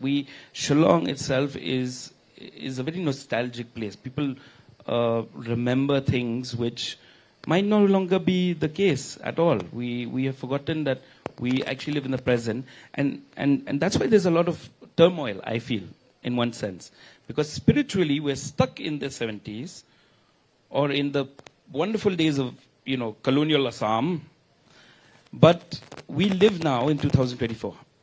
And so, I think this creates a very, it confuses. It's a mental maelstrom that exists in people's heads right now. And I think that's why I'm not against it. I love nostalgia. I love romantic literature. I love Byronic work. But at the same time, I also have to talk like somebody who is of this time and place. I can't write like Susam. I just can't. I just can't do the nice rhyme scheme and couplets and all that. It's just not possible because I don't live in such a sing-song place anymore. Maybe once upon a time that's how we talked, It was very sing-song. Wow, it was flowing. But now there's noise, there's chaos. So I'm trying to reflect that. I don't know. That's all I'm trying to do. If I may add to that, I'd like to disagree with the gentleman who had asked the question. I believe that this piece, Ki Akor, or the call to etiquette, is not a nostalgic one, but something that remains fluid, and it is a very hopeful one. And yes, on that note, I would like to thank you for this conversation, and thank you so much, Joel. Thank you, everyone. Thank you so much. Once again, a big round of applause for Avner on the release of his anthology of poems. Thanks. Before we bid adieu, Avner, we have a token of appreciation from the Shillong Literary Festival.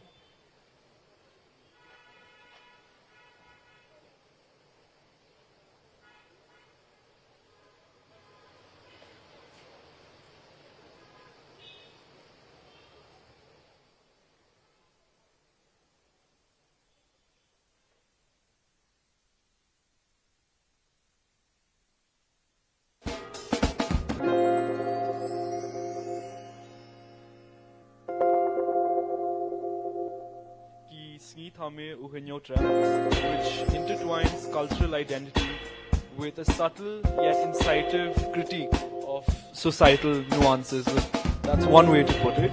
May this evocative work inspire reflection and dialogue, reaching readers far and wide, and hopefully beyond Khasi as well, as has been pointed out, and deepen their appreciation of Khasi heritage.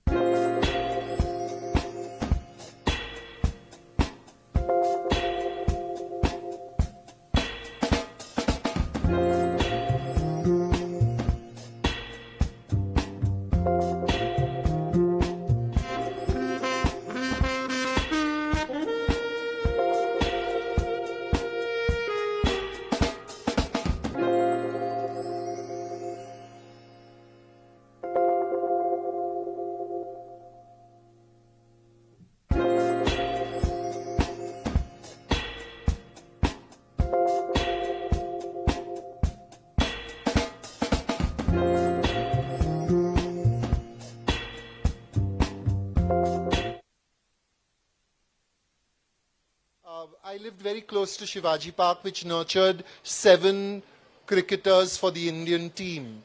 That didn't mean I became a cricketer myself, but if a child does not have access to a ground, he can't become a cricketer. And if a child does not have access to a library, he can't become a reader. So for all of us who love reading and who have got so much pleasure out of reading, go buy a book, but preferably from the forgotten folklore people, and then donate it to the library. Do your bit for a kid who needs a book. Thank you. Well, that had to come from a very distinguished guest, Mr. Jerry Pinto, because it is an earnest request from everyone here as well. Well, ladies and gentlemen, in a while we'll be starting the next session. Let's just give a minute before we start it.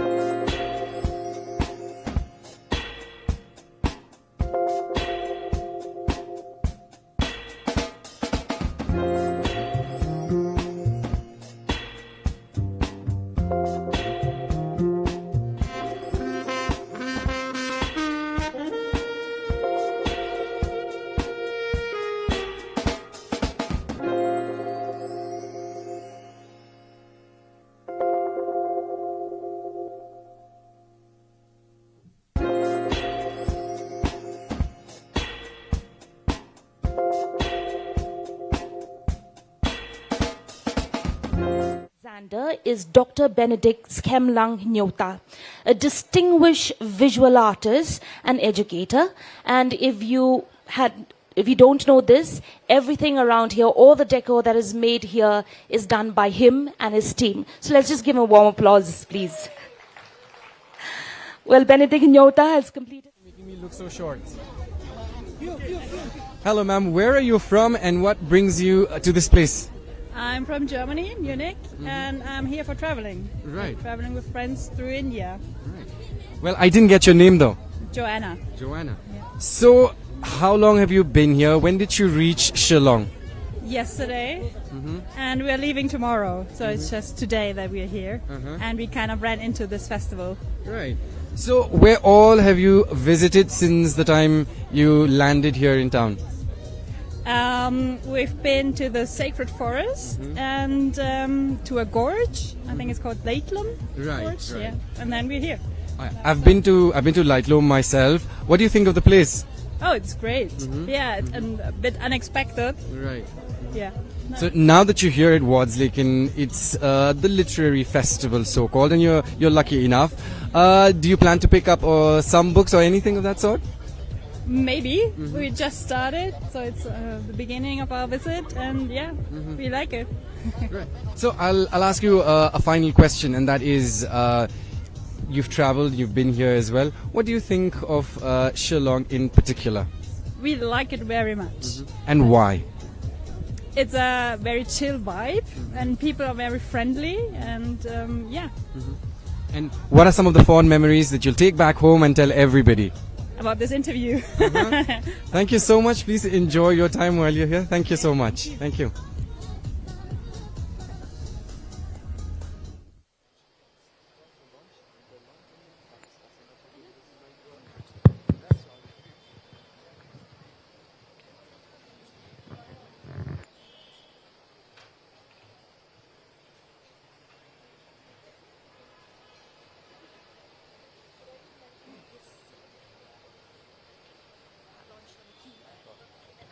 Hi, good evening everybody. We will first be launching the book, The Chicken Who Flew to Canada.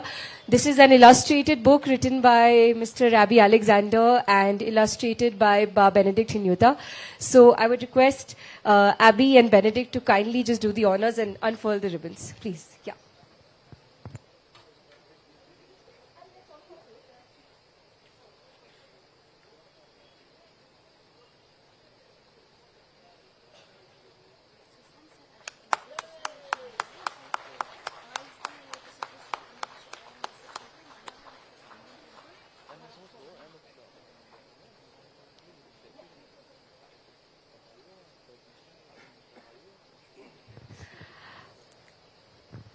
Hello. Yes.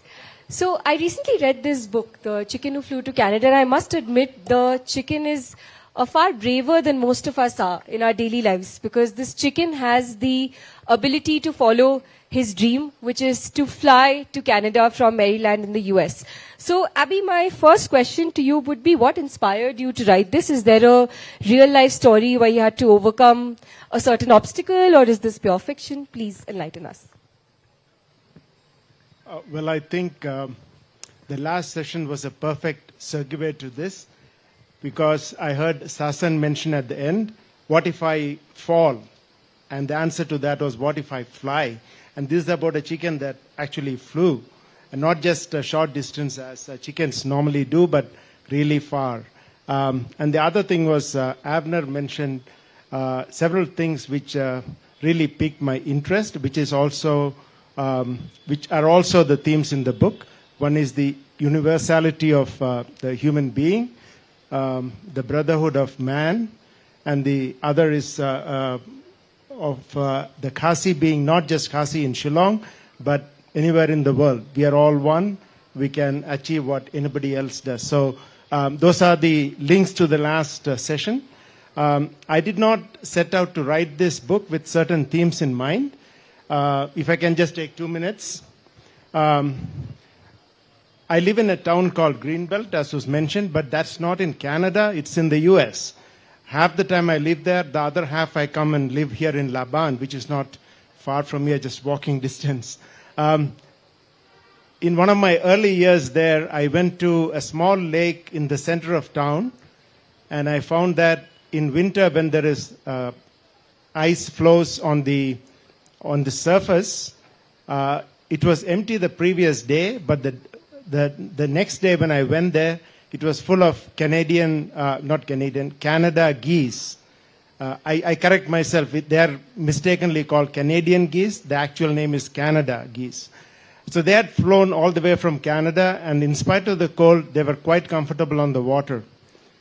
And then what happened was, several years later, I was standing on the balcony of a motel in Canada, and a team of young female freshly passed nurses arrived from India to Canada.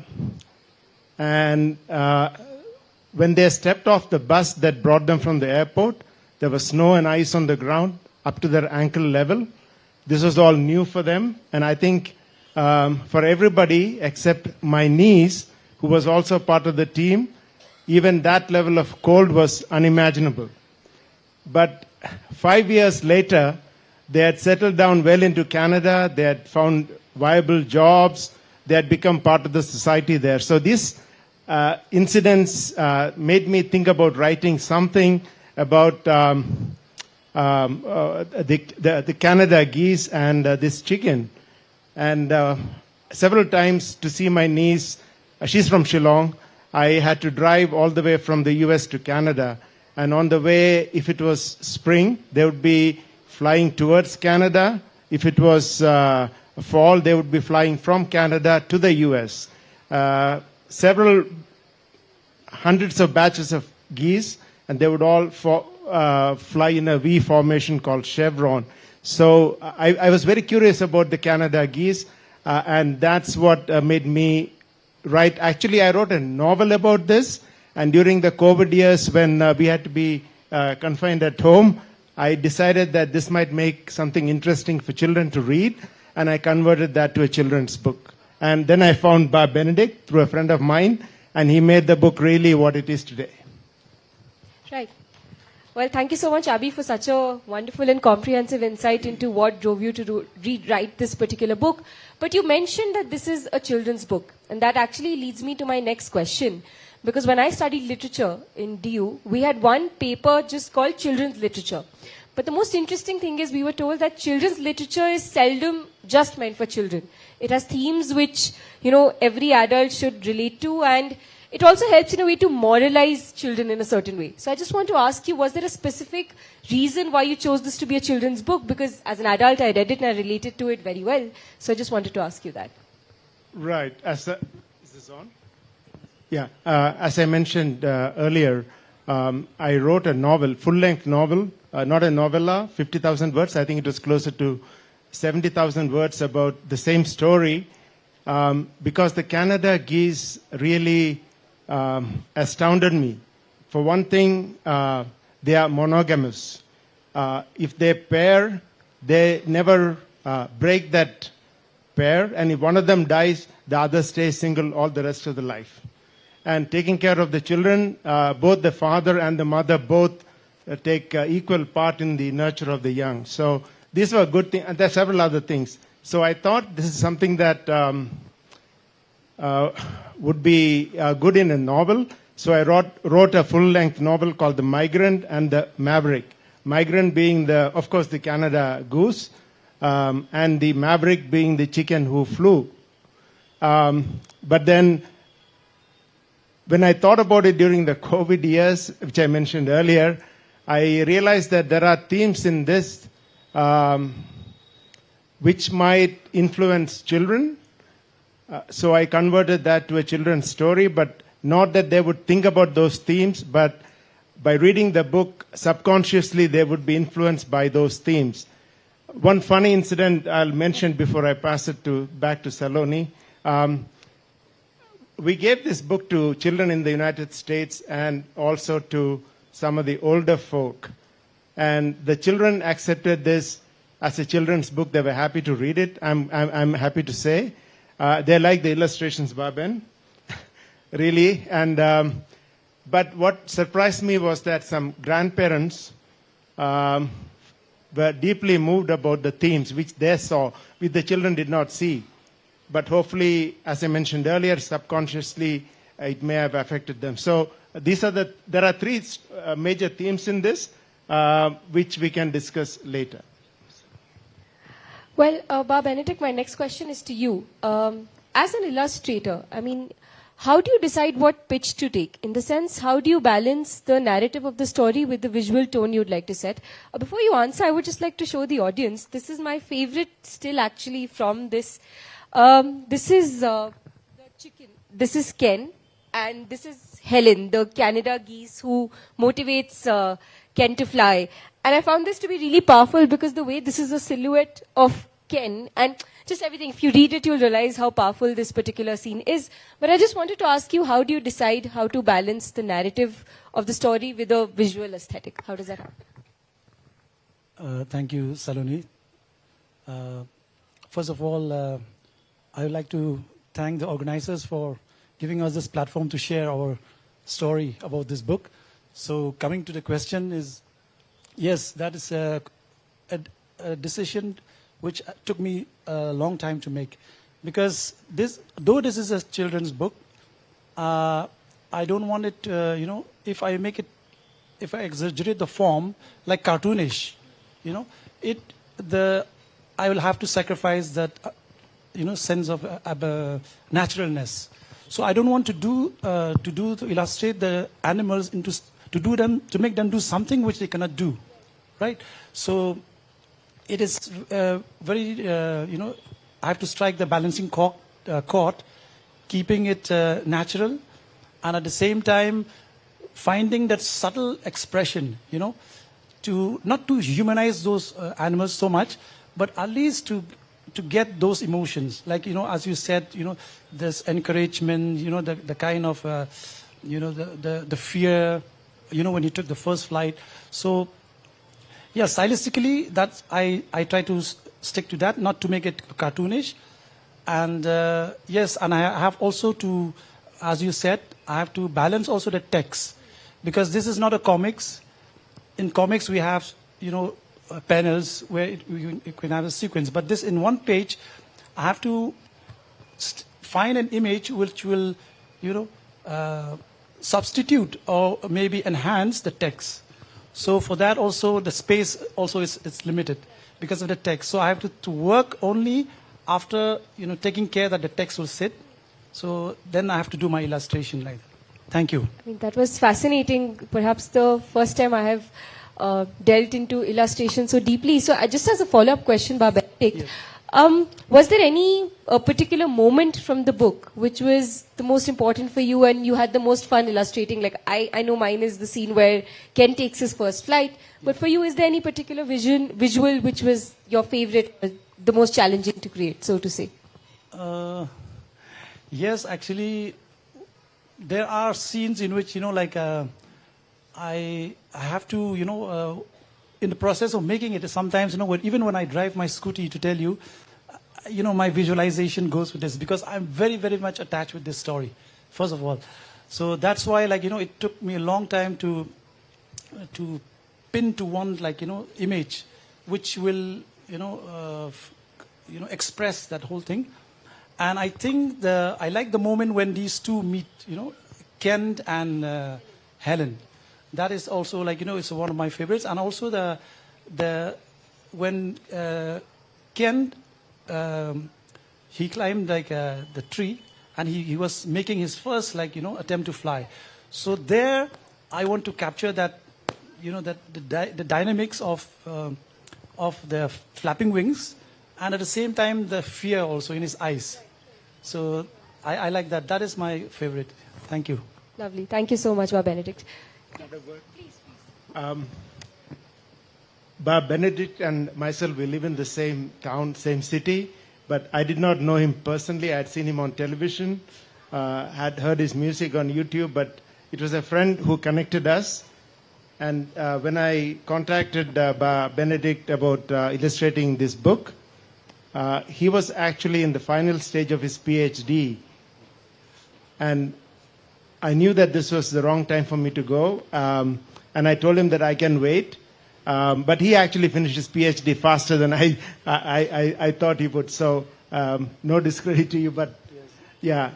So that's how this our collaboration started. And one of the things I really wondered about was that Benedict had not personally seen Canada geese. He had seen chicken, of course, but not Canada geese. But the pictures the illustrations that he has made are so good that you would think that he had known Canada geese all his life. So thank you, Benedict. Thank you. I'd like to add to that also. Yeah. I'd like to add to that also. Yeah, I have to do some research also. So thanks to the internet and Pinterest and YouTube, I watch the videos of, how the Canada geese, they fly. And I learn a lot, how they take the V shape also, how they fly. So it's really interesting. I really enjoy every moment of that research part also. Thank you. Abby, in your book, Ken, who is the chicken, he experiences a sense of freedom when he flies, right? He's able to do something he never thought he would do. So I just wanted to ask you, it's a fairly vague question, but as a writer and as somebody who's a global citizen, what does freedom mean to you? And how do you express that through your writing? That's a fairly difficult question. I'll go back to what Avner said in the previous session, that let me leave that a little bit. Let me talk about the theme. The first theme of the book is the need for achievement. I think that every child is born with a need for achievement. When we are young, we would want to be the prime minister or the president of the country, or win the Nobel Prize, or be the best footballer or the tennis player. For example, this guy, Carlos Alcaraz Garcia, from the time he was 5 years old or 6 years old, he wanted to be the best tennis player in the world. And he's almost become that. He's number 3 now in the world. But what happens to the majority of us is, as we grow up, that motivation, that need for achievement decreases with reality. In the end, we settle for much less than what we initially wanted ourselves to become. So if you can continue to achieve, this is to answer your question, the feeling of universality grows, and also as Bakin Palm said yesterday, he's doing many projects at one time. The more you do, the more you achieve, the more you are driven to achieve, and it becomes far easier. It's like Ken flying. I don't think anybody has read this book here except maybe Saloni. The story is quite simple. The title of the book itself contains the whole story. Ken is the chicken who is mentored by Helen, the Canada goose, who comes from Canada on migration. And they together work on flying, teaching Ken longer flying. In the end, he flies to Canada. That's the story, but you can read the whole book later. I'll give it back to you. So actually that ties into my next question. Given that this is, when I Googled the book, it said this is a children's book, but I read it as an adult and I absolutely loved it. So since we have so many adults in the audience, if you could tell them why they should read The Chicken Who Flew to Canada, what would be your, let's say, the most important reason? Right. When this was illustrated, after it was written, it was illustrated, of course, and then I thought this would make a good, if I can say so myself, I did the writing, but Ben did the illustration, children's book. But then when it was test run with a group of children and adults, it was discovered that the adults, as I mentioned this earlier, they found that this book had subtle themes that might influence children or young people. And one of the first one is something I've already mentioned, the need for achievement. Now, there is, many of us here, I think, are literature students, at least those I talked to. There is an essay by Henry James called The Art of Fiction. It's a very famous essay. In that he uses one particular phrase, fly in the face of presumption. To that I've added, and achieve victory. Which is what the human endeavor should be, that these are the God-given qualities, abilities that we have been born with. How can we nurture them? How can we grow, make them grow and achieve something fantastic? In this, the parents, uncles, grandparents, teachers have a role to play in nurturing, in seeing that the need for achievement is not dying, but like blowing a fire, it continues to blaze, and the child, when he becomes a youth or a young adult, still has the passion for achieving something in life. I hope that answers. That does. Thank you so much. Benedict, I just wanted to ask you, because a graphic novel is still fairly niche in the sense most novels are, standard, you have text and they are 50 to 70,000 words, etc. So I just wanted to ask you, how is it working with Abby on this, as in how did you guys coordinate that his vision is reflected perfectly in your work and that your creativity is also given justice to? So how does that process of coordination work, if you could explain it to us? Or was it that you do your own thing and he completely trusted you, or did you, constantly do back and forth? Like, how was it? Yeah, hello. So, yes, actually, I'm very thankful to Abi because he gave me the total creative freedom. So, and I try to, put life and the visuals maybe from my, perspective. And also, like, thankfully that, it goes with him. He also like it. So, I think... And also, I think we discuss it all this by WhatsApp when Abi is there in the States. So we are, constantly in touch, and I show him the progress of the illustration. So, yeah, that's the process. My last question would be actually, Abby, to you, that when I was reading this book, I thought my favorite character was actually Ken's mom. Because I feel like for every Ken who tries to fly, there has to be a strong support system. In this case, his mother, but in our cases, our parents, friends, family, whatever. So I just wanted to ask you if you had to, give any message to the people here about how they should support the Kens around them or the Kens in themselves, and how they can draw that inspiration from this book. If there's any parting message you'd like to give. Okay, thanks for catching that point. The mother plays in number of words and pictures a very small part in the book, but what she says to her son Ken, the Rhode Island Red Rooster, in 2 or 3 places, it's really significant. It's something which I briefly mentioned earlier. We need to mentor the young people around us. Drugs are a big menace, not only here, everywhere else. You can pass any number of laws and regulations. You can have police or other security forces to control that, but none of that will work as well as a good mentor. It is mentoring that is going down, because young people turn to the internet, turn to other sources for information, and all of them are not correct. That link between elders in the family is decreasing. And the greatest decrease, which I have noticed because I have taught for some time in Shillong with Christian Academy, is that the teacher-student linkage is not what it was before. It is continuing to erode.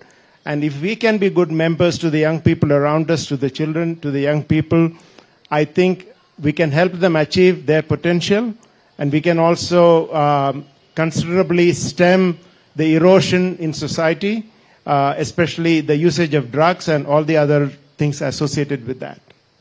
Thank you so much, Abhi. Thank you so much, Ba Benedict. Should we open the floor for questions? Or does anybody have any questions that we would like to ask?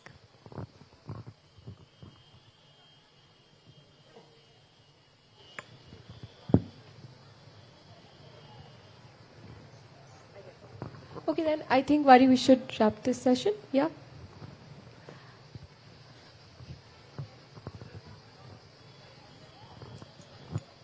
Is there any questions? Once again.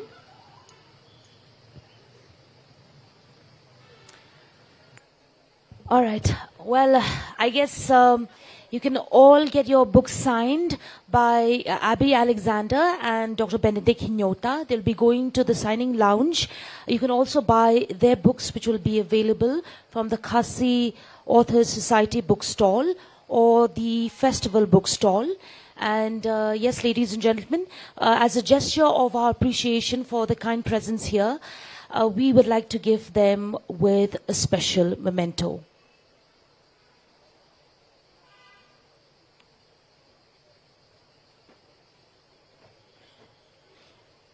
Let's just give them a warm applause, please.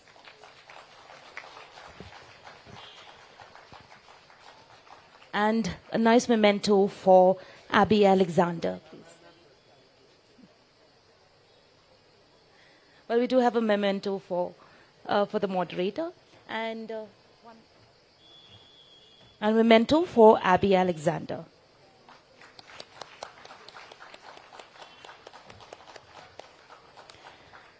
Well, thank you so much for that lovely conversation. What we could draw from this session is that even though this book is a children's book, but its message is for everyone, that, we need to have an achievement that can continue to blaze in our path. It takes a leap and a jump to know what we're really capable of and be an example for everyone. This book, I feel, has broken boundaries, literally and metaphorically. So I wish Abby Alexander and Benedict Nyota the very best.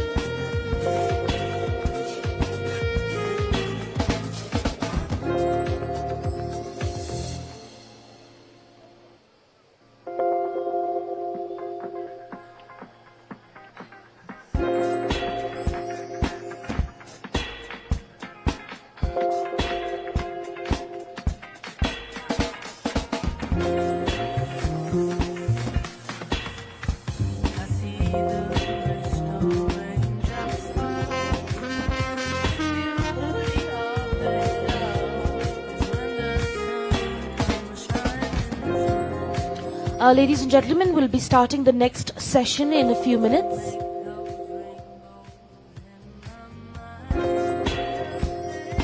Just to mention that this session will also be streamed from Doordarshan Meghalaya YouTube channel as well as from satellite mode. And yes, your friends can also view it from the Hello Meghalaya app.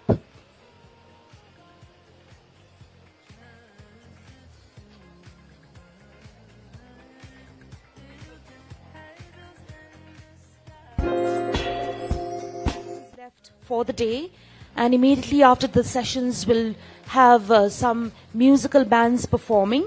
The next session is around the theme Autumn Winds, Poets and Their Words.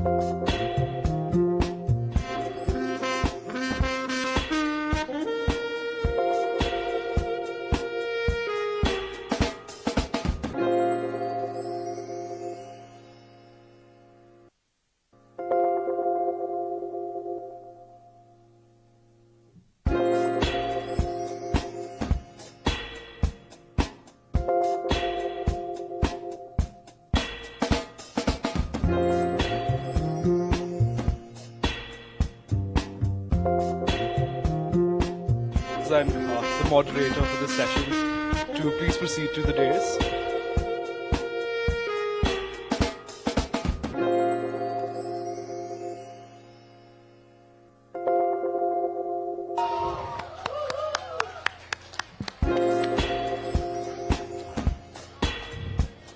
I kindly request all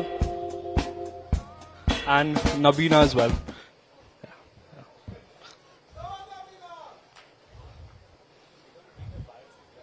Yeah, I will do that, yeah.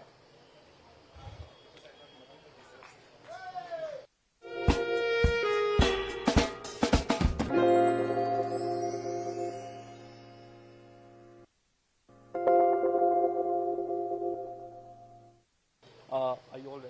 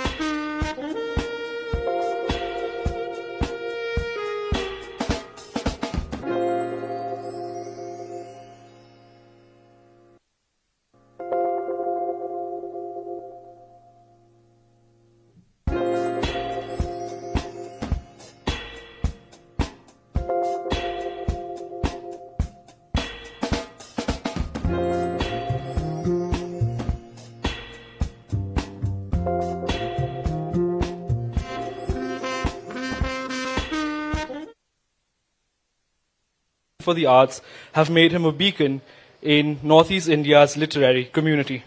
Once again, please join me in welcoming our panelists this evening, Mr. Madhu Raghavendran, Ms. Nabina Das, and Dr. Lalnun Sangha Ralte. The floor is yours, sir.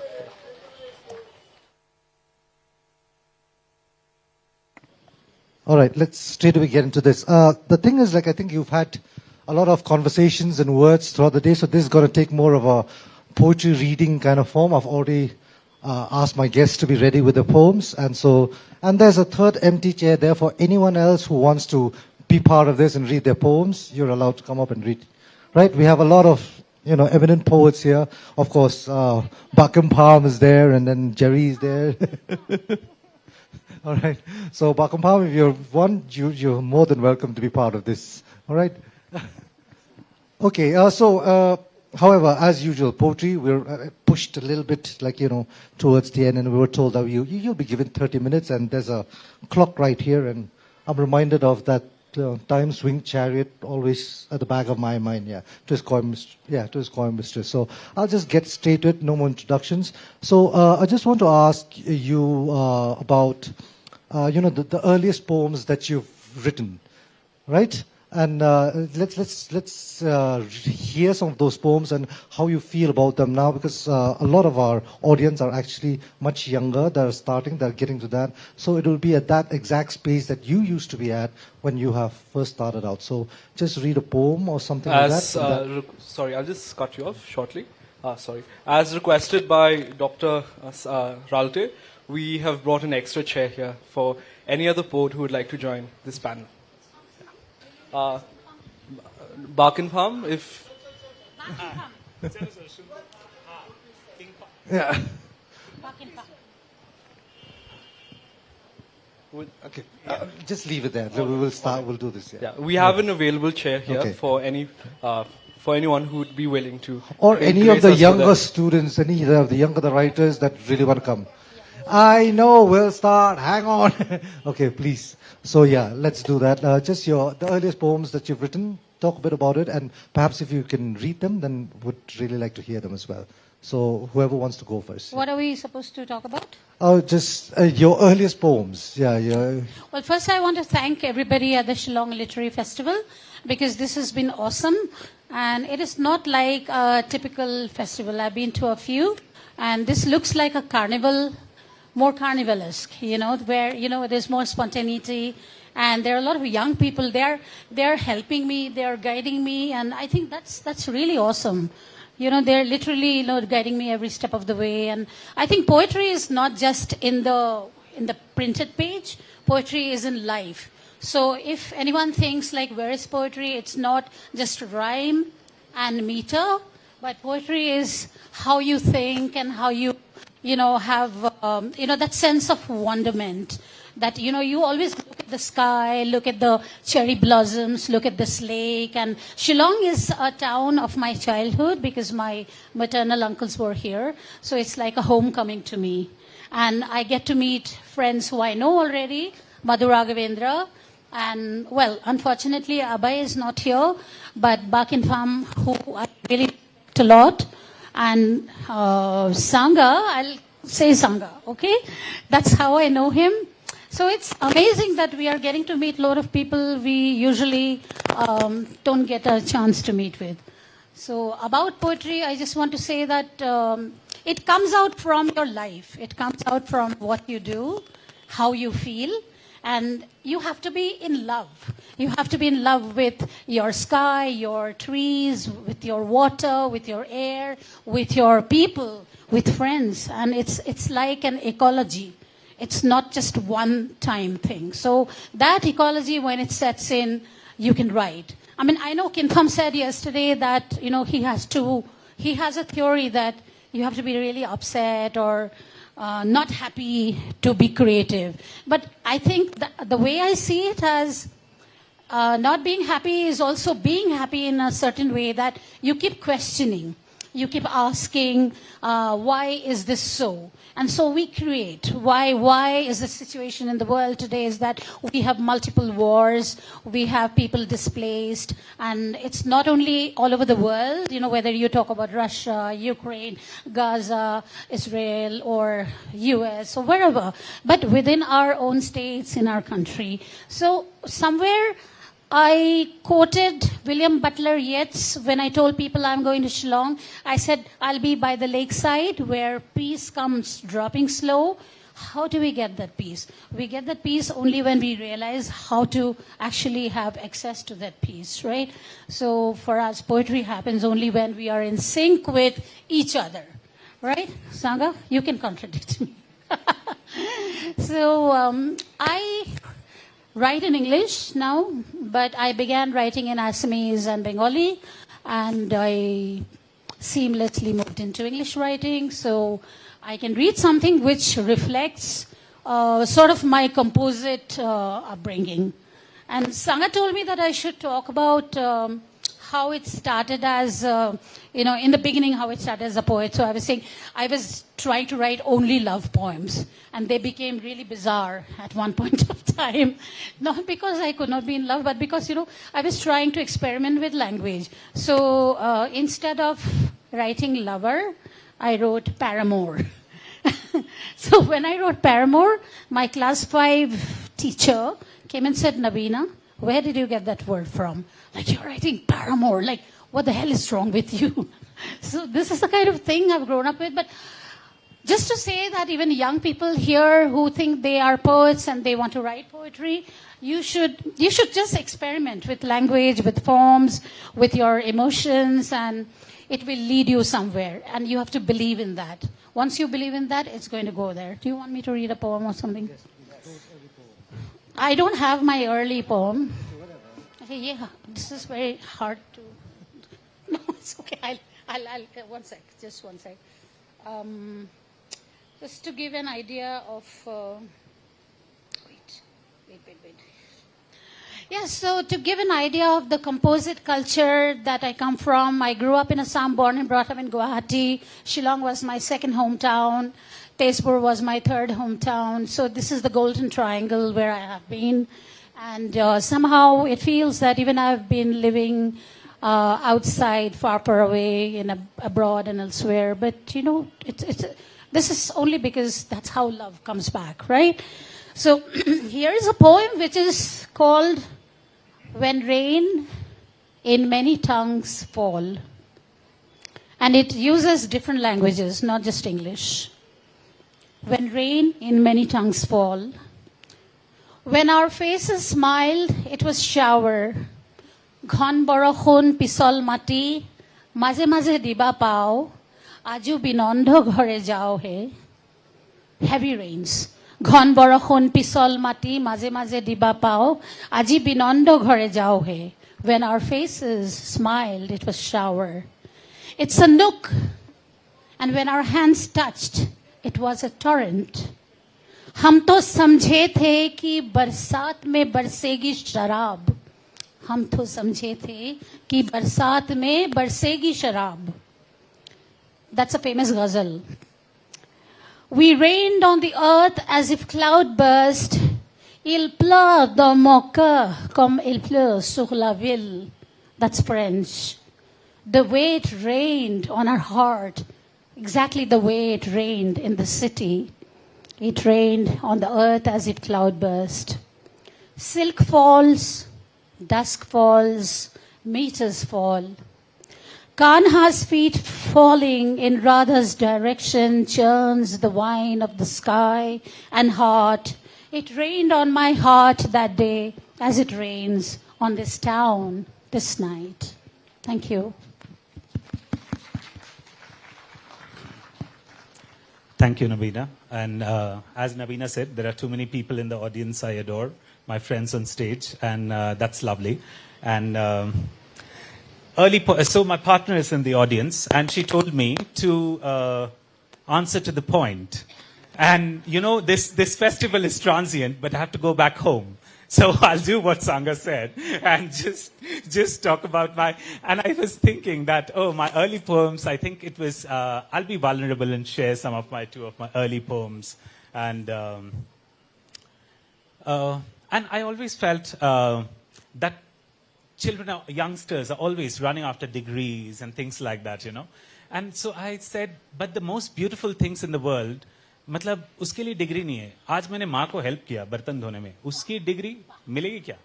नहीं मिलेगी यार. तो then I went back and I'm saying making friends, इसकी degree मिलेगी क्या? नहीं मिलेगी. So these are very early poems, but I think that I don't take them as early poems. I take them as written by somebody else. Like Heraclitus said, it's not the same river, it's not the same man. So I think it was somebody else.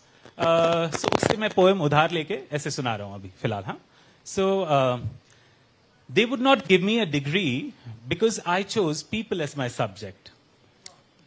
They would not give me a degree because I chose people as my subject. I have people for tea, I have people for coffee, I have people for serenity. I have people because I have a moment to pause, to lick off my finger warm caramel sauce, homemade hugs, heaps of honest smiles, carefree tears and happy whiles. I'm in debt. I'm in debt because I have people on my side and they thought I was unqualified. That's it. But being inspired by Naveena's multilingual thing, so I come from 6 different cultures, at least that I know of. So I thought I'll do one of the earliest poems that I read usually. And Yanaka yalla bhashat theriyadu ana anbu puriyom. मुझे सारी भाषाएं तो नहीं आती पर प्यार समझ आता है. मला सगळं भाषा माहित नाही आहे पण प्रेम माहित आहे मला. எனக்கு எல்லா ভাষা தெரியாது আনা আনবু পুরি আমি সব ভাষা জানি না কিন্তু ভালোবাসা বুঝি মই সব ভাষা না জানো কিন্তু প্রেমর ভাষা জানো. Love and poetry happens anywhere. It can be seen in Kabir's Dohas, Namdev and Tukaram's Abhangs, Tiruvalluvar's Tirukurals, or the Baul Geet of Bengal, or in Sosotham's poems in Shillong. Love sticks out like the tongue of a Kali, suckles like a baby on its mother's breast, trickles like raindrops from tendrils, rolls down like beads of sweat while love-making, drives at 200 miles per hour without a seatbelt and faints at nothing. Love and poetry faint at nothing. Love and poetry are fearless. That's it. Okay, I think we've gone on that tangent about love and poetry now. But the thing is, like, I want to talk to Nabina as well. Like, you had this thing about, you had this version of Dorian Law's Kissing, was it? Yes, which is again a beautiful poem about, it mentions the worst times in history and how love, in spite of all of that, existed throughout all these times. Whether it was the Holocaust or during all this time, even when the worst things happened, in small homes, in little spaces, love was always happening. And she did a version of it as well, with India in context. Right? I thought that was beautiful. But anyway, I would just like to ask you maybe if you can read something from your book about that type of subject to say, like, how it persists, just like poetry does, in spite of everything, how that persists. And because it is the language of humanity.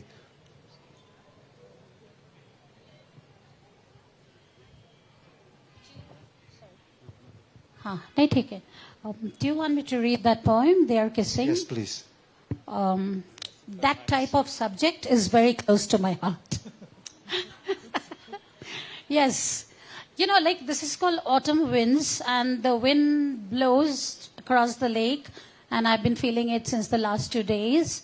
And poets are unruly like the winds. Poets, like Sangha said, a little bit reckless. We are reckless.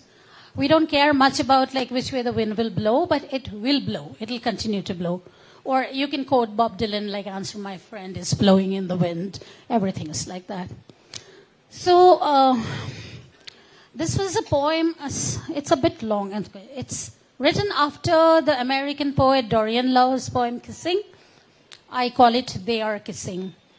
It's not just about love, but it's love as a protest, love as resistance, love that can break all barriers and, shatter all the rules that are set up. So that's how I see it, right? So I'll read that. Okay. Kissing. They are kissing at gunpoint. They know they cannot be caught kissing. They are kissing as though the Chinars never saw any bloodshed, only lipstick. Asifa is grown up now. She's kissing her love, and the horses are dancing. The grass is erupting in joy. The valley is rushing in its unviolated grace because they are kissing. They are kissing on a country boat, thick over the roaring flood. They are making the char silt turn alabaster under their starry eyes and swoon. They are humming their old songs, calling out their firebirds and ghosts, slapping the fish smells onto their tongues, and they are simply kissing. They are kissing because they do not want to become burnt flesh, lynched bodies, severed, mangled limbs, but they want to become one. They are kissing because lips are honey, tongue all roses. They're kissing in faraway Majid Beta, Imphal, Anantnag, Kandamal, railway platforms, bus stops, parks, chai shops. It's great fun kissing in chai shops, by the way.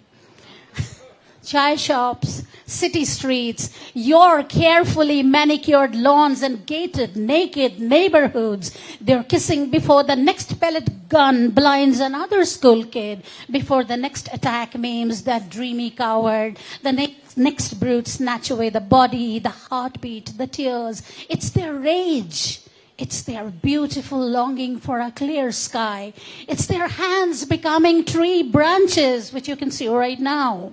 Tree branches. It's their torsos turning summer's fireflies. It's their mouths free to kiss and speak. It's their saliva tasting love's warm rice. They're kissing right now in Unnao, in Khammam, in Kunan Pashpora. They're kissing on this page, in between the smudgy words and ink stains, because it is their only rebellion, only region, only map, only religion. For God's sake, shut your mouth now, for they simply are just kissing. Honestly, one of the most beautiful things I've ever read. Okay, Madhu again.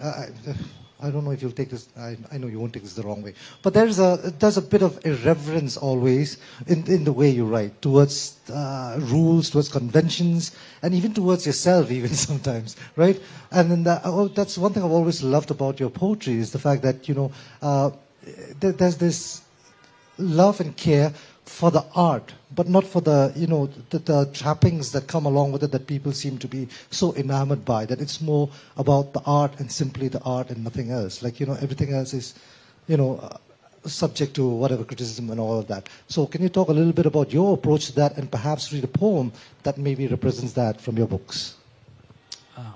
Yeah, Sangha. I mean, okay, somebody observed it. The irreverence is because, like Georgia O'Keeffe once beautifully said, that the praise and criticisms go down the same drain. Like I am waiting for the dinner, like the wine to open before the dinner. I know everything is beautiful, but the idea is, my biggest fear, my biggest love, my biggest hope, my biggest courage, my everything bundled together, tied, meshed like the newspapers that are almost here, is that I should be able to write the next word.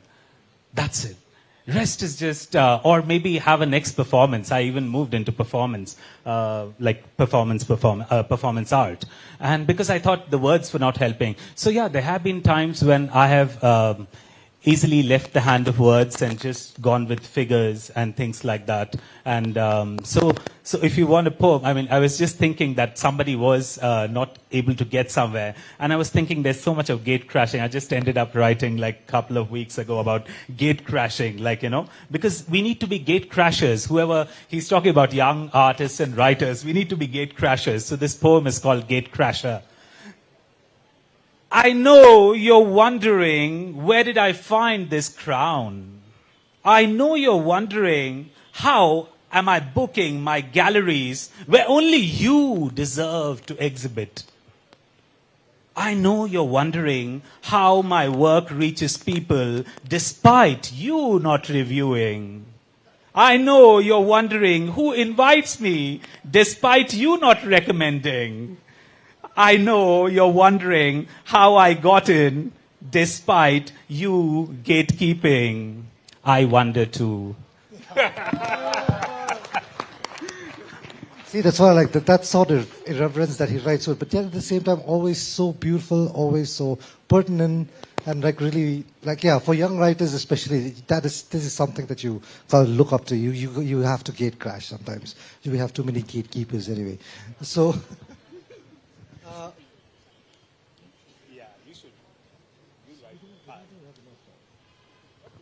I request Sangha should read something. Sangha says. Go for it,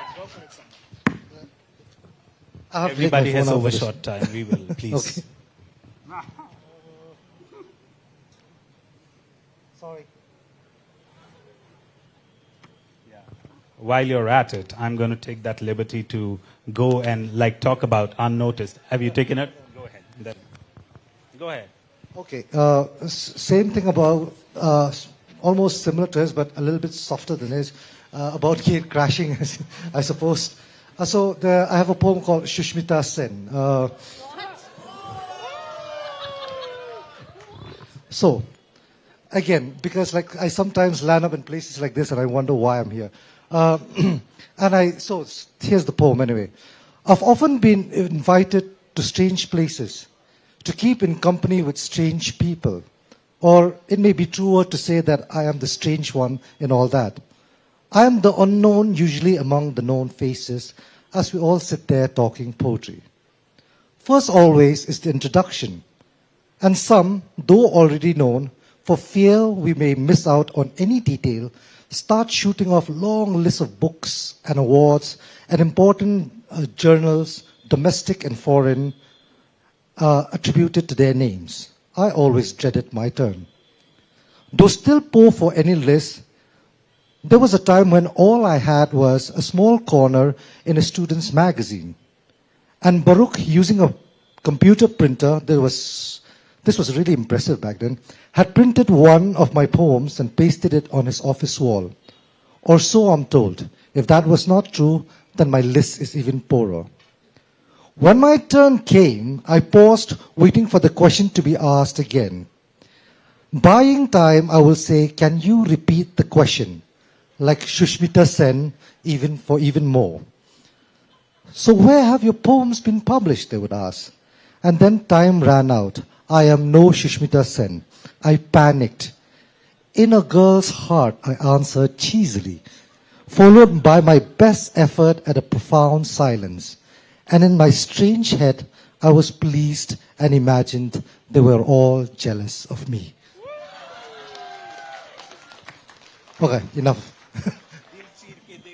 Okay, right, okay. So, like he said, like we are different people at different times. So, how would you define yourself now at this time? And what is the poem that you've written that you feel defines you now at this moment? That's for the both of you, yes.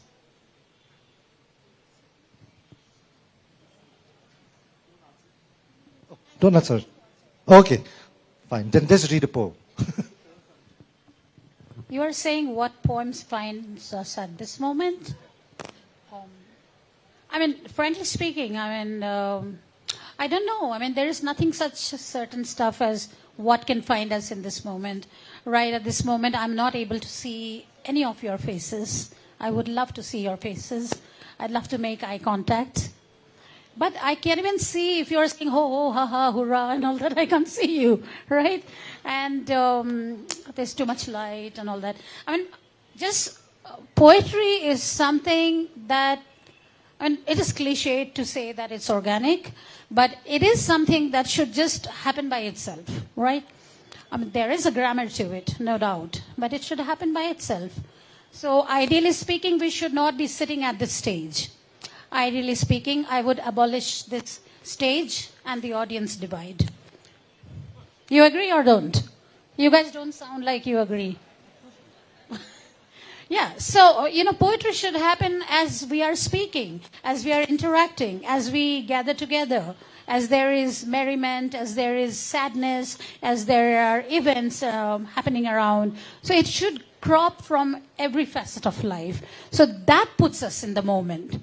Like, not just, it's just not always a lyrical expression. It could be a very forceful expression.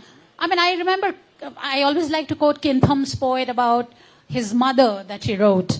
Because once we have a topic like that to write about love, relationship, mother, sisterhood, brotherhood, we go very soft, we go very syrupy, almost lachrymose, But if you read that poem by Bakin Pham, you'll know what I'm talking about. You should go back home and read that poem tonight. I want all of you to read that poem. If you really, really do care for poetry, that sort of poem will put us in the moment. It's not just, being, paying an eulogy, being in praise or saying Baba and Baba. It's to realize the facts which are subterranean, a little bit not spoken about, what we call as taboo at times, But I really think if you care about poetry, go back home today and read that poem. Don't read me. Don't read Madhu. Chak Sangha. Read Kin Pham. Yep. Yeah. I actually celebrate those who I don't agree with. So that is a compliment that I'm not agreeing with you. And that's why I celebrate you, because yes, I celebrate friends who I don't understand. No, I mean, because I feel that people should get a slice of my madness, and that's why, that's why. I'm saying that I totally agree that, but what I am agreeing is, you write the poem and then it's not yours. That is the part. Like, it's like taken away from you, and that, I mean, now again, it's not now, right? When he's saying now, it's not now. Now is everything. Yeah, everything bundled together. So I think I remember very precisely 2022, and in that, I mean, there's many nows happening in the now that I'm living in, and I think the artist poem that happened for me, I think I have not been able to get over how the phenomena of how it happened, and it's like the aura of the time when you create the art, and probably the universe people needed the most, I don't know, but it was just everywhere. It was so this poem I'm going to read, and you'll be like, oh, this is the poem. And this poem was so it was during the COVID, and it was called Artist. It's a 10-line poem, and it was quoted everywhere. It's still performed in Finland and universities across US, and हर जगह, मतलब कैसे गई पता नहीं. I mean, South African Parliament budget speech लोग पढ़ रहे हैं उसको. मैंने तो काश पैसे दिए होते ऐसी चीज के लिए. But दिए होते, हाँ, मतलब काश. So listen to this poem and say what's in it.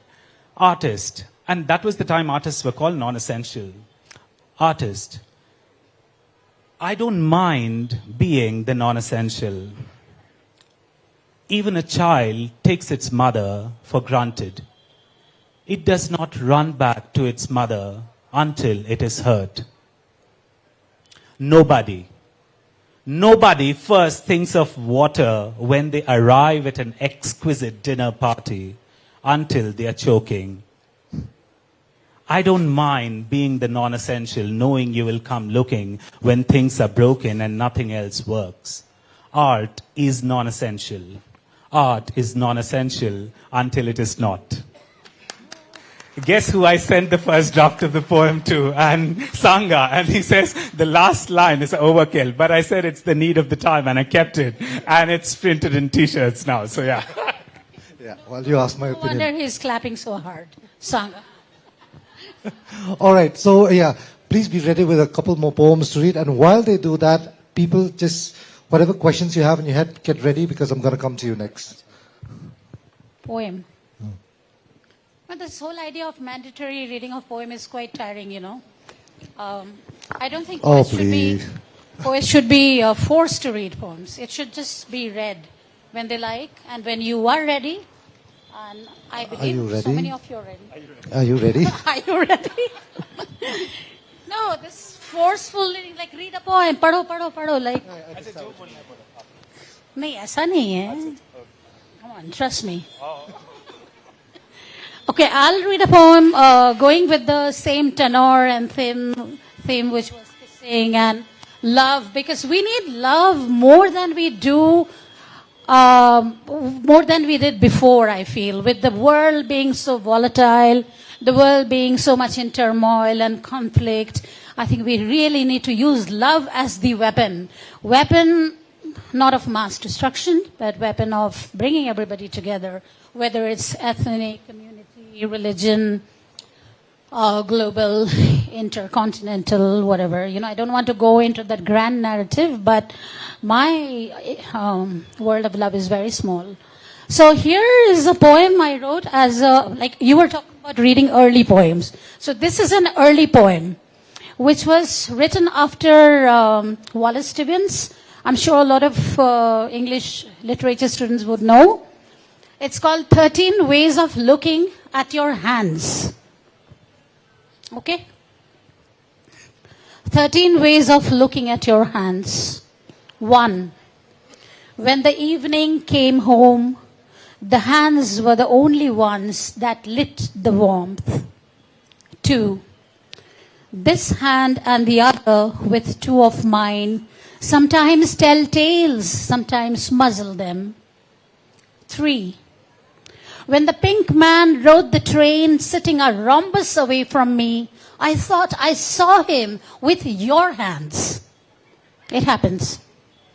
Number 4. The hands have held tomatoes, a few sprigs of fennel, my blunted chin, the pillow frills of our sleeps. Now they hold a memory bunch handed down in never sound. 5. It was only in a dream about shopping counters that the hands were stitched onto another hand, shuffling plastics along my glided arms. 6. There's a window with a tree with many hands that droop and call. There's a chair where eyes see and recall your dripping hands. 7. When I see the tabletop talking in a loud monotone, I'd say your hands are busy arranging themselves from the past to the front. 8. I have loved those green hands. I have lived without those serene hands. The vowels are now too drunk to get away.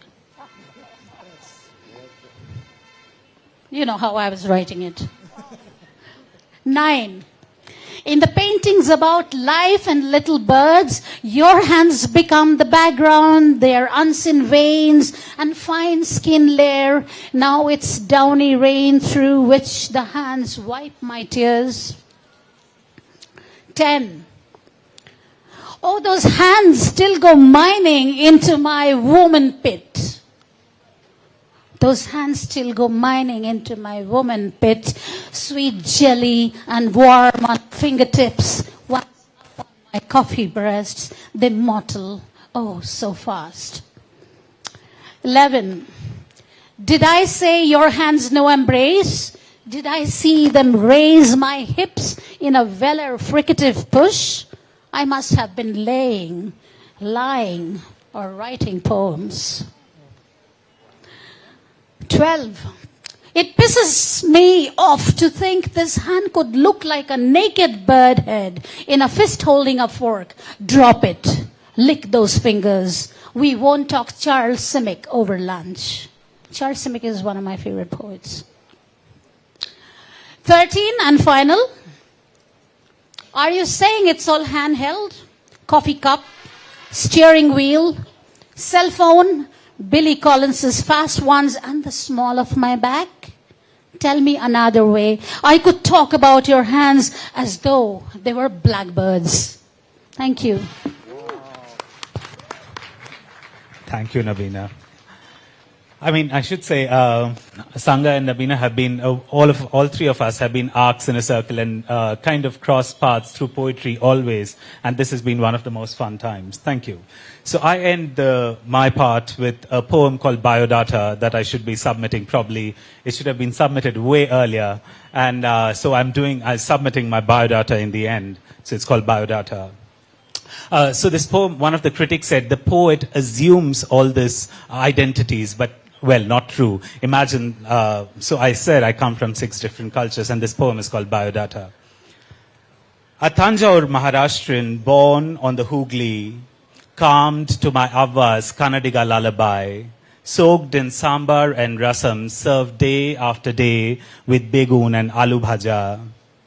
I speak nomadic of my ancestors, Marathi from where they migrated, Tamil from where they settled, Kannada from porous borders, Bengali from the softness of the Ganga clay, English from the convent where I schooled, reciting Hanuman Chalisa at the school's chapel, waking up to M.S. Subbalakshmi's Suprabhatam, finding peace in the wealth of Mehboob-e-Ilahi, in love with a Galo girl from Arunachal, where the shadows of clouds rest on mountains, and the Yomgo and the Siang fall in love, who speaks better Telugu than my mother, sings ghazals like Penaz Masani, and loves Ghalib like Purani Dilli ever did. I have no belongings. Poetry is all I'll ever need. Thank you.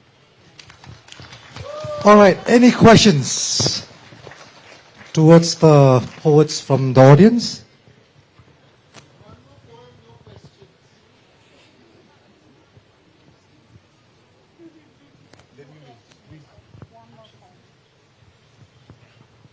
No questions? Okay. So maybe we should wrap this up? Yeah. Sure. Okay. All right. Thank you so much, and to both Madhu and Nabina, and thank you all for being such a wonderful audience. Oh, well, there's one question. Okay, sorry. We'll take one question, yeah. Okay. Our microphone. Sorry, it's very dark. It was very hard to see. Hi, it was such a nice evening. And the question, it's not a question, it's a special request to Madhu, who is present here. So there's a small anecdote I would like to share with everybody who is here. Once I was invited to judge a competition, and I was told that there will be no prize money, there will be no honorarium as to judge the competition. And I had to decline it very politely. And in that big email, all I could do is use Madhu's poem as an attachment. So I would request Madhu to please recite that poem. To big college fest, never have budget for poets. Okay, that's the first time request I've got. This call, I'll quickly do that. Open mic poetry judge invitations. To big college fests, never have budgets for poets. Sir, we are hosting a college fest on this date, and we would like to invite you as a judge. We would like to dump all the judging work on you. Consider it your honor. Okay, hope there is an honorarium. Sir, we are not paying any of the authors and poets. It'll be unfair if we pay you. Even the authors, like insert a big name, is doing it for free. You will get a lot of publicity. I think it's unfair that you're paying none of them. Are you listening to yourself, mister? Why would you not budget for writers and poets? Have you tried saying that to the band you're inviting? If you think writers and poets aren't worth a budget, then why have all those segments at all? I think I'll pass on this one. Thank you all. Thank you so much. Before we bid adieu to our poets here this evening, as a small Hey, token... buy the books, sorry, buy the books, huh? It's right at the Woodpecker and the bookstall. Thank you. Yeah. As a token of appreciation for our poets this evening, we would like to present them a few mementos from the Shillong Literary Festival. And if there are any additional questions or perhaps requests to the authors, they would be available at the Authors Lounge for book signing, and their books are also available at the bookshops which have been established here at the Warts Lake premises with the different publishers, or as well with the festival bookshop. Once again, a big thank you to Dr. Lalun Sanga Ralte, Miss Nabina Das, Mr. Madhu Raghavendran for this truly engaging poetry session. Their words truly reminded us of the unifying power of us to evoke emotions and connect hearts. Once again, a big round of applause for our poets this evening.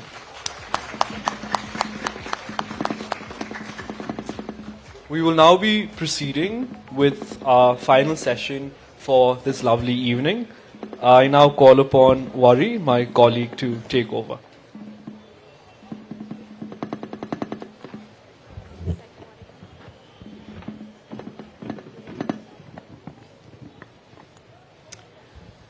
Well, ladies and gentlemen, our final discussion today, Midnight Daughters, will be a candid and powerful conversation about identity, persistence, and growing up alongside the Republic of India.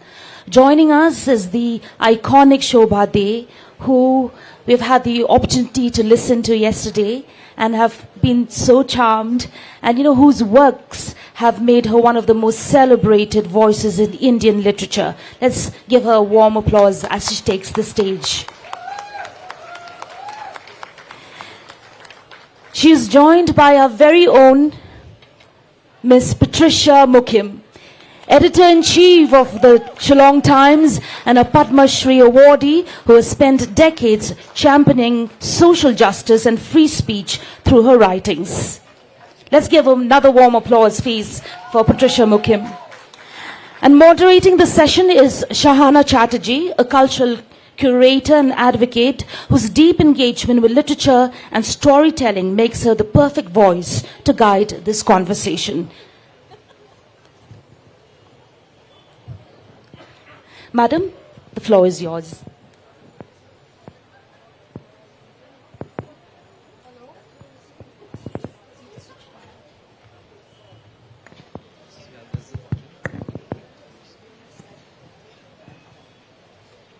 Good evening, everyone.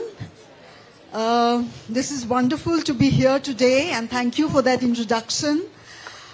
I am delighted to be in conversation with these two incredible people here. Shobha De, who I have known forever, Shobha Mashi to me, if I may, and Shillong's daughter, Patricia Mukim, who I've had the honor of meeting just yesterday. I think this is the last talking session for the day, and our theme is growing up with the Republic. It's a vast theme, and it can go in so many different directions. But what is interesting is that we have with us two very, very strong, powerful female voices, social commentators who have been shaping public opinion on a vast range of subjects, from the intensely personal to the political, over many, many years, primarily through their writing, vastly different styles and genres, but equally powerful, equally relevant today as always. And I just really want to be a fly on the stage and ask them. They have grown up in newly independent India. Shobha Mashi, you were born within 6 months of independence. That's correct, yes. And Patricia, you were born just a few years after. So you've seen the country in its infancy. And I really want to know from you what it was like to grow up in the 50s in a newly independent nation. What were the conversations you had and how that impacted your childhood and adolescence? You first, Shobha Mashi? Sure, thank you.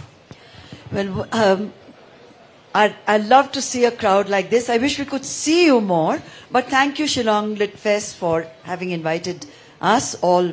Here's to all my co-writers, to the organizers, to the volunteers, to Shahana, who I call my fifth daughter, and just everybody here for making us feel amazing, listening to us, giving us that kind of respect, the warmth, the hospitality, and as I said earlier, the power of the Shillong smile. It beats everything. The prettiest lit fest in the world. So thank you all for calling us here. Yes, to go back to what you asked, my father was a district judge at the time and working in a small court, a district court in Maharashtra, rural Maharashtra, where the British flag was naturally always flying in the compound. And I was still, my mother was expecting me. My older siblings were already born, and the older one was 11 years old at the time. The midnight, the speech, which my father was waiting to hear, as was the rest of India, as was the rest of the world, Pandit Jawaharlal Nehru's speech. This, of course, I was told much later. So they were waiting and, in a way, wondering what would happen in the courtyard, in the precincts of the court at the stroke of the midnight hour. And from what he tells the family, it was a moment that still sort of brings tears to my eyes and my hair stands on end. He said that they had to bring the British flag down, the Union Jack, and then our flag went up. As soon as it went up and the cheer and the Nehru's speech had just concluded, the small hills around Satara, where he was the district judge, suddenly lit up because there were people from the village with mashals who got up at midnight and it read Jai Hind. So for me, it's a very powerful reminder of what it meant for my parents' generation. And that I was born into free India was something, a privilege, because I know what it was like from what they told me earlier. And maybe it's a privilege I took entirely for granted. You take freedom for granted as you must, as you should, which is exactly what I did growing up. It never occurred to me that my siblings had known a very, very different India and a very different life. And all the things that I was taking for granted, the access to education that my father then shifted to New Delhi and joined the Ministry of Law Central, changed all our lives profoundly. So to answer you, that for me still remains the defining moment as to what being a child of the Republic actually alludes to in a very personal way. The same question for you. Shobha, that was really something that needed to be heard, because in my case, we were this periphery that had not joined India at that time. So the instrument of accession was signed by our ancestors in 1948. That was when we joined the nation called India. And I was born to a single parent, a single mother. We didn't have a radio, so we didn't hear much of the news. We really didn't know what was happening in the rest of the country. It is only later that we read that India had to accommodate 8 million refugees from Pakistan. And how this country has done it to find them a home, to find them jobs, I think is incredible. And that's why these days, it's become a sort of a habit to berate Nehru, to berate Gandhi even. But at the time, they took on this very, very onerous task of building a new nation. And they had to negotiate with these 500 Maharajas, Rajas, get them to come over, be part of the new nation. So it's, for us looking from here, it's a very different perspective from what perhaps the rest of India experienced. And then we had the Naga insurgency. It started immediately after, in fact, they declared themselves independent a day before India's independence. So we have a completely different history from this region vis-a-vis what we call the mainland. And we still call it the mainland because the mainland still does not understand this region. We only have to look at what's happening in Manipur today to understand how, how we don't make sense to the rest of the country and to the power holders in Delhi. I'm so glad you said it. I'm so glad you stated it the way you have, because it's really time Delhi woke up, and I have written about it frequently, I've tweeted about it frequently, that look at the priorities, what a skewed way of treating our own people. And and it seems the indifference is so callous, it's cruel, it's callous, and you're alienating a huge population through pure neglect and nothing but a lack of vision for what it means to be a part, as you said, the mainland. So it's very important what we heard today, and I'm so glad that you have also mentioned Jawaharlal Nehru and Gandhiji's contribution, because unless there are voices like yours that speak up and remind our young, in 5 years' time they won't exist in history books. I mean, it's so obvious what the intentions are.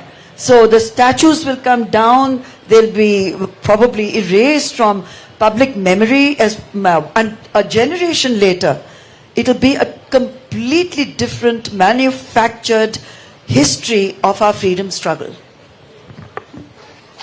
Yes, so true. And I just like to add that it's also shows the graciousness of the region that you include us in the way that you do, even in a platform like this, despite the otherization that occurs in so many fields and spheres.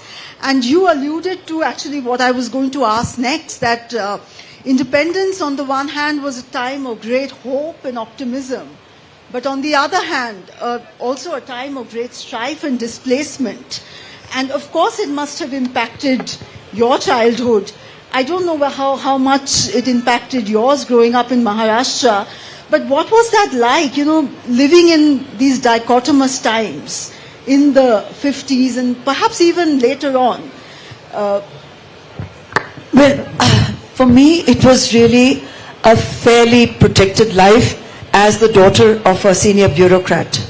So I don't have tales of great discrimination or suffering, because as a child of a bureaucrat, you already have access, you already have privilege to schools that other children may not have. But yes, it was at a time, as you said, with great optimism, great hope. And it was a period where you didn't think of deprivation, though it existed. We didn't think, oh my God, about we have to depend on rations because there wasn't enough food at the time to feed our own people, that we are importing what we today are actually in a position to export. These were the realities that as a child I didn't comprehend too strongly. So for me it was just watching with complete fascination, and that my father made it a point to take us year after year after year while we were in Delhi. And that again, the impact of the image, many images of the Republic Day parade, it still thrills me. But to be there, present there, and to be sitting there at in the Delhi winter, shivering away at 5:30, 6 o'clock in the morning, to watch that parade, to watch our men in uniform, to watch that the fly past, all of it was so very dramatic, so spectacular, and there was something about it which I'm sure at that time every Indian felt a sense of great pride, that here's a young nation and these are the people who are creating that nation. Their words are important and we should pay attention to what they're saying, because they have the vision and they are the ones who are going to implement that vision. So I grew up with a great amount of optimism which I still retain.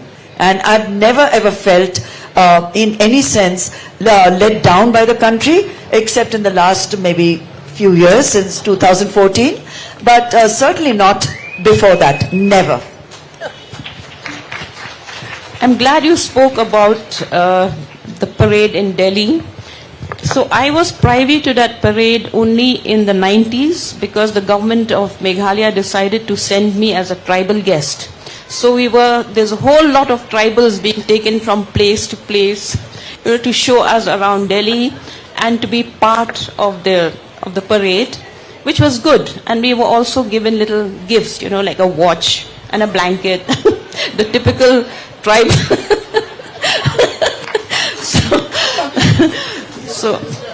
And then, so with us, after independence, then we had the Chinese aggression in 1962. So we didn't have enough food going around. It became very difficult to bring rice and other stuff to this region. So I remember having what you call the usna rice, the boiled rice, which it didn't have a good smell at all, because they say when the rains catch the grains and then the grains begin to smell. So we were having that, and then at some point we had to shift to rotis, and we're not used to having rotis. I remember my grandmother saying my stomach would never be full with rotis. So that, and then again we had the Indo-Bangla War, 1971. So we've seen quite a bit of history in our own ways. But I think our connect to the nation still remains very questionable. A lot of us who travel in and out of Delhi may not feel that. But go to rural Meghalaya or rural Nagaland. In Nagaland, when you go to Delhi, they still say he's going to India. So think of that kind of situation. It's a completely different worldview that we have of India. Also, I think it has a lot to do with, the imposition of Hindi as the national language, though it's not officially called the national language, but that's what it evolved into, that's what it became. And almost no one here speaks Hindi or even needs to speak Hindi.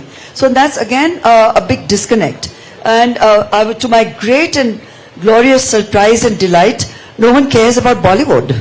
They don't watch Bollywood films because they don't understand Hindi. No, that's wrong. Wrong. Listen, I just spoke to a young volunteer here who said they love Bollywood. Yes. So well. And they sing lovely Bollywood songs. But the girls who are with me, who are some of the volunteers, said they have absolutely no interest in Bollywood. Well, maybe they were just saying it because they thought, I don't know what they thought. But at any rate, I was quite relieved because the kind of hypnosis, the hypnotic spell of Bollywood across the rest of India, not so much in West Bengal, and in the south they have their own No, it's everywhere. It's everywhere. Okay. Yes.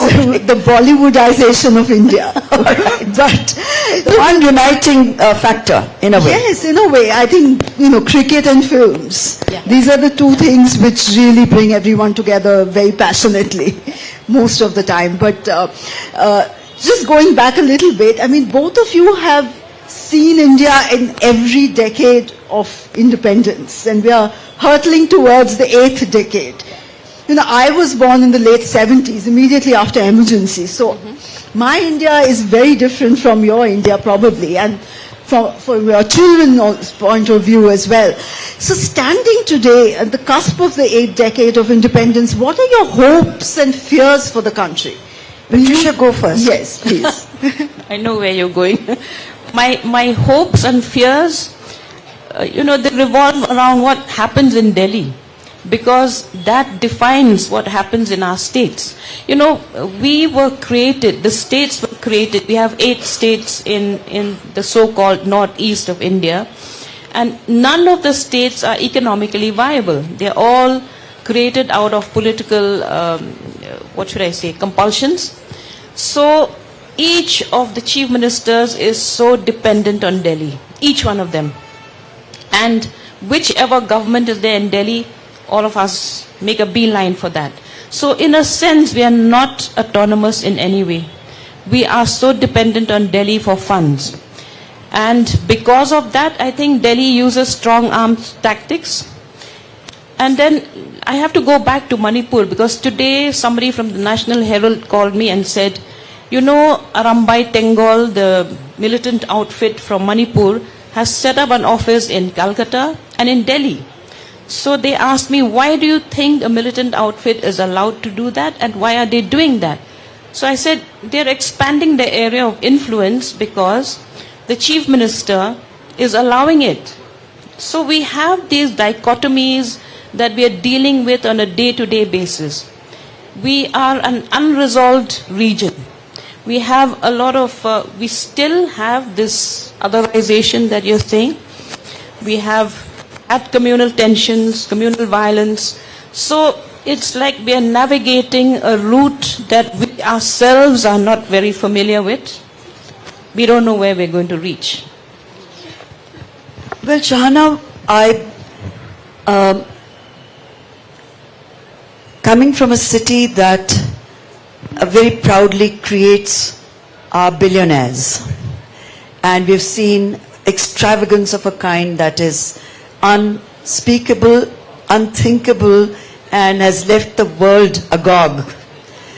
So, coming from that environment, my perspective on what's happening today is slightly different from Patricia's, because we don't have to kowtow as much to Delhi. If at all it's the other way around, they want our money, and they want the clout that comes with the kind of ownership of Mumbai, or certainly control of Maharashtra, and the kind of revenue that we provide.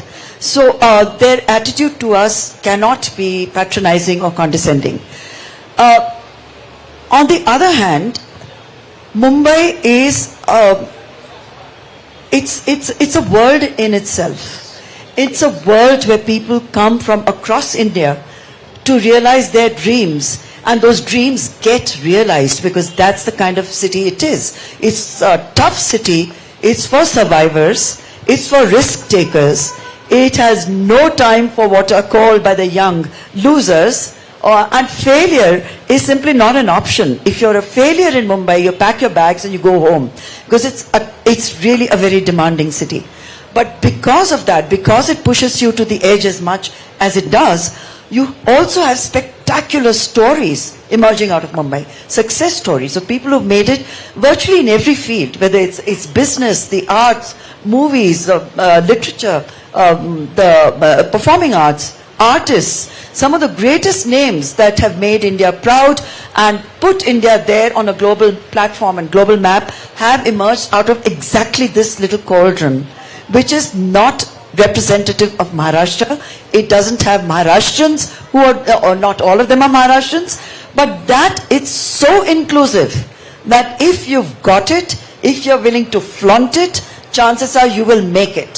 So to me, it's in a microcosm, a story about the possibility of India, that we are doing it despite Delhi. And one hopes, so will a lot of other cities, a lot of other states eventually be self-sufficient enough to make their progress happen without having a bowl in their hand asking for subsidies.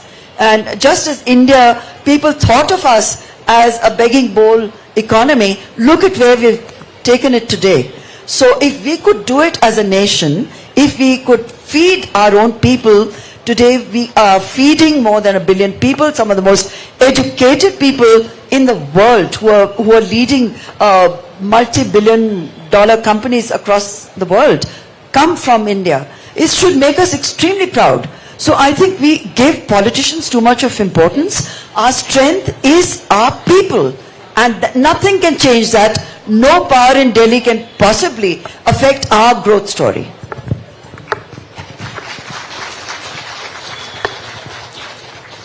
Thank you for sharing that, and that really is, in essence, the optimism that India survives on, the possibility of making it. And, you know, both of you, I mean, you, of course, in your political writing, and you in your columns and other spaces, have also taken up cudgels against the Republic when you've had to, in very strong and straightforward words. And of course, there's a great precedent. In 1917, Tagore wrote an essay on nationalism, where, if I may just quote, he said that nationalism is a great menace to the world, and it is the particularism of the human mind which is the greatest obstacle to the realization of human unity. So, would you like to comment on that? And do you think that nationalism has really been misinterpreted and utilized to just, promote, I don't know what, sycophancy or what you might call it? Nationalism in today's dictionary, it seems to mean that we have to have one India, one election, one language, one religion. So, I don't know if that's how nationalism is being interpreted or reinterpreted, because we inherited an India that was divided, but the constitution makers were very particular to ensure secularism as a principle, equality, equity, if I may say, and the independence of the judiciary. Do we have any of these facets today? We have to really ask ourselves that question.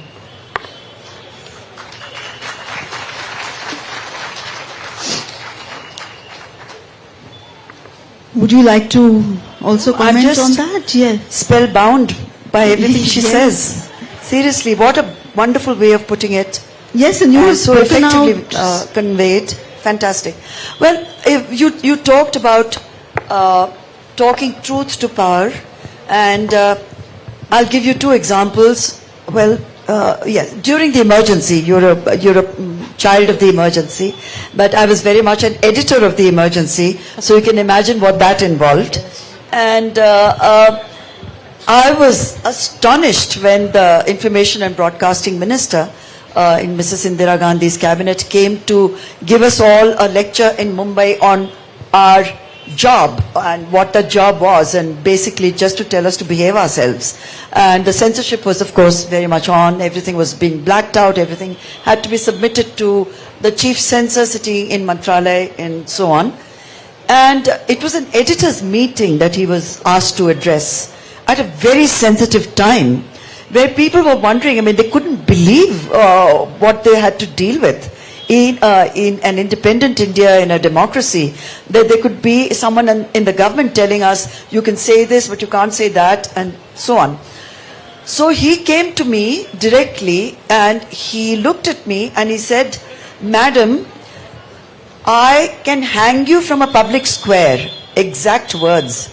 And I actually burst out laughing. I said, this man can't be serious.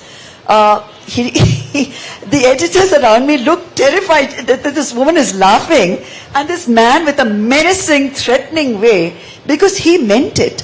I couldn't believe that someone could issue such an open threat. That was obscene to do it. So anyway, we challenged that, we paid the price for it, and there have been other governments, other run-ins with the Shiv Sena in our own state. Being a Maharashtrian, of course, doesn't mean that you're protected in any way. If at all, you're putting yourself out there by asking for trouble. If you say anything that goes contrary to what the Shiv Sena believes you should be saying. You had a run-in with the Vada Pav, with the Vada Pav tweet. I must share that briefly with our audience, because they'll understand the ludicrousness of it all. That at one point the Shiv Sena decided that commercial screenings of all films at prime time in our multiplexes will have to be only Marathi films. So my tweet said, does that mean that we'll be eating vada pav instead of popcorn at prime time? That's it. Nothing beyond that. So vada pav is a popular snack in Maharashtra. And they have vada pav stalls across, which they control, of course, and exploit. There's vada pav stalls, Shiv Sena stalls, and so on. And they sent a morcha of over 400 people to my home to blacken my face, to stone me, to stone whatever they could find. I had a lot of police people at home who said, do not engage with these people, do not go to your balcony. And I said, I have done absolutely nothing that will make me hide in the bathroom or cower in fear, because all bullies are cowards and I'm going to go and meet them. So they said, are you sure? I said, I'm very sure.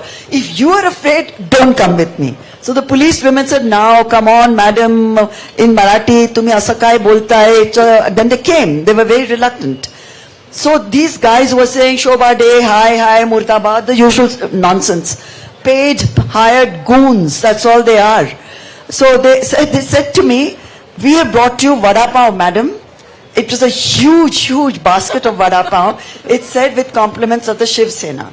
And they had said to the press who they had invited that watch us while we gag her with the vada pav. They wanted to stuff it down my throat. It was said very crudely in Marathi that we will gag her and stuff it down her throat and watch her suffer, we'll blacken her face. So I quickly took a picture of the vada pav and I tweeted it saying it was delicious, thank you Shiv Sena. So then the couple of people said that, no, I asked them, what are you exactly protesting against? They looked at each other because, of course, they didn't know. They just said, we've been sent here. That did it. So I told the cops, we are wasting our time. I mean, just let them go and let's get on with our lives. I've been under police protection for 2.5 years too, for taking on what they call for contempt of court and so on. But if each one of us were to not take a stand and not speak up, then we'll be playing into the hands of these bullies. So I took them on. My husband was wonderful, stood by me all the way. We moved the Supreme Court and we won. It was contempt of court. So the point is, not speaking up is not an option. That's it. Simple as that. Bring it on. Jerry, calm down. So, I'm going to take on from where you left about freedom of speech. So, do we really have freedom of speech now? In the media, we're looking behind our backs to see if we are using the right words, the right vocabulary. Are we, impinging on somebody else's need for glory? Because that is what it has become. And it's sad that I'm in a profession, you are in a profession where we are not exactly proud of ourselves anymore. And this, I am. You are? You are and should be. Because you speak on behalf of everybody here present who admires you. So, but we really need to be, like you said, be speaking up. It doesn't mean that journalists themselves have to speak up for themselves. It's the citizenry that has to be speaking up. And I think the silence sometimes is very troubling. Well, at least if I can understand the silence in a way, because people, it says a lot about the political environment. If the citizens feel compelled to keep quiet because they don't know who's going to come after them. So if you and I, if we have the platform to push for push on behalf of those who cannot push for themselves, that is our job to do it. And we must inspire that courage in the others, that if they are in any way being persecuted for nothing, then there will be voices that will support them. Right now they're not confident that anyone will stand by them, and fewer people are willing to put themselves on the line, particularly in media, compromised and sold out as it is. Absolutely. And just moving away a little from that, we spoke a little bit about Bollywood, but I wanted to ask you particularly, what do you think about the representation of the Republic in popular culture? I think a lot is left to the imagination of filmmakers. If you talk about popular culture here in Meghalaya or in Nagaland or in Mizoram, we represent our own cultures. And that does in no way impinge on the national culture. It becomes part and parcel. I think they merge very well. And we have our yearly demonstration of that in Delhi again on Republic Day. So, but because cinema is still a very weak subject, it doesn't get too much of state patronage. So I think we really need to work on that, because that's how society represents itself to the world. But I want to ask you, Patricia, that the Northeast is misrepresented in Bollywood, and they have Bollywood people playing iconic people from the Northeast. And I know that these are sensitivities that need to be addressed, and a lot of extraordinarily talented people from the Northeast who come looking for jobs in Bollywood do not get the kind of jobs that they should be getting. So what do you feel about the kind of skewered? See, because to be in Bollywood, you need to have those features like yours. I'm afraid, the definition of beauty in the rest of India is different from ours. We are not so sharp-featured. So how can we represent Bollywood? Or how can we be represented? That's why, what's her name, Priyanka Chopra had to be Mary Com. Yes. I mean, I don't know why we didn't protest enough. But that's a real sort of... in all fairness, Priyanka Chopra did a fantastic job. She did. So that she was cast in that role, and that a lot of India got to hear about Mary Com through that film was already something I thought was laudatory. But yes, of course, they could have trained an actor from here to play that role. We have some excellent people, with all the problems that Manipur has, they also have some good actors and producers and directors who are actually based in Bombay. So they could have used those.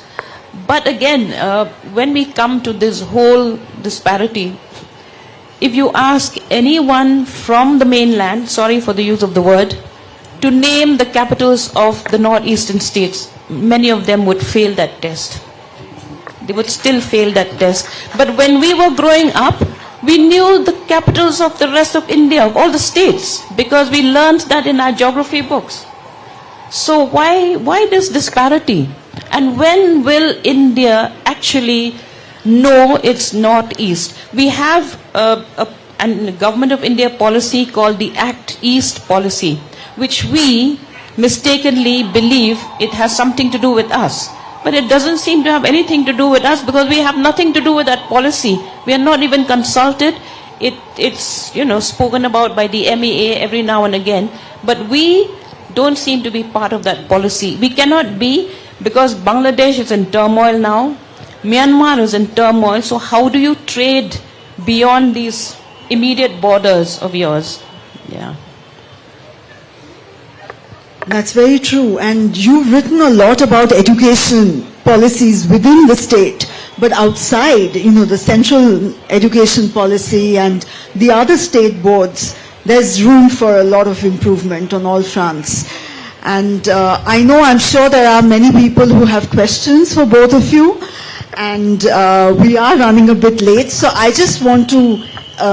I just want to interrupt for 1 second. Of course. Because the thought I thought is worth sharing, because you asked about Bollywood and representation, about the Republic being represented.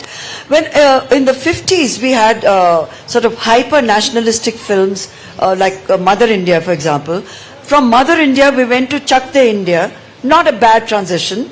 But right now I don't think there is any interest in promoting films that...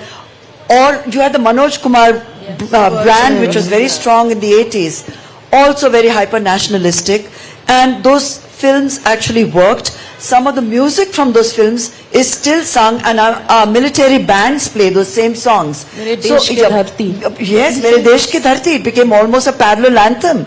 But after that, after there's been a lull, let's see how things pan out. Yeah, there's all these revisionist history films, Yes, and OTT is probably, like, I don't know, I haven't watched Freedom at Midnight, which was just launched. But that someone is even bothering to make it is making the younger generation, like my children, or rather even my grandchildren, aware of something called Freedom at Midnight. Yes. Most of them are not even aware and not even interested. If the film that, the is a commercial success, chances are it will make them aware too. That something happened. At least question. Yeah, at least question, yeah. Yes, yes. So just to end the conversation, we've spoken about political freedom, but as strong, independent women, we must also talk about personal freedoms. And how important has that been in your life, the ability to take your own decisions, autonomous decisions? And what is the advice that you would give to young daughters of the Republic today? Would you like to? I've led a very independent life. Difficult, but brought up 4 children on my own as a single parent. And so what should I say? I don't like giving advice. I would just say, I just tell young people, do what you think is best for you.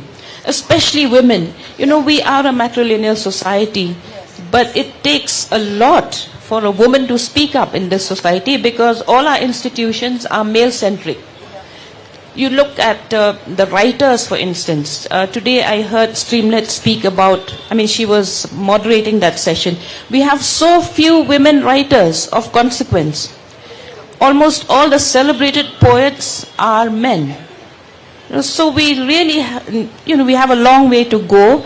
But it's good to see young people coming up, Sasan and Wari there. I think you all are good role models to empower the rest of the young people in the state and beyond. So that's how we pass on the baton. Shana, I have taken my own personal independence completely and totally for granted. I've never questioned it. And I think it started with my telling my father at age 14 that I'm in charge of my own life. And I've lived that.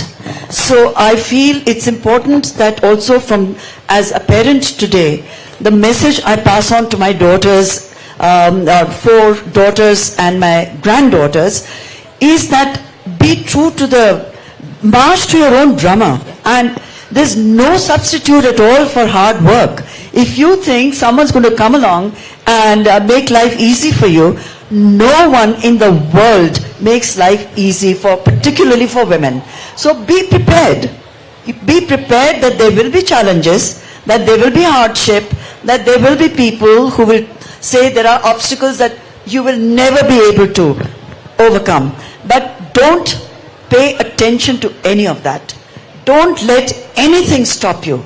And at no age, today I'm 76 years old, and I don't feel that I need to stop or do any of that. As long as my brain is working, as long as my limbs are working, there's nothing, no force on earth that can tell me that, oh, you're a woman, you're a grandmother, don't you think you should be sitting at home in a rocking chair and knitting booties for your grandkids? No chance, And I hope that by demonstrating it day in and day out and through all my writing, which has been proactive and pro-women consistently over 50 years, all my books, the protagonists have been women, and none of them are victims. No matter how they start out in life, they are not playing the victim card. They do not bring out the martyrdom card. They fight for what they believe is true. They fight for their truth. They fight for themselves. And that is a message each one of us can certainly pass on to the next generation, and the next generation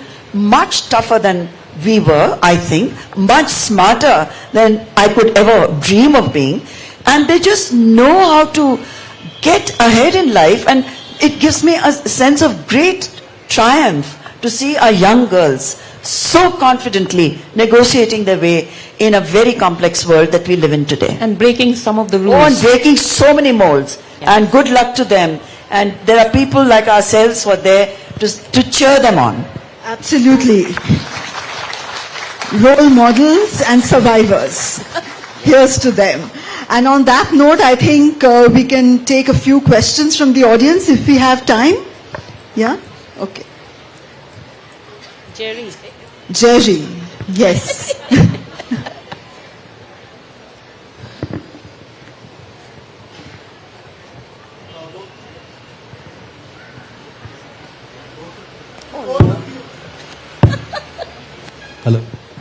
To both of you, any words on economic independence for women? For me, there is no other kind of independence. You have to be able to support yourself. You have to be self-sufficient. The only way for any human being, I'm not talking men and women, to earn that respect is to learn how to...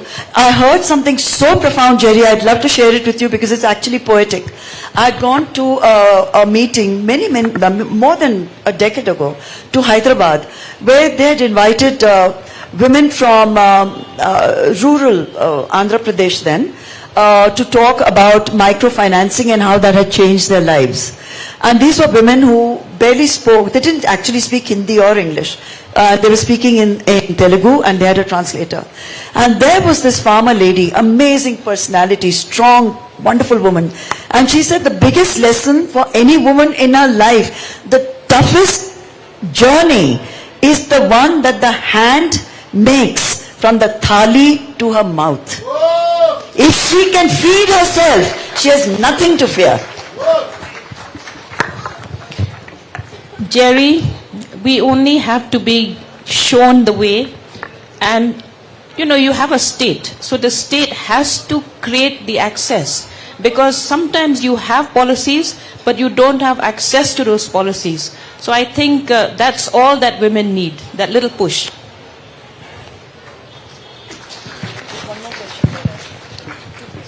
Good evening, ma'am. My name is Anoop. I'm a serving soldier. I have just one question for you that has haunted me all my life. If I hear it from you, I'll take it as the gospel word and go back home. You've spoken about Republic, how you've seen it throughout the years, throughout the decades. I've probably seen it from the late 80s.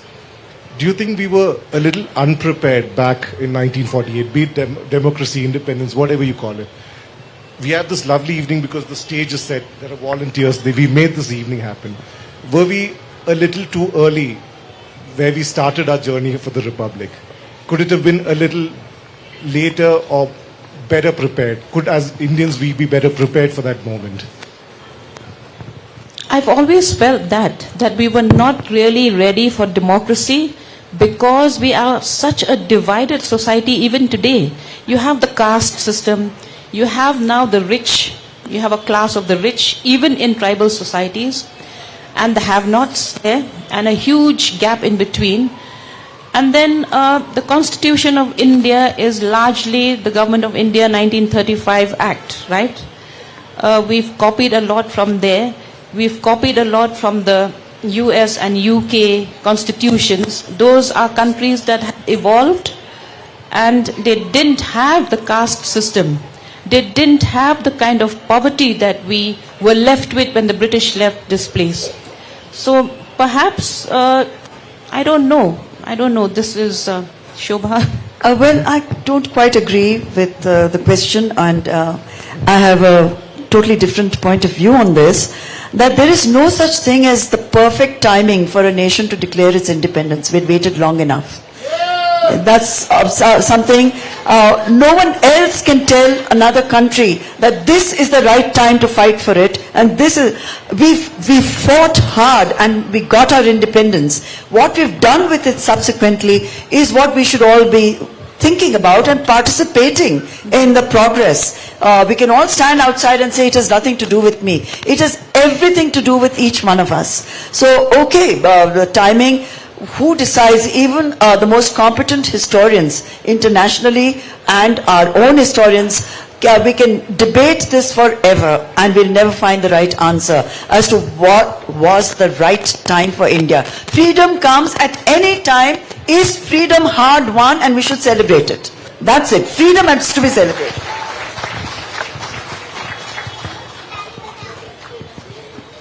Are there any other questions? Yes, I can see a hand up there. If you can stand up, then maybe they can get you a mic. Yeah.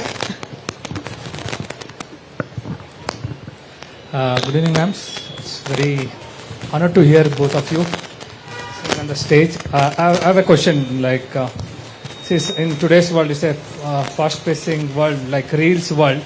So I see there is no people who write don't have patience to write properly with enough research, or people who read don't have patience to go through the details. Like there is a issue with both the ends. So I mean, let's keep the liberty, freedom aside, assuming we have that. But the party, the main two stakeholders don't have the time. So how do you see, like with both of you have more than 50 years of experience. So how do you see the coming years in this? Thank you. I'm sorry, I totally don't get your question. So if Patricia does, maybe she can answer. Can you speak louder into the mic? Yeah, I'm referring to the current generation where the people, the readers don't have patience to read in detail, and the writers, I mean the one who publish, don't put enough time in research. I mean there is like that urgency to produce and to go through it. You're talking about people who write articles? No, in content. I mean people who read, like say people like me, like we don't have sufficient time to go through in details while we read. It's like a reels world, I No, see. so it's not anyone's fault, it's the fault of the reader. We produce content. If the reader doesn't read and inform himself or herself, how are we to be blamed? No, I'm talking about the generation, ma'am. I'm not talking other. Yeah, so it relates to the generation. A generation that doesn't read will not be informed. And an uninformed generation is bad for democracy, right? Also, the way news is consumed today, the way it is packaged and sold, is completely different in the last 10 years. Everything is a reel. Yeah, exactly, everything. And also what we're going to be confronting and dealing with very quickly, if we are not already doing it as we speak, things are changing. AI is here to stay. Deep fake news, there's alternative news, there's so many different. You have to, within yourself, have a questioning enough mind and find out as much as you need to know without questioning the source from which you're getting it, but also question the source. If you simply don't have the time or the bandwidth to do that, then you can't blame anybody but yourself. Thank you. Also, we live in the age of disruptive technology. I think all of us should be on our toes to keep ourselves informed. We can't say, oh, we don't understand this. You know, yeah, so. Well, I think on that note, thank you both very much for sharing your insights, and thank you all. And it's been an absolute privilege to be here in this wonderful venue at the Shillong Literary Fest. Thank you so much.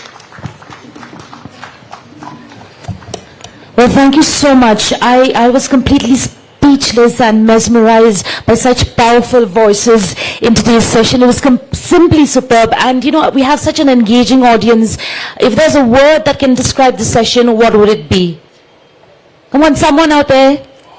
Powerful. Let's give it up to the powerful authors, powerful voices that are here in the Shillong Literary Festival. Thank you so much. And as a gesture of our appreciation, we do have something special by the Shillong Literary Festival team, and we would like to give it to you.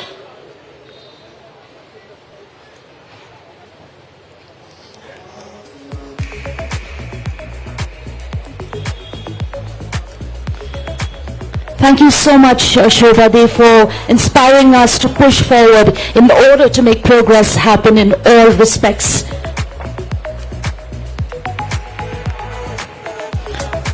Thank you, Kongpats, for such different narratives which are so important in today's democracy, and I hope it will be something that, you know, will push us forward and make India much better in the whole run.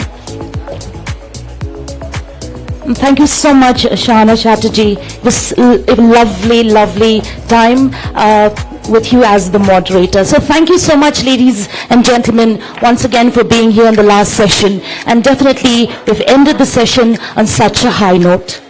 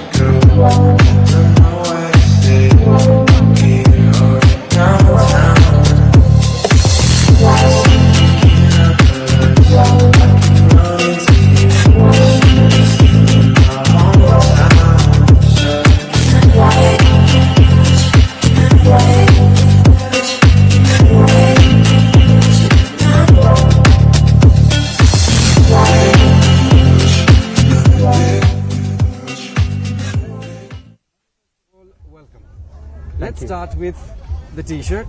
I'm a Great.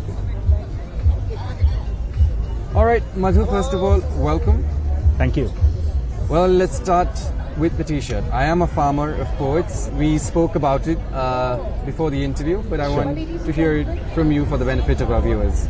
So there's a Jack Gilbert's poem that says, I'm not a business, I don't have a business of poetry. I don't write poetry as a profession. I'm a farmer of poetry. So that's where the quote comes from, and that's what I kind of like, that if I was a farmer of poetry, I would be a kitchen gardener kind of thing. Yeah. Oh, we'll start now? We'll start again? Oh, that's fine. We can go again. All right, Madhu, again, welcome to the program. Thank you so much. Let's start with the first question, because I did a little bit of research, and what you're wearing right now is a slogan T-shirt. I'm a farmer of poets. I know what it means, a little bit of context. You've given it to me. Tell us a little bit more. So as you referred, my T-shirt says I'm a farmer of poetry rather than saying I'm a poet, because poet, it's not a profession, and Jack Gilbert put it very well, that he's not a professional poet.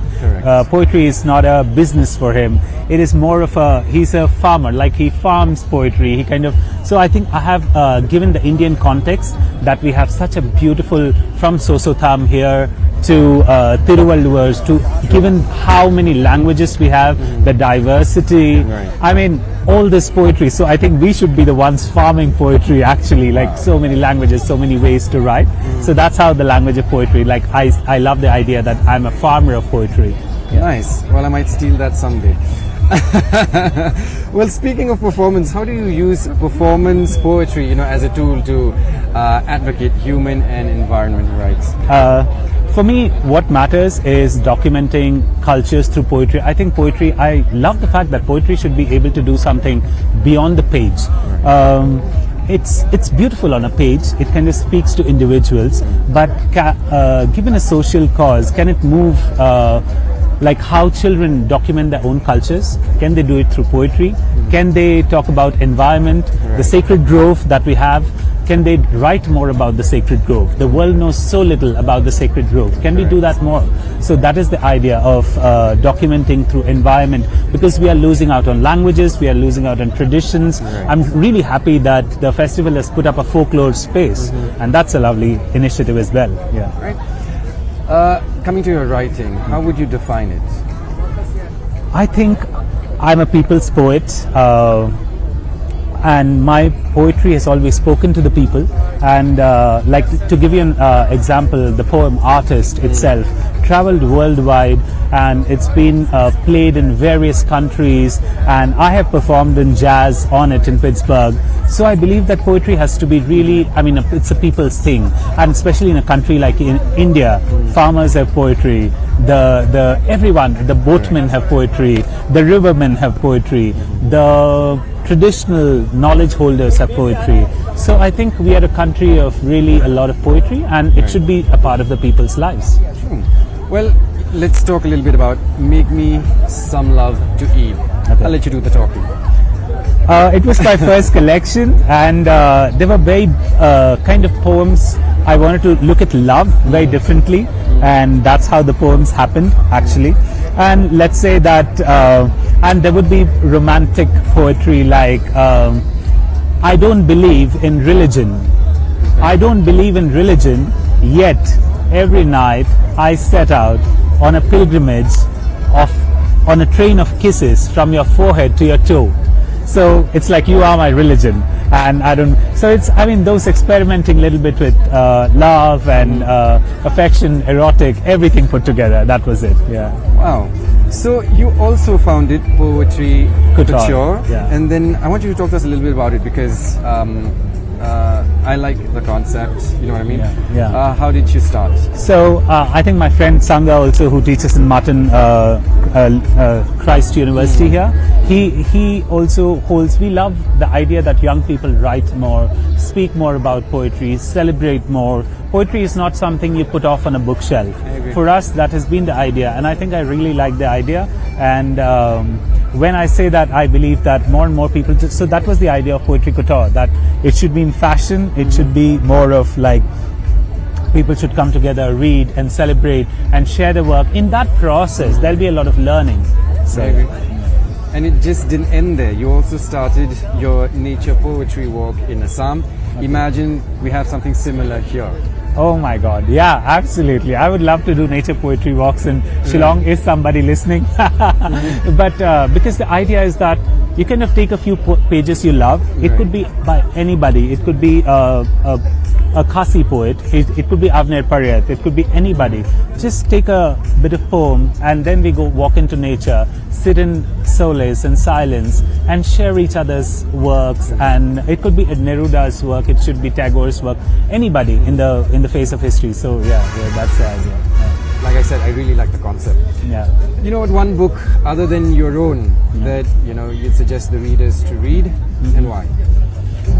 Oh, wow. Yeah. Why not? I mean, I'm just thinking there's so many of them. I mean, I have to go with, is Hindi okay? But yeah, okay.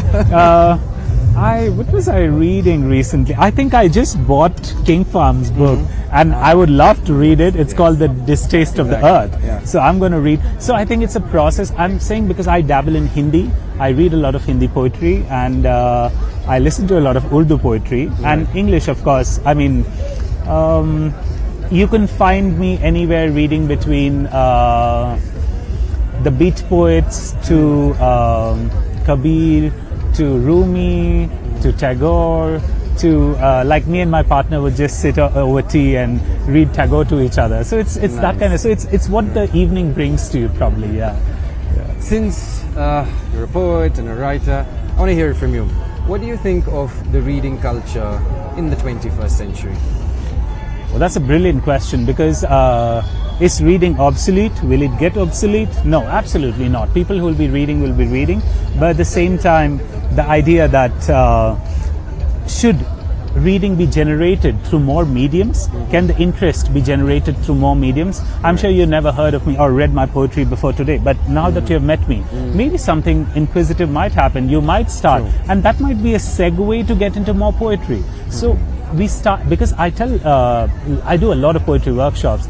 I tell children to know what not to read, because that is important, because it's like making friends. We won't be friends with everybody at the festival. We'll be having 10 friends. That doesn't make us a bad person. We are good to everybody. But do we have enough friends? No, we are going to pick up people. Oh, you're not my type. Or you pick up, because you have to look at books like that. So you pick up a book and then read the first page, 10 page, random pages or random poems. You're like, you kind of speak to me like a friend. Oh, I'm going to read this. So yeah, I think that, so with Insta and all this spoken word going around, I think that's a good thing. A lot of everything should go on. Yeah. So, you know what, since we're here at a literary setting, if you're not signing books, if you're not on a panel, if you're not doing interviews, what do you normally like to do when you visit literary festivals? Oh, when I'm visiting literary festivals, I love taking cues from sessions. I love Jerry's session yesterday. I love Shobha De's session. I love the session on where Streamlet Dakar was moderating. So yeah, I just listen to people. I like to know how they think and celebrate their work as well. Yeah. So, before I let you go, would you be kind enough to read a few lines from your poetry, just exclusively for our listening pleasure? Oh, sure. Why not? So I was, let me recite a poem. The poem, if you want to know the power of poetry, which I read on stage, it is called Artist, and it's a 10-line poem. And at times, you get to see the power of poetry in your lifetime.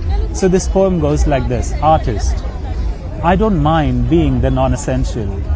Even a child takes its mother for granted. It does not run back to its mother until it is hurt. Nobody first thinks of water when they arrive at an exquisite dinner party until they are choking. I don't mind being the non-essential, knowing you will come looking when things are broken and nothing else works. Art is non-essential until it is not. So art is non-essential, it looks like, but you don't wake up every day and feel your backbone. It's there. It's there with you, but you don't feel it every day. Art is like that. It's the backbone of the society. So maybe once in a while you should feel it, yeah. I could listen to you all day long if I had my way, but unfortunately. But again, I said that was the last question. I still want to one more question, if you will. What's next for Madhu Raghavendra? Is there any book coming up soon? Anything in the pipeline? I think I was writing something around the constant missing in our lives, about when we are in winter, missing summer, when we are summer, missing winter, when you're having ice cream, you want to have something spicy. And I'm like, oh, this is a quest, endless quest. And so I was thinking, it was around infinite. So the book was called something around infinite, and the idea of how this universe is always yearning for something. That's Mr. Raghavendra, it's been an absolute joy. Thank you. Very insightful. Thank you so much for your time. Yes. Enjoy yourself. Thank you. Thank for you. the remaining sessions. Thank you. Lots of love to the festival. Thank you so much, sir. Thank you. Thank you so much. I think. Yeah, we're done. Thank you so much. They'll need some photographs, I suppose. Hope you didn't buy it. You're not.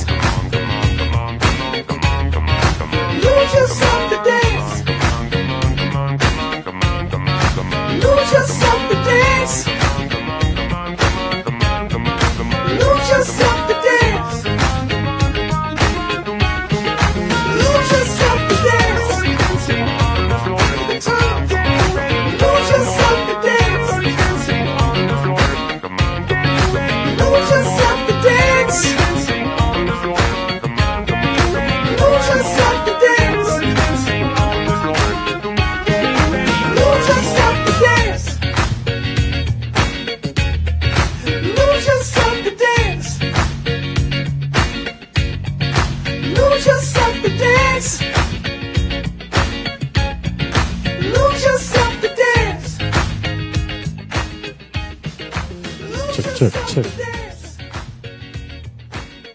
Drum monitor. Check.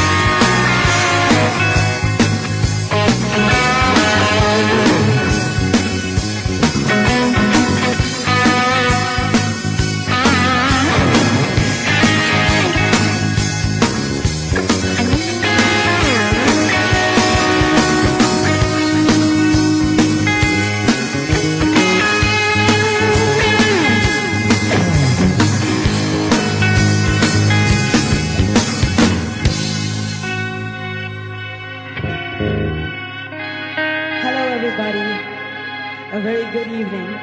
So I would like to introduce myself at the moment. I'm Bahun, and tonight I have a few covers for you, English songs, and as well as Khasi, some of the originals. And I would really love to hear your voices with me singing along. Will you? All right. Here we go.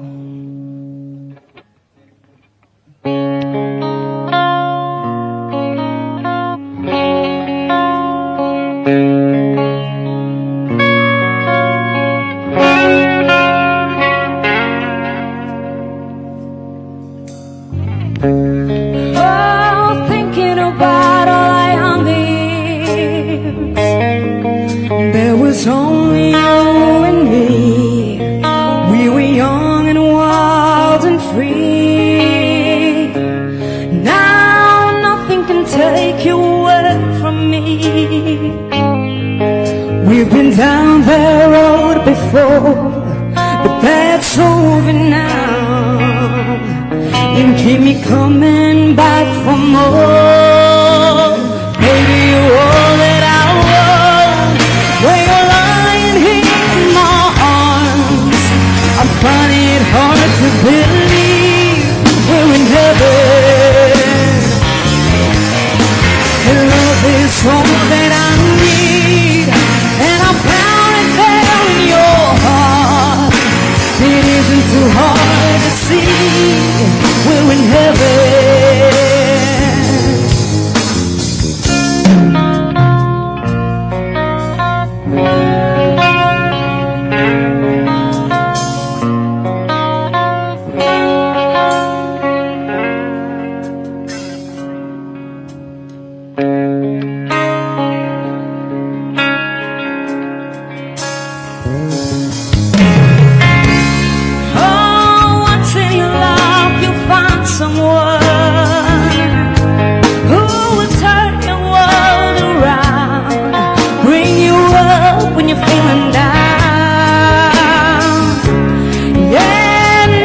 Change what it means to me. Oh, there's lots that I could say, but just hold me now, 'cause our love will light the way. Baby, you're all that I want. When you're lying here in my arms, I'm finding it hard to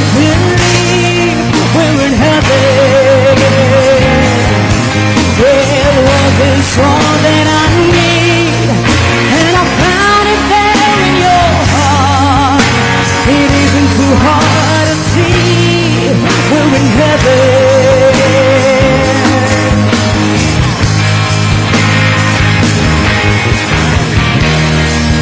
I've been waiting for so long for something to arrive, for love to come along.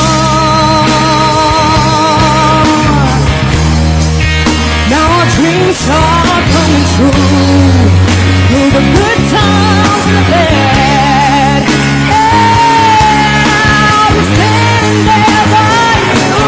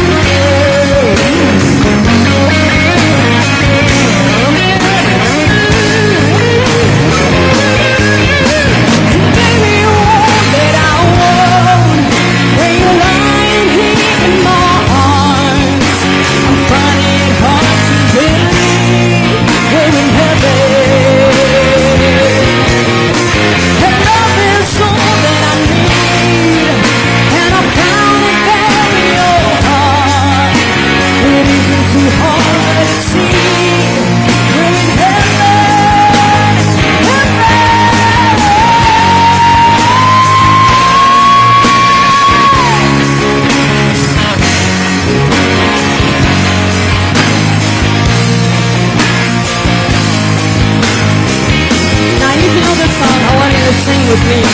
I want to hear your voices.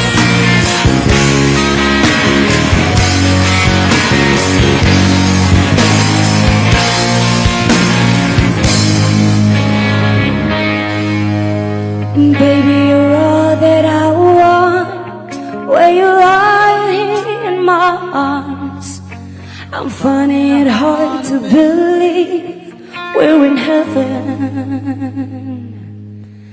And love is all that I need, and I found it there in your heart.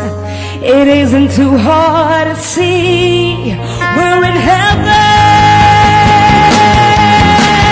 Baby, you're all that I want. When you're lying here in my arms, I'm finding it hard to believe we're in heaven.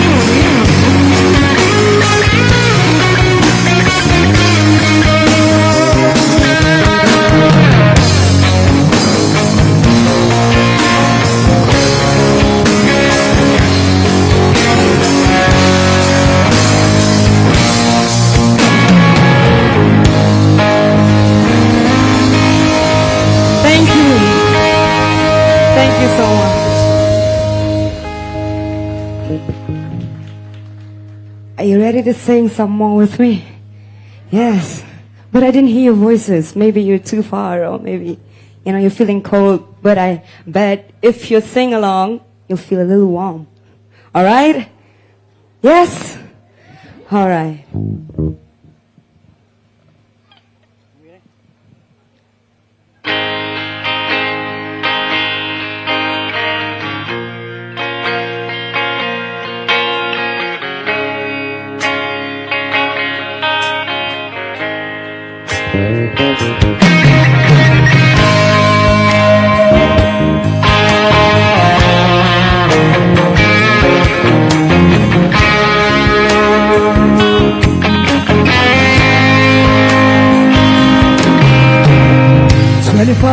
And my life is still trying to get up that great big hill of hope for a destination.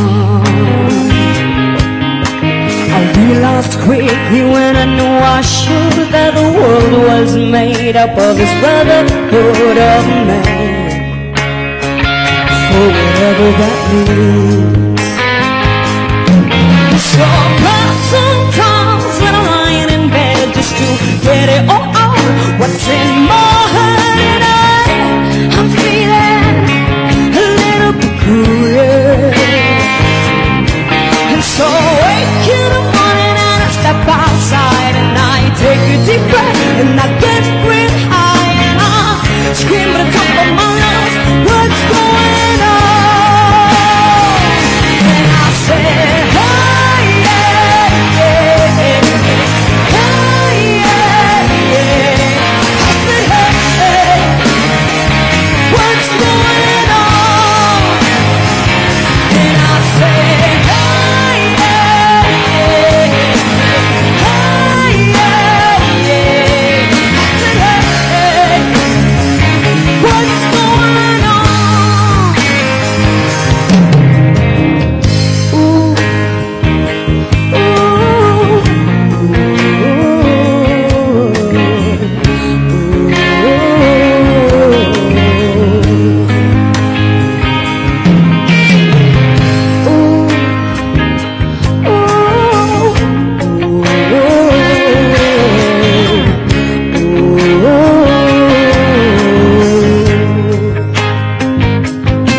And I've tried, oh my God, do I try? I try the time in this institution, and I pray, oh my God, do I pray? I pray this single day for revolution. So I cry sometimes when I'm lying in bed just to get it all out. What's in my head and I'm feeling a little peculiar. And so I wake in the morning and I step outside and I take a deep breath and I get real high and I scream at the top of my lungs, what's going on? And I say, hey, yeah, yeah, hey, yeah, yeah. I said, hey, what's going on? And I say, hey, yeah, yeah, hey, yeah, yeah. I said, hey, what's going on?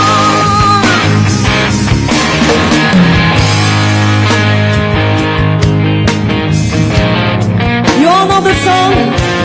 Yes, if not, just follow me with the chorus. I want to hear voices. Will you give me your voices out there? All right. Hey, yeah, yeah, hey, yeah, yeah. I said, hey, what's going on? One more time. And I say, hey, yeah, yeah, hey, yeah, yeah. I said, hey, what's going on? Hey, yeah, yeah, hey, yeah, yeah. I said, hey, what's going on? And I say, hey, yeah, yeah, hey, yeah, yeah. I said, hey, what's going on? And I say, hey, yeah, yeah, hey, yeah, yeah. I said, hey, what's going on? Ooh.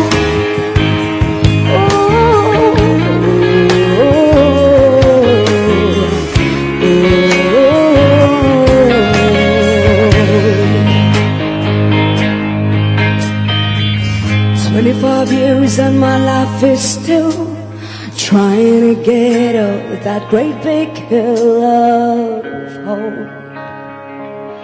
for a destination.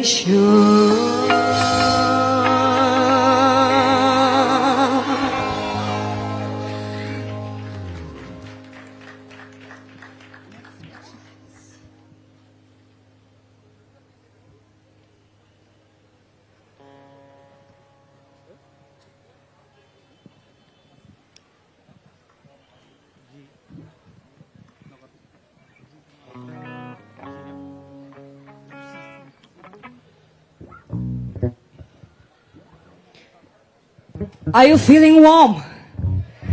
All right. We should do some more. Yes? Okay.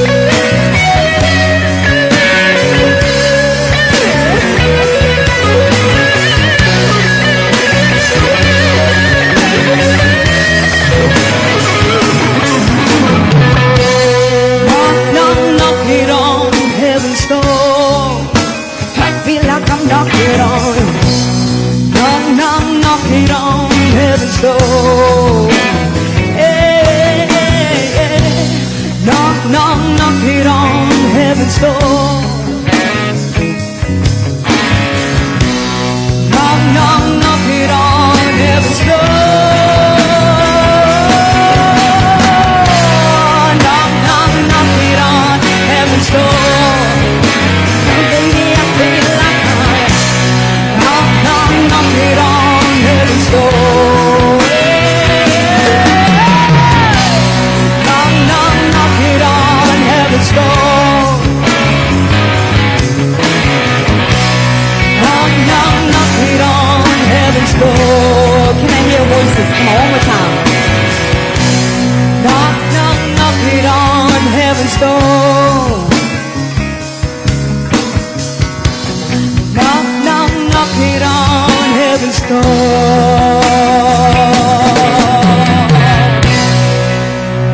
Thank you. Thank you so much. My friends from my left side, you want to sing with me? Are you ready?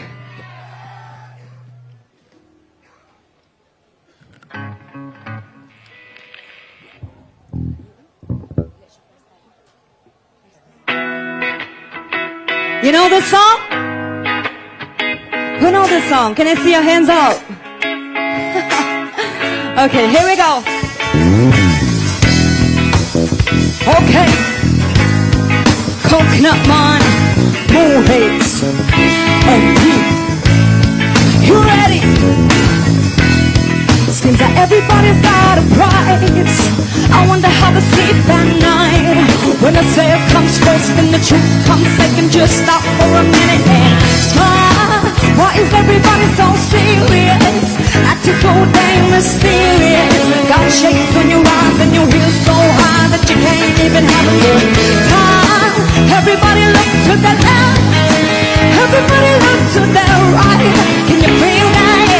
We'll pay you what love tonight. It's not about the money, money, money. We don't need your money, money, money. We just wanna make the world dance. Forget about the price tag. It ain't about the change, ain't about the blame, wanna make the world dance. Forget about the price tag. Okay. We need to take it back in time. Things that made us all unite. And it wasn't love and a video. I'm not the only one getting tired. Why is everybody so obsessed? Money kills us happiness. Can we all slow down and enjoy right now? Guarantee we're becoming more right. Everybody look to the left. Everybody look to the right. Can you feel that? We'll pay you what love tonight. It's not about the money, money, money. We don't need your money, money, money. We just wanna make the world dance. Forget about the price tag. It ain't about the change, ain't about the but they wanna make the world dance. Forget about the okay, the price tag and take the cash bag. Just give me 6 strings and a half bag, and you can keep the cars, you need the garage. And here's all I need, I'm using the car. And just 1 in 30 seconds, I'm heading to Mars. Yeah, when they pay the cost, we bring the bill about us. It's like this, man, you can't put a price on the life. We do this for the love, so we fight and sacrifice every night. So we're in the fumble and thought never. We're in the seat, up in the sound of beat. So we don't keep everyone moving their feet. To bring back the beat, and then they won't say it's not about the money, money, money. We don't need your money, money, money. We just wanna make the world dance. Forget about the price. Like, can I hear you? It's not about the money, money, money. We don't need your money, money, money. We just wanna make the world dance. Forget about the price tag. Money, money, money. We don't need your money, money, money. We just wanna make the world dance. Forget about the price tag. It ain't about the change, ain't about the blame, wanna make the world dance. Forget about the price tag. It's not about the money, money, money. We don't need your money, money, money. We just wanna make the world dance. Forget about the price tag. Ain't about the change, ain't about the blame, wanna make the world dance. Forget about the price tag. Oh!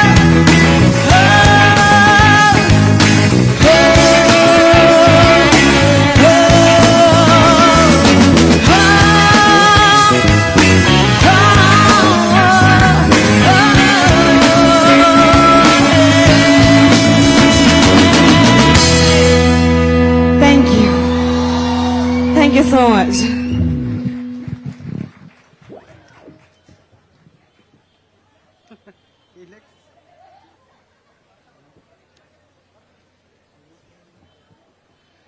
Do you want to sing some more songs? Can I get a louder yes? All right.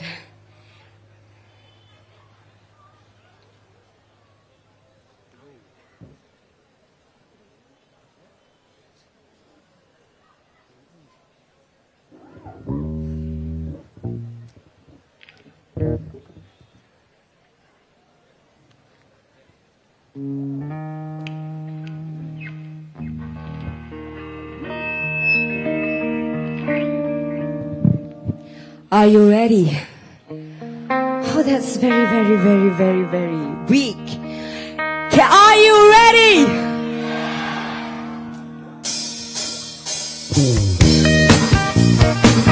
Who knows the song?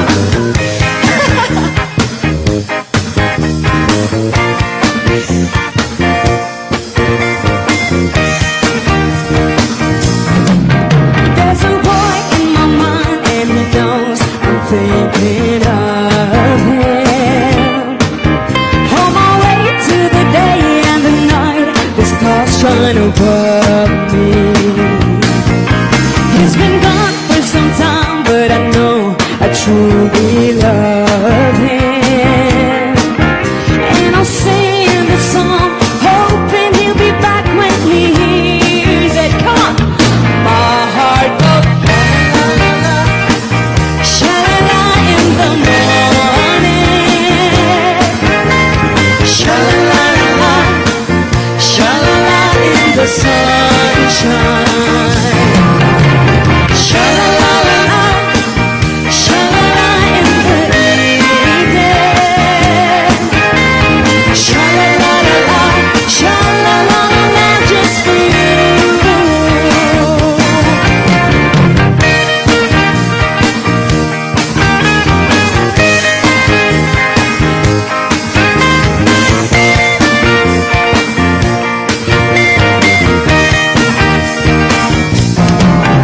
If your love's gone away just like mine, you feel like crying.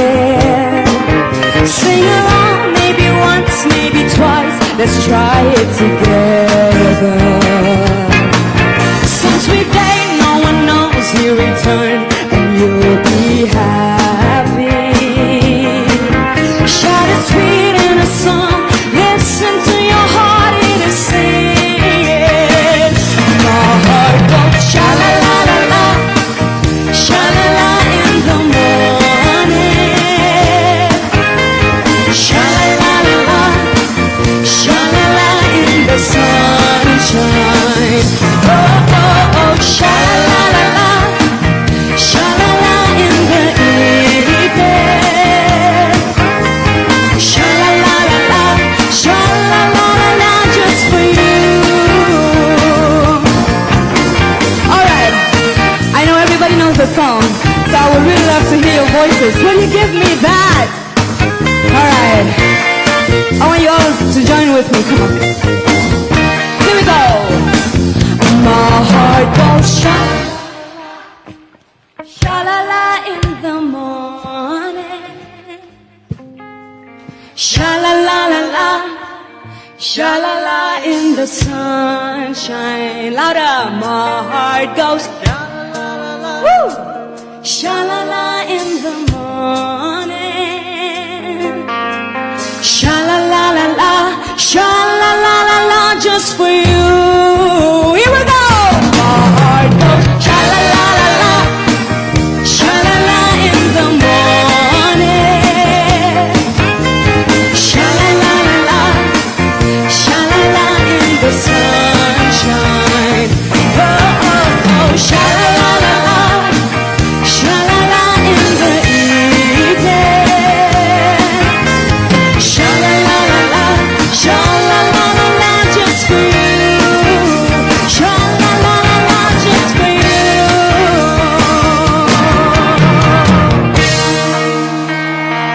Shall we do one more time? I want to hear you.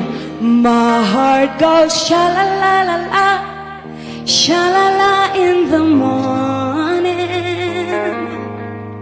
sha-la-la-la-la, sha-la-la in the sunshine.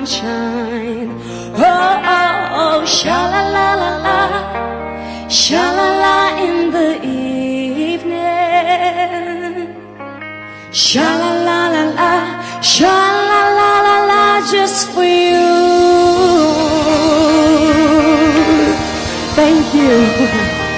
Thank you so much. Are you ready for some Kasi songs? All right, let's do this.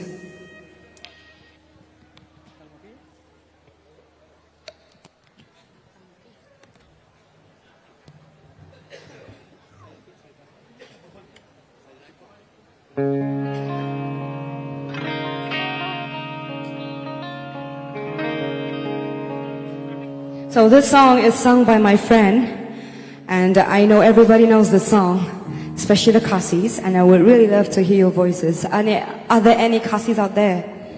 Yes. I know you know this song, so please sing along with me.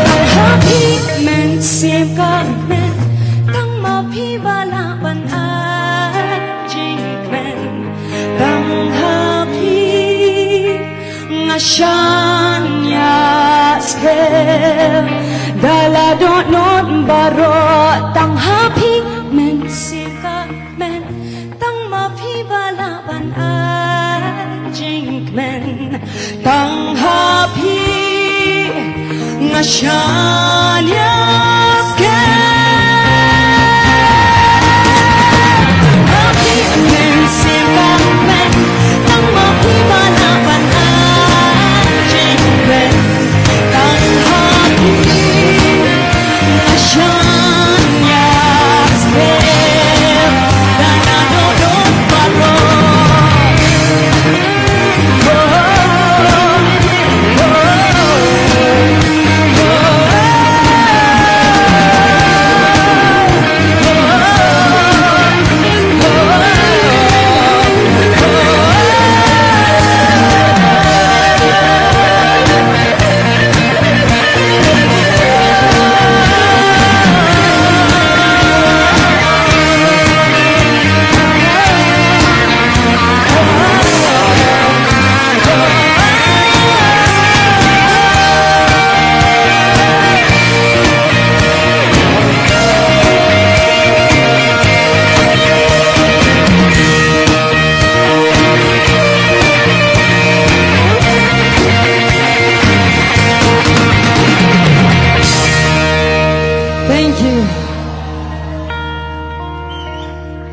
Thank you so much. So, before we do the next song, I have 2 more songs for you. And so, before we do the next one, this is my original. It's available on YouTube if you want to check it out. Alright, so before we do the next song, I want all of us to learn with me one particular thing. You know, it's a kind of a tradition for us Khasi to do the hoikyu. Yes?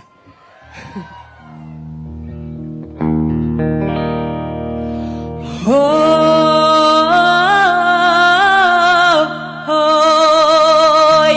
Can you learn that with me?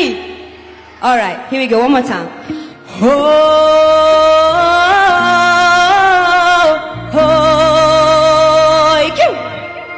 I want to hear you sing that part. Come on.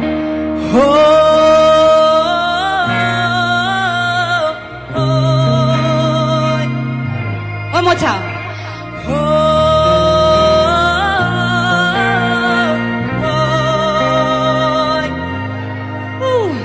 You guys you're not ready. Are you ready? One more time, I want to hear you. Here we go.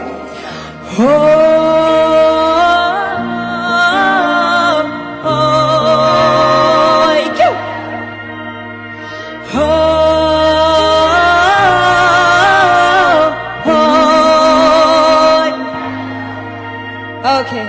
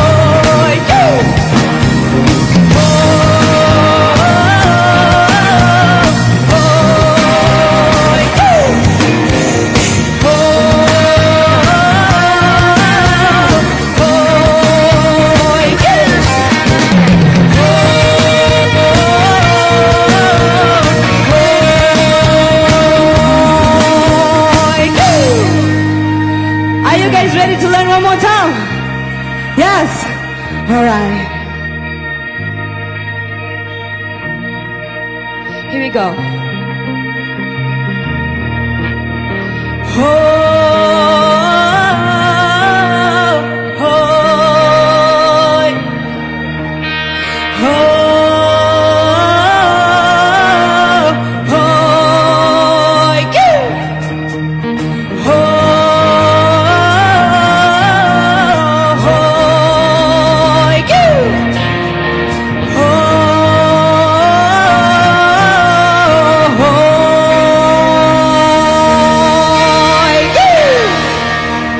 Thank you. Thank you so much. Are you guys having a good time? Are you sure? All right. Okay, so the last song. Thank you so much for having us. Before the last song, I would like to introduce my bandmates here. On the drums, we have Banshan. On the guitar, we have Majay. On the guitar, on my left, we have Badu. And on the bass, we have Maklan. And I am Bahun, yes. Alright, so the last song will be a Kasi song, obviously. But, you know, this song is very special to me. And I hope to everybody present here, especially growing up, I know I learned these songs from my parents, from my grandma, and she taught me these songs. They are folk songs. We learn as it has been, you know, passed it on from generations to generations. And at this moment, I want all of us to learn together. Are you ready for that? And I know people who have, you know, grown-ups maybe, they will be very attached to these songs. And I would really love to sing your heart out if you know these songs. You guys ready? All right.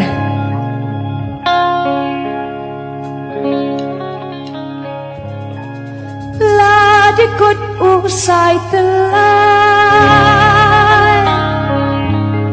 ladikut usai telai, ladikut usai telai, man lakaman kaherimai, pila kaksiarne lakarupa, piman syaine man syanga. You know the song? Let's sing this together. Ladikut usai telai, ladikut usai telai, ladikut usai telai, man lakaman kaherimai, pila kaksiarne lakarupa, piman syaine man syanga.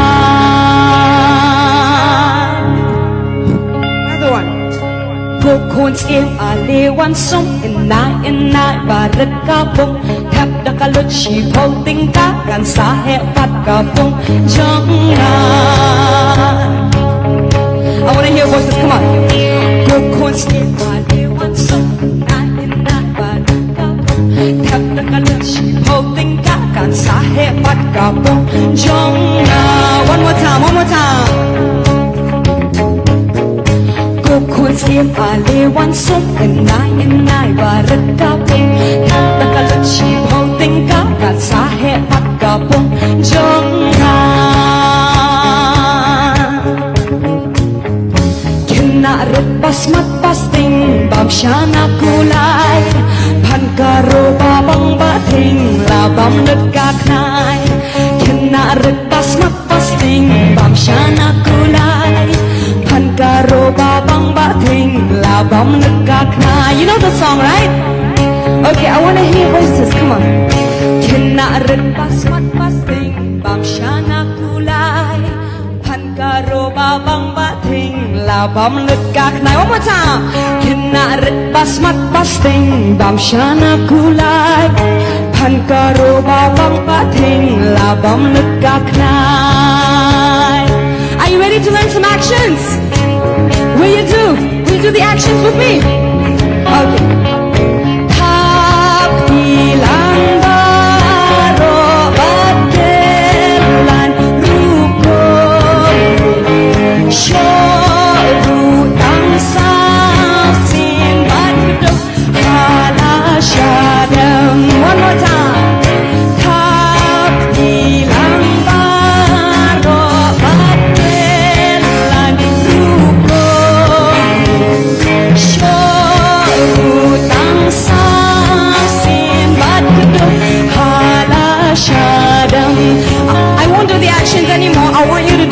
voices, come on.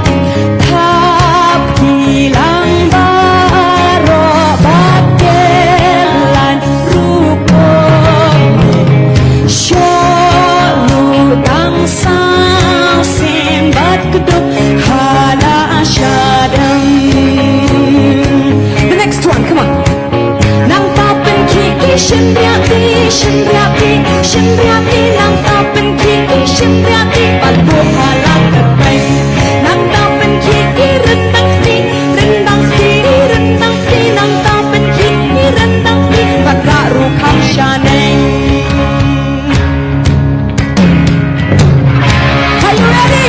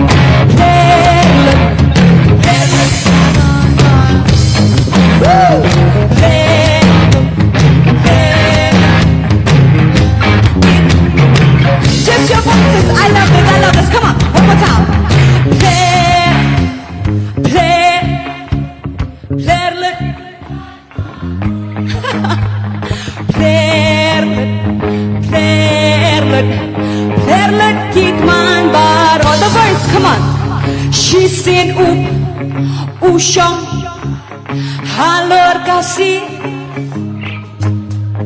kindet shalil plerlet. One more time. She seen upai usyong halor kindet shalil plerlet kitman baro.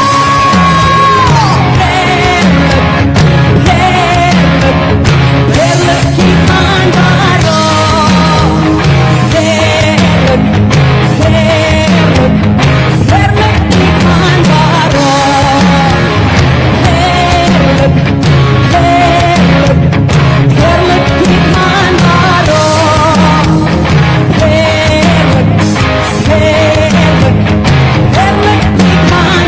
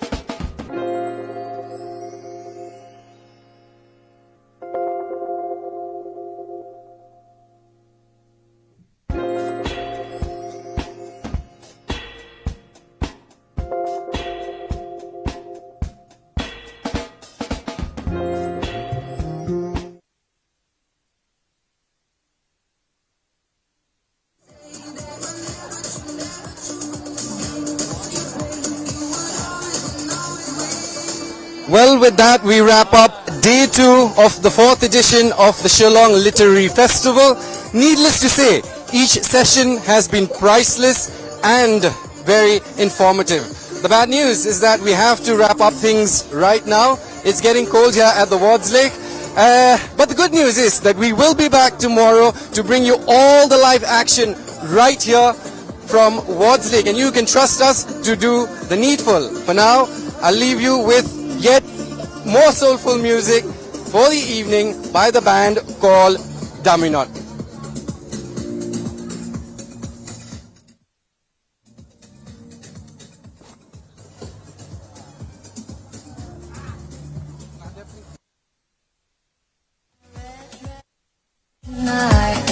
Dancing in the dark in the pale moonlight.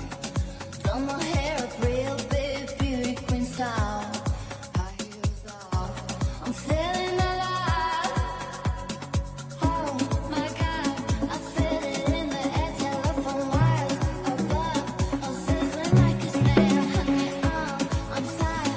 I feel it everywhere, nothing scares me anymore. Kiss me hard before you go. Summertime sadness. I just wanted you to know. Little bit in the devil.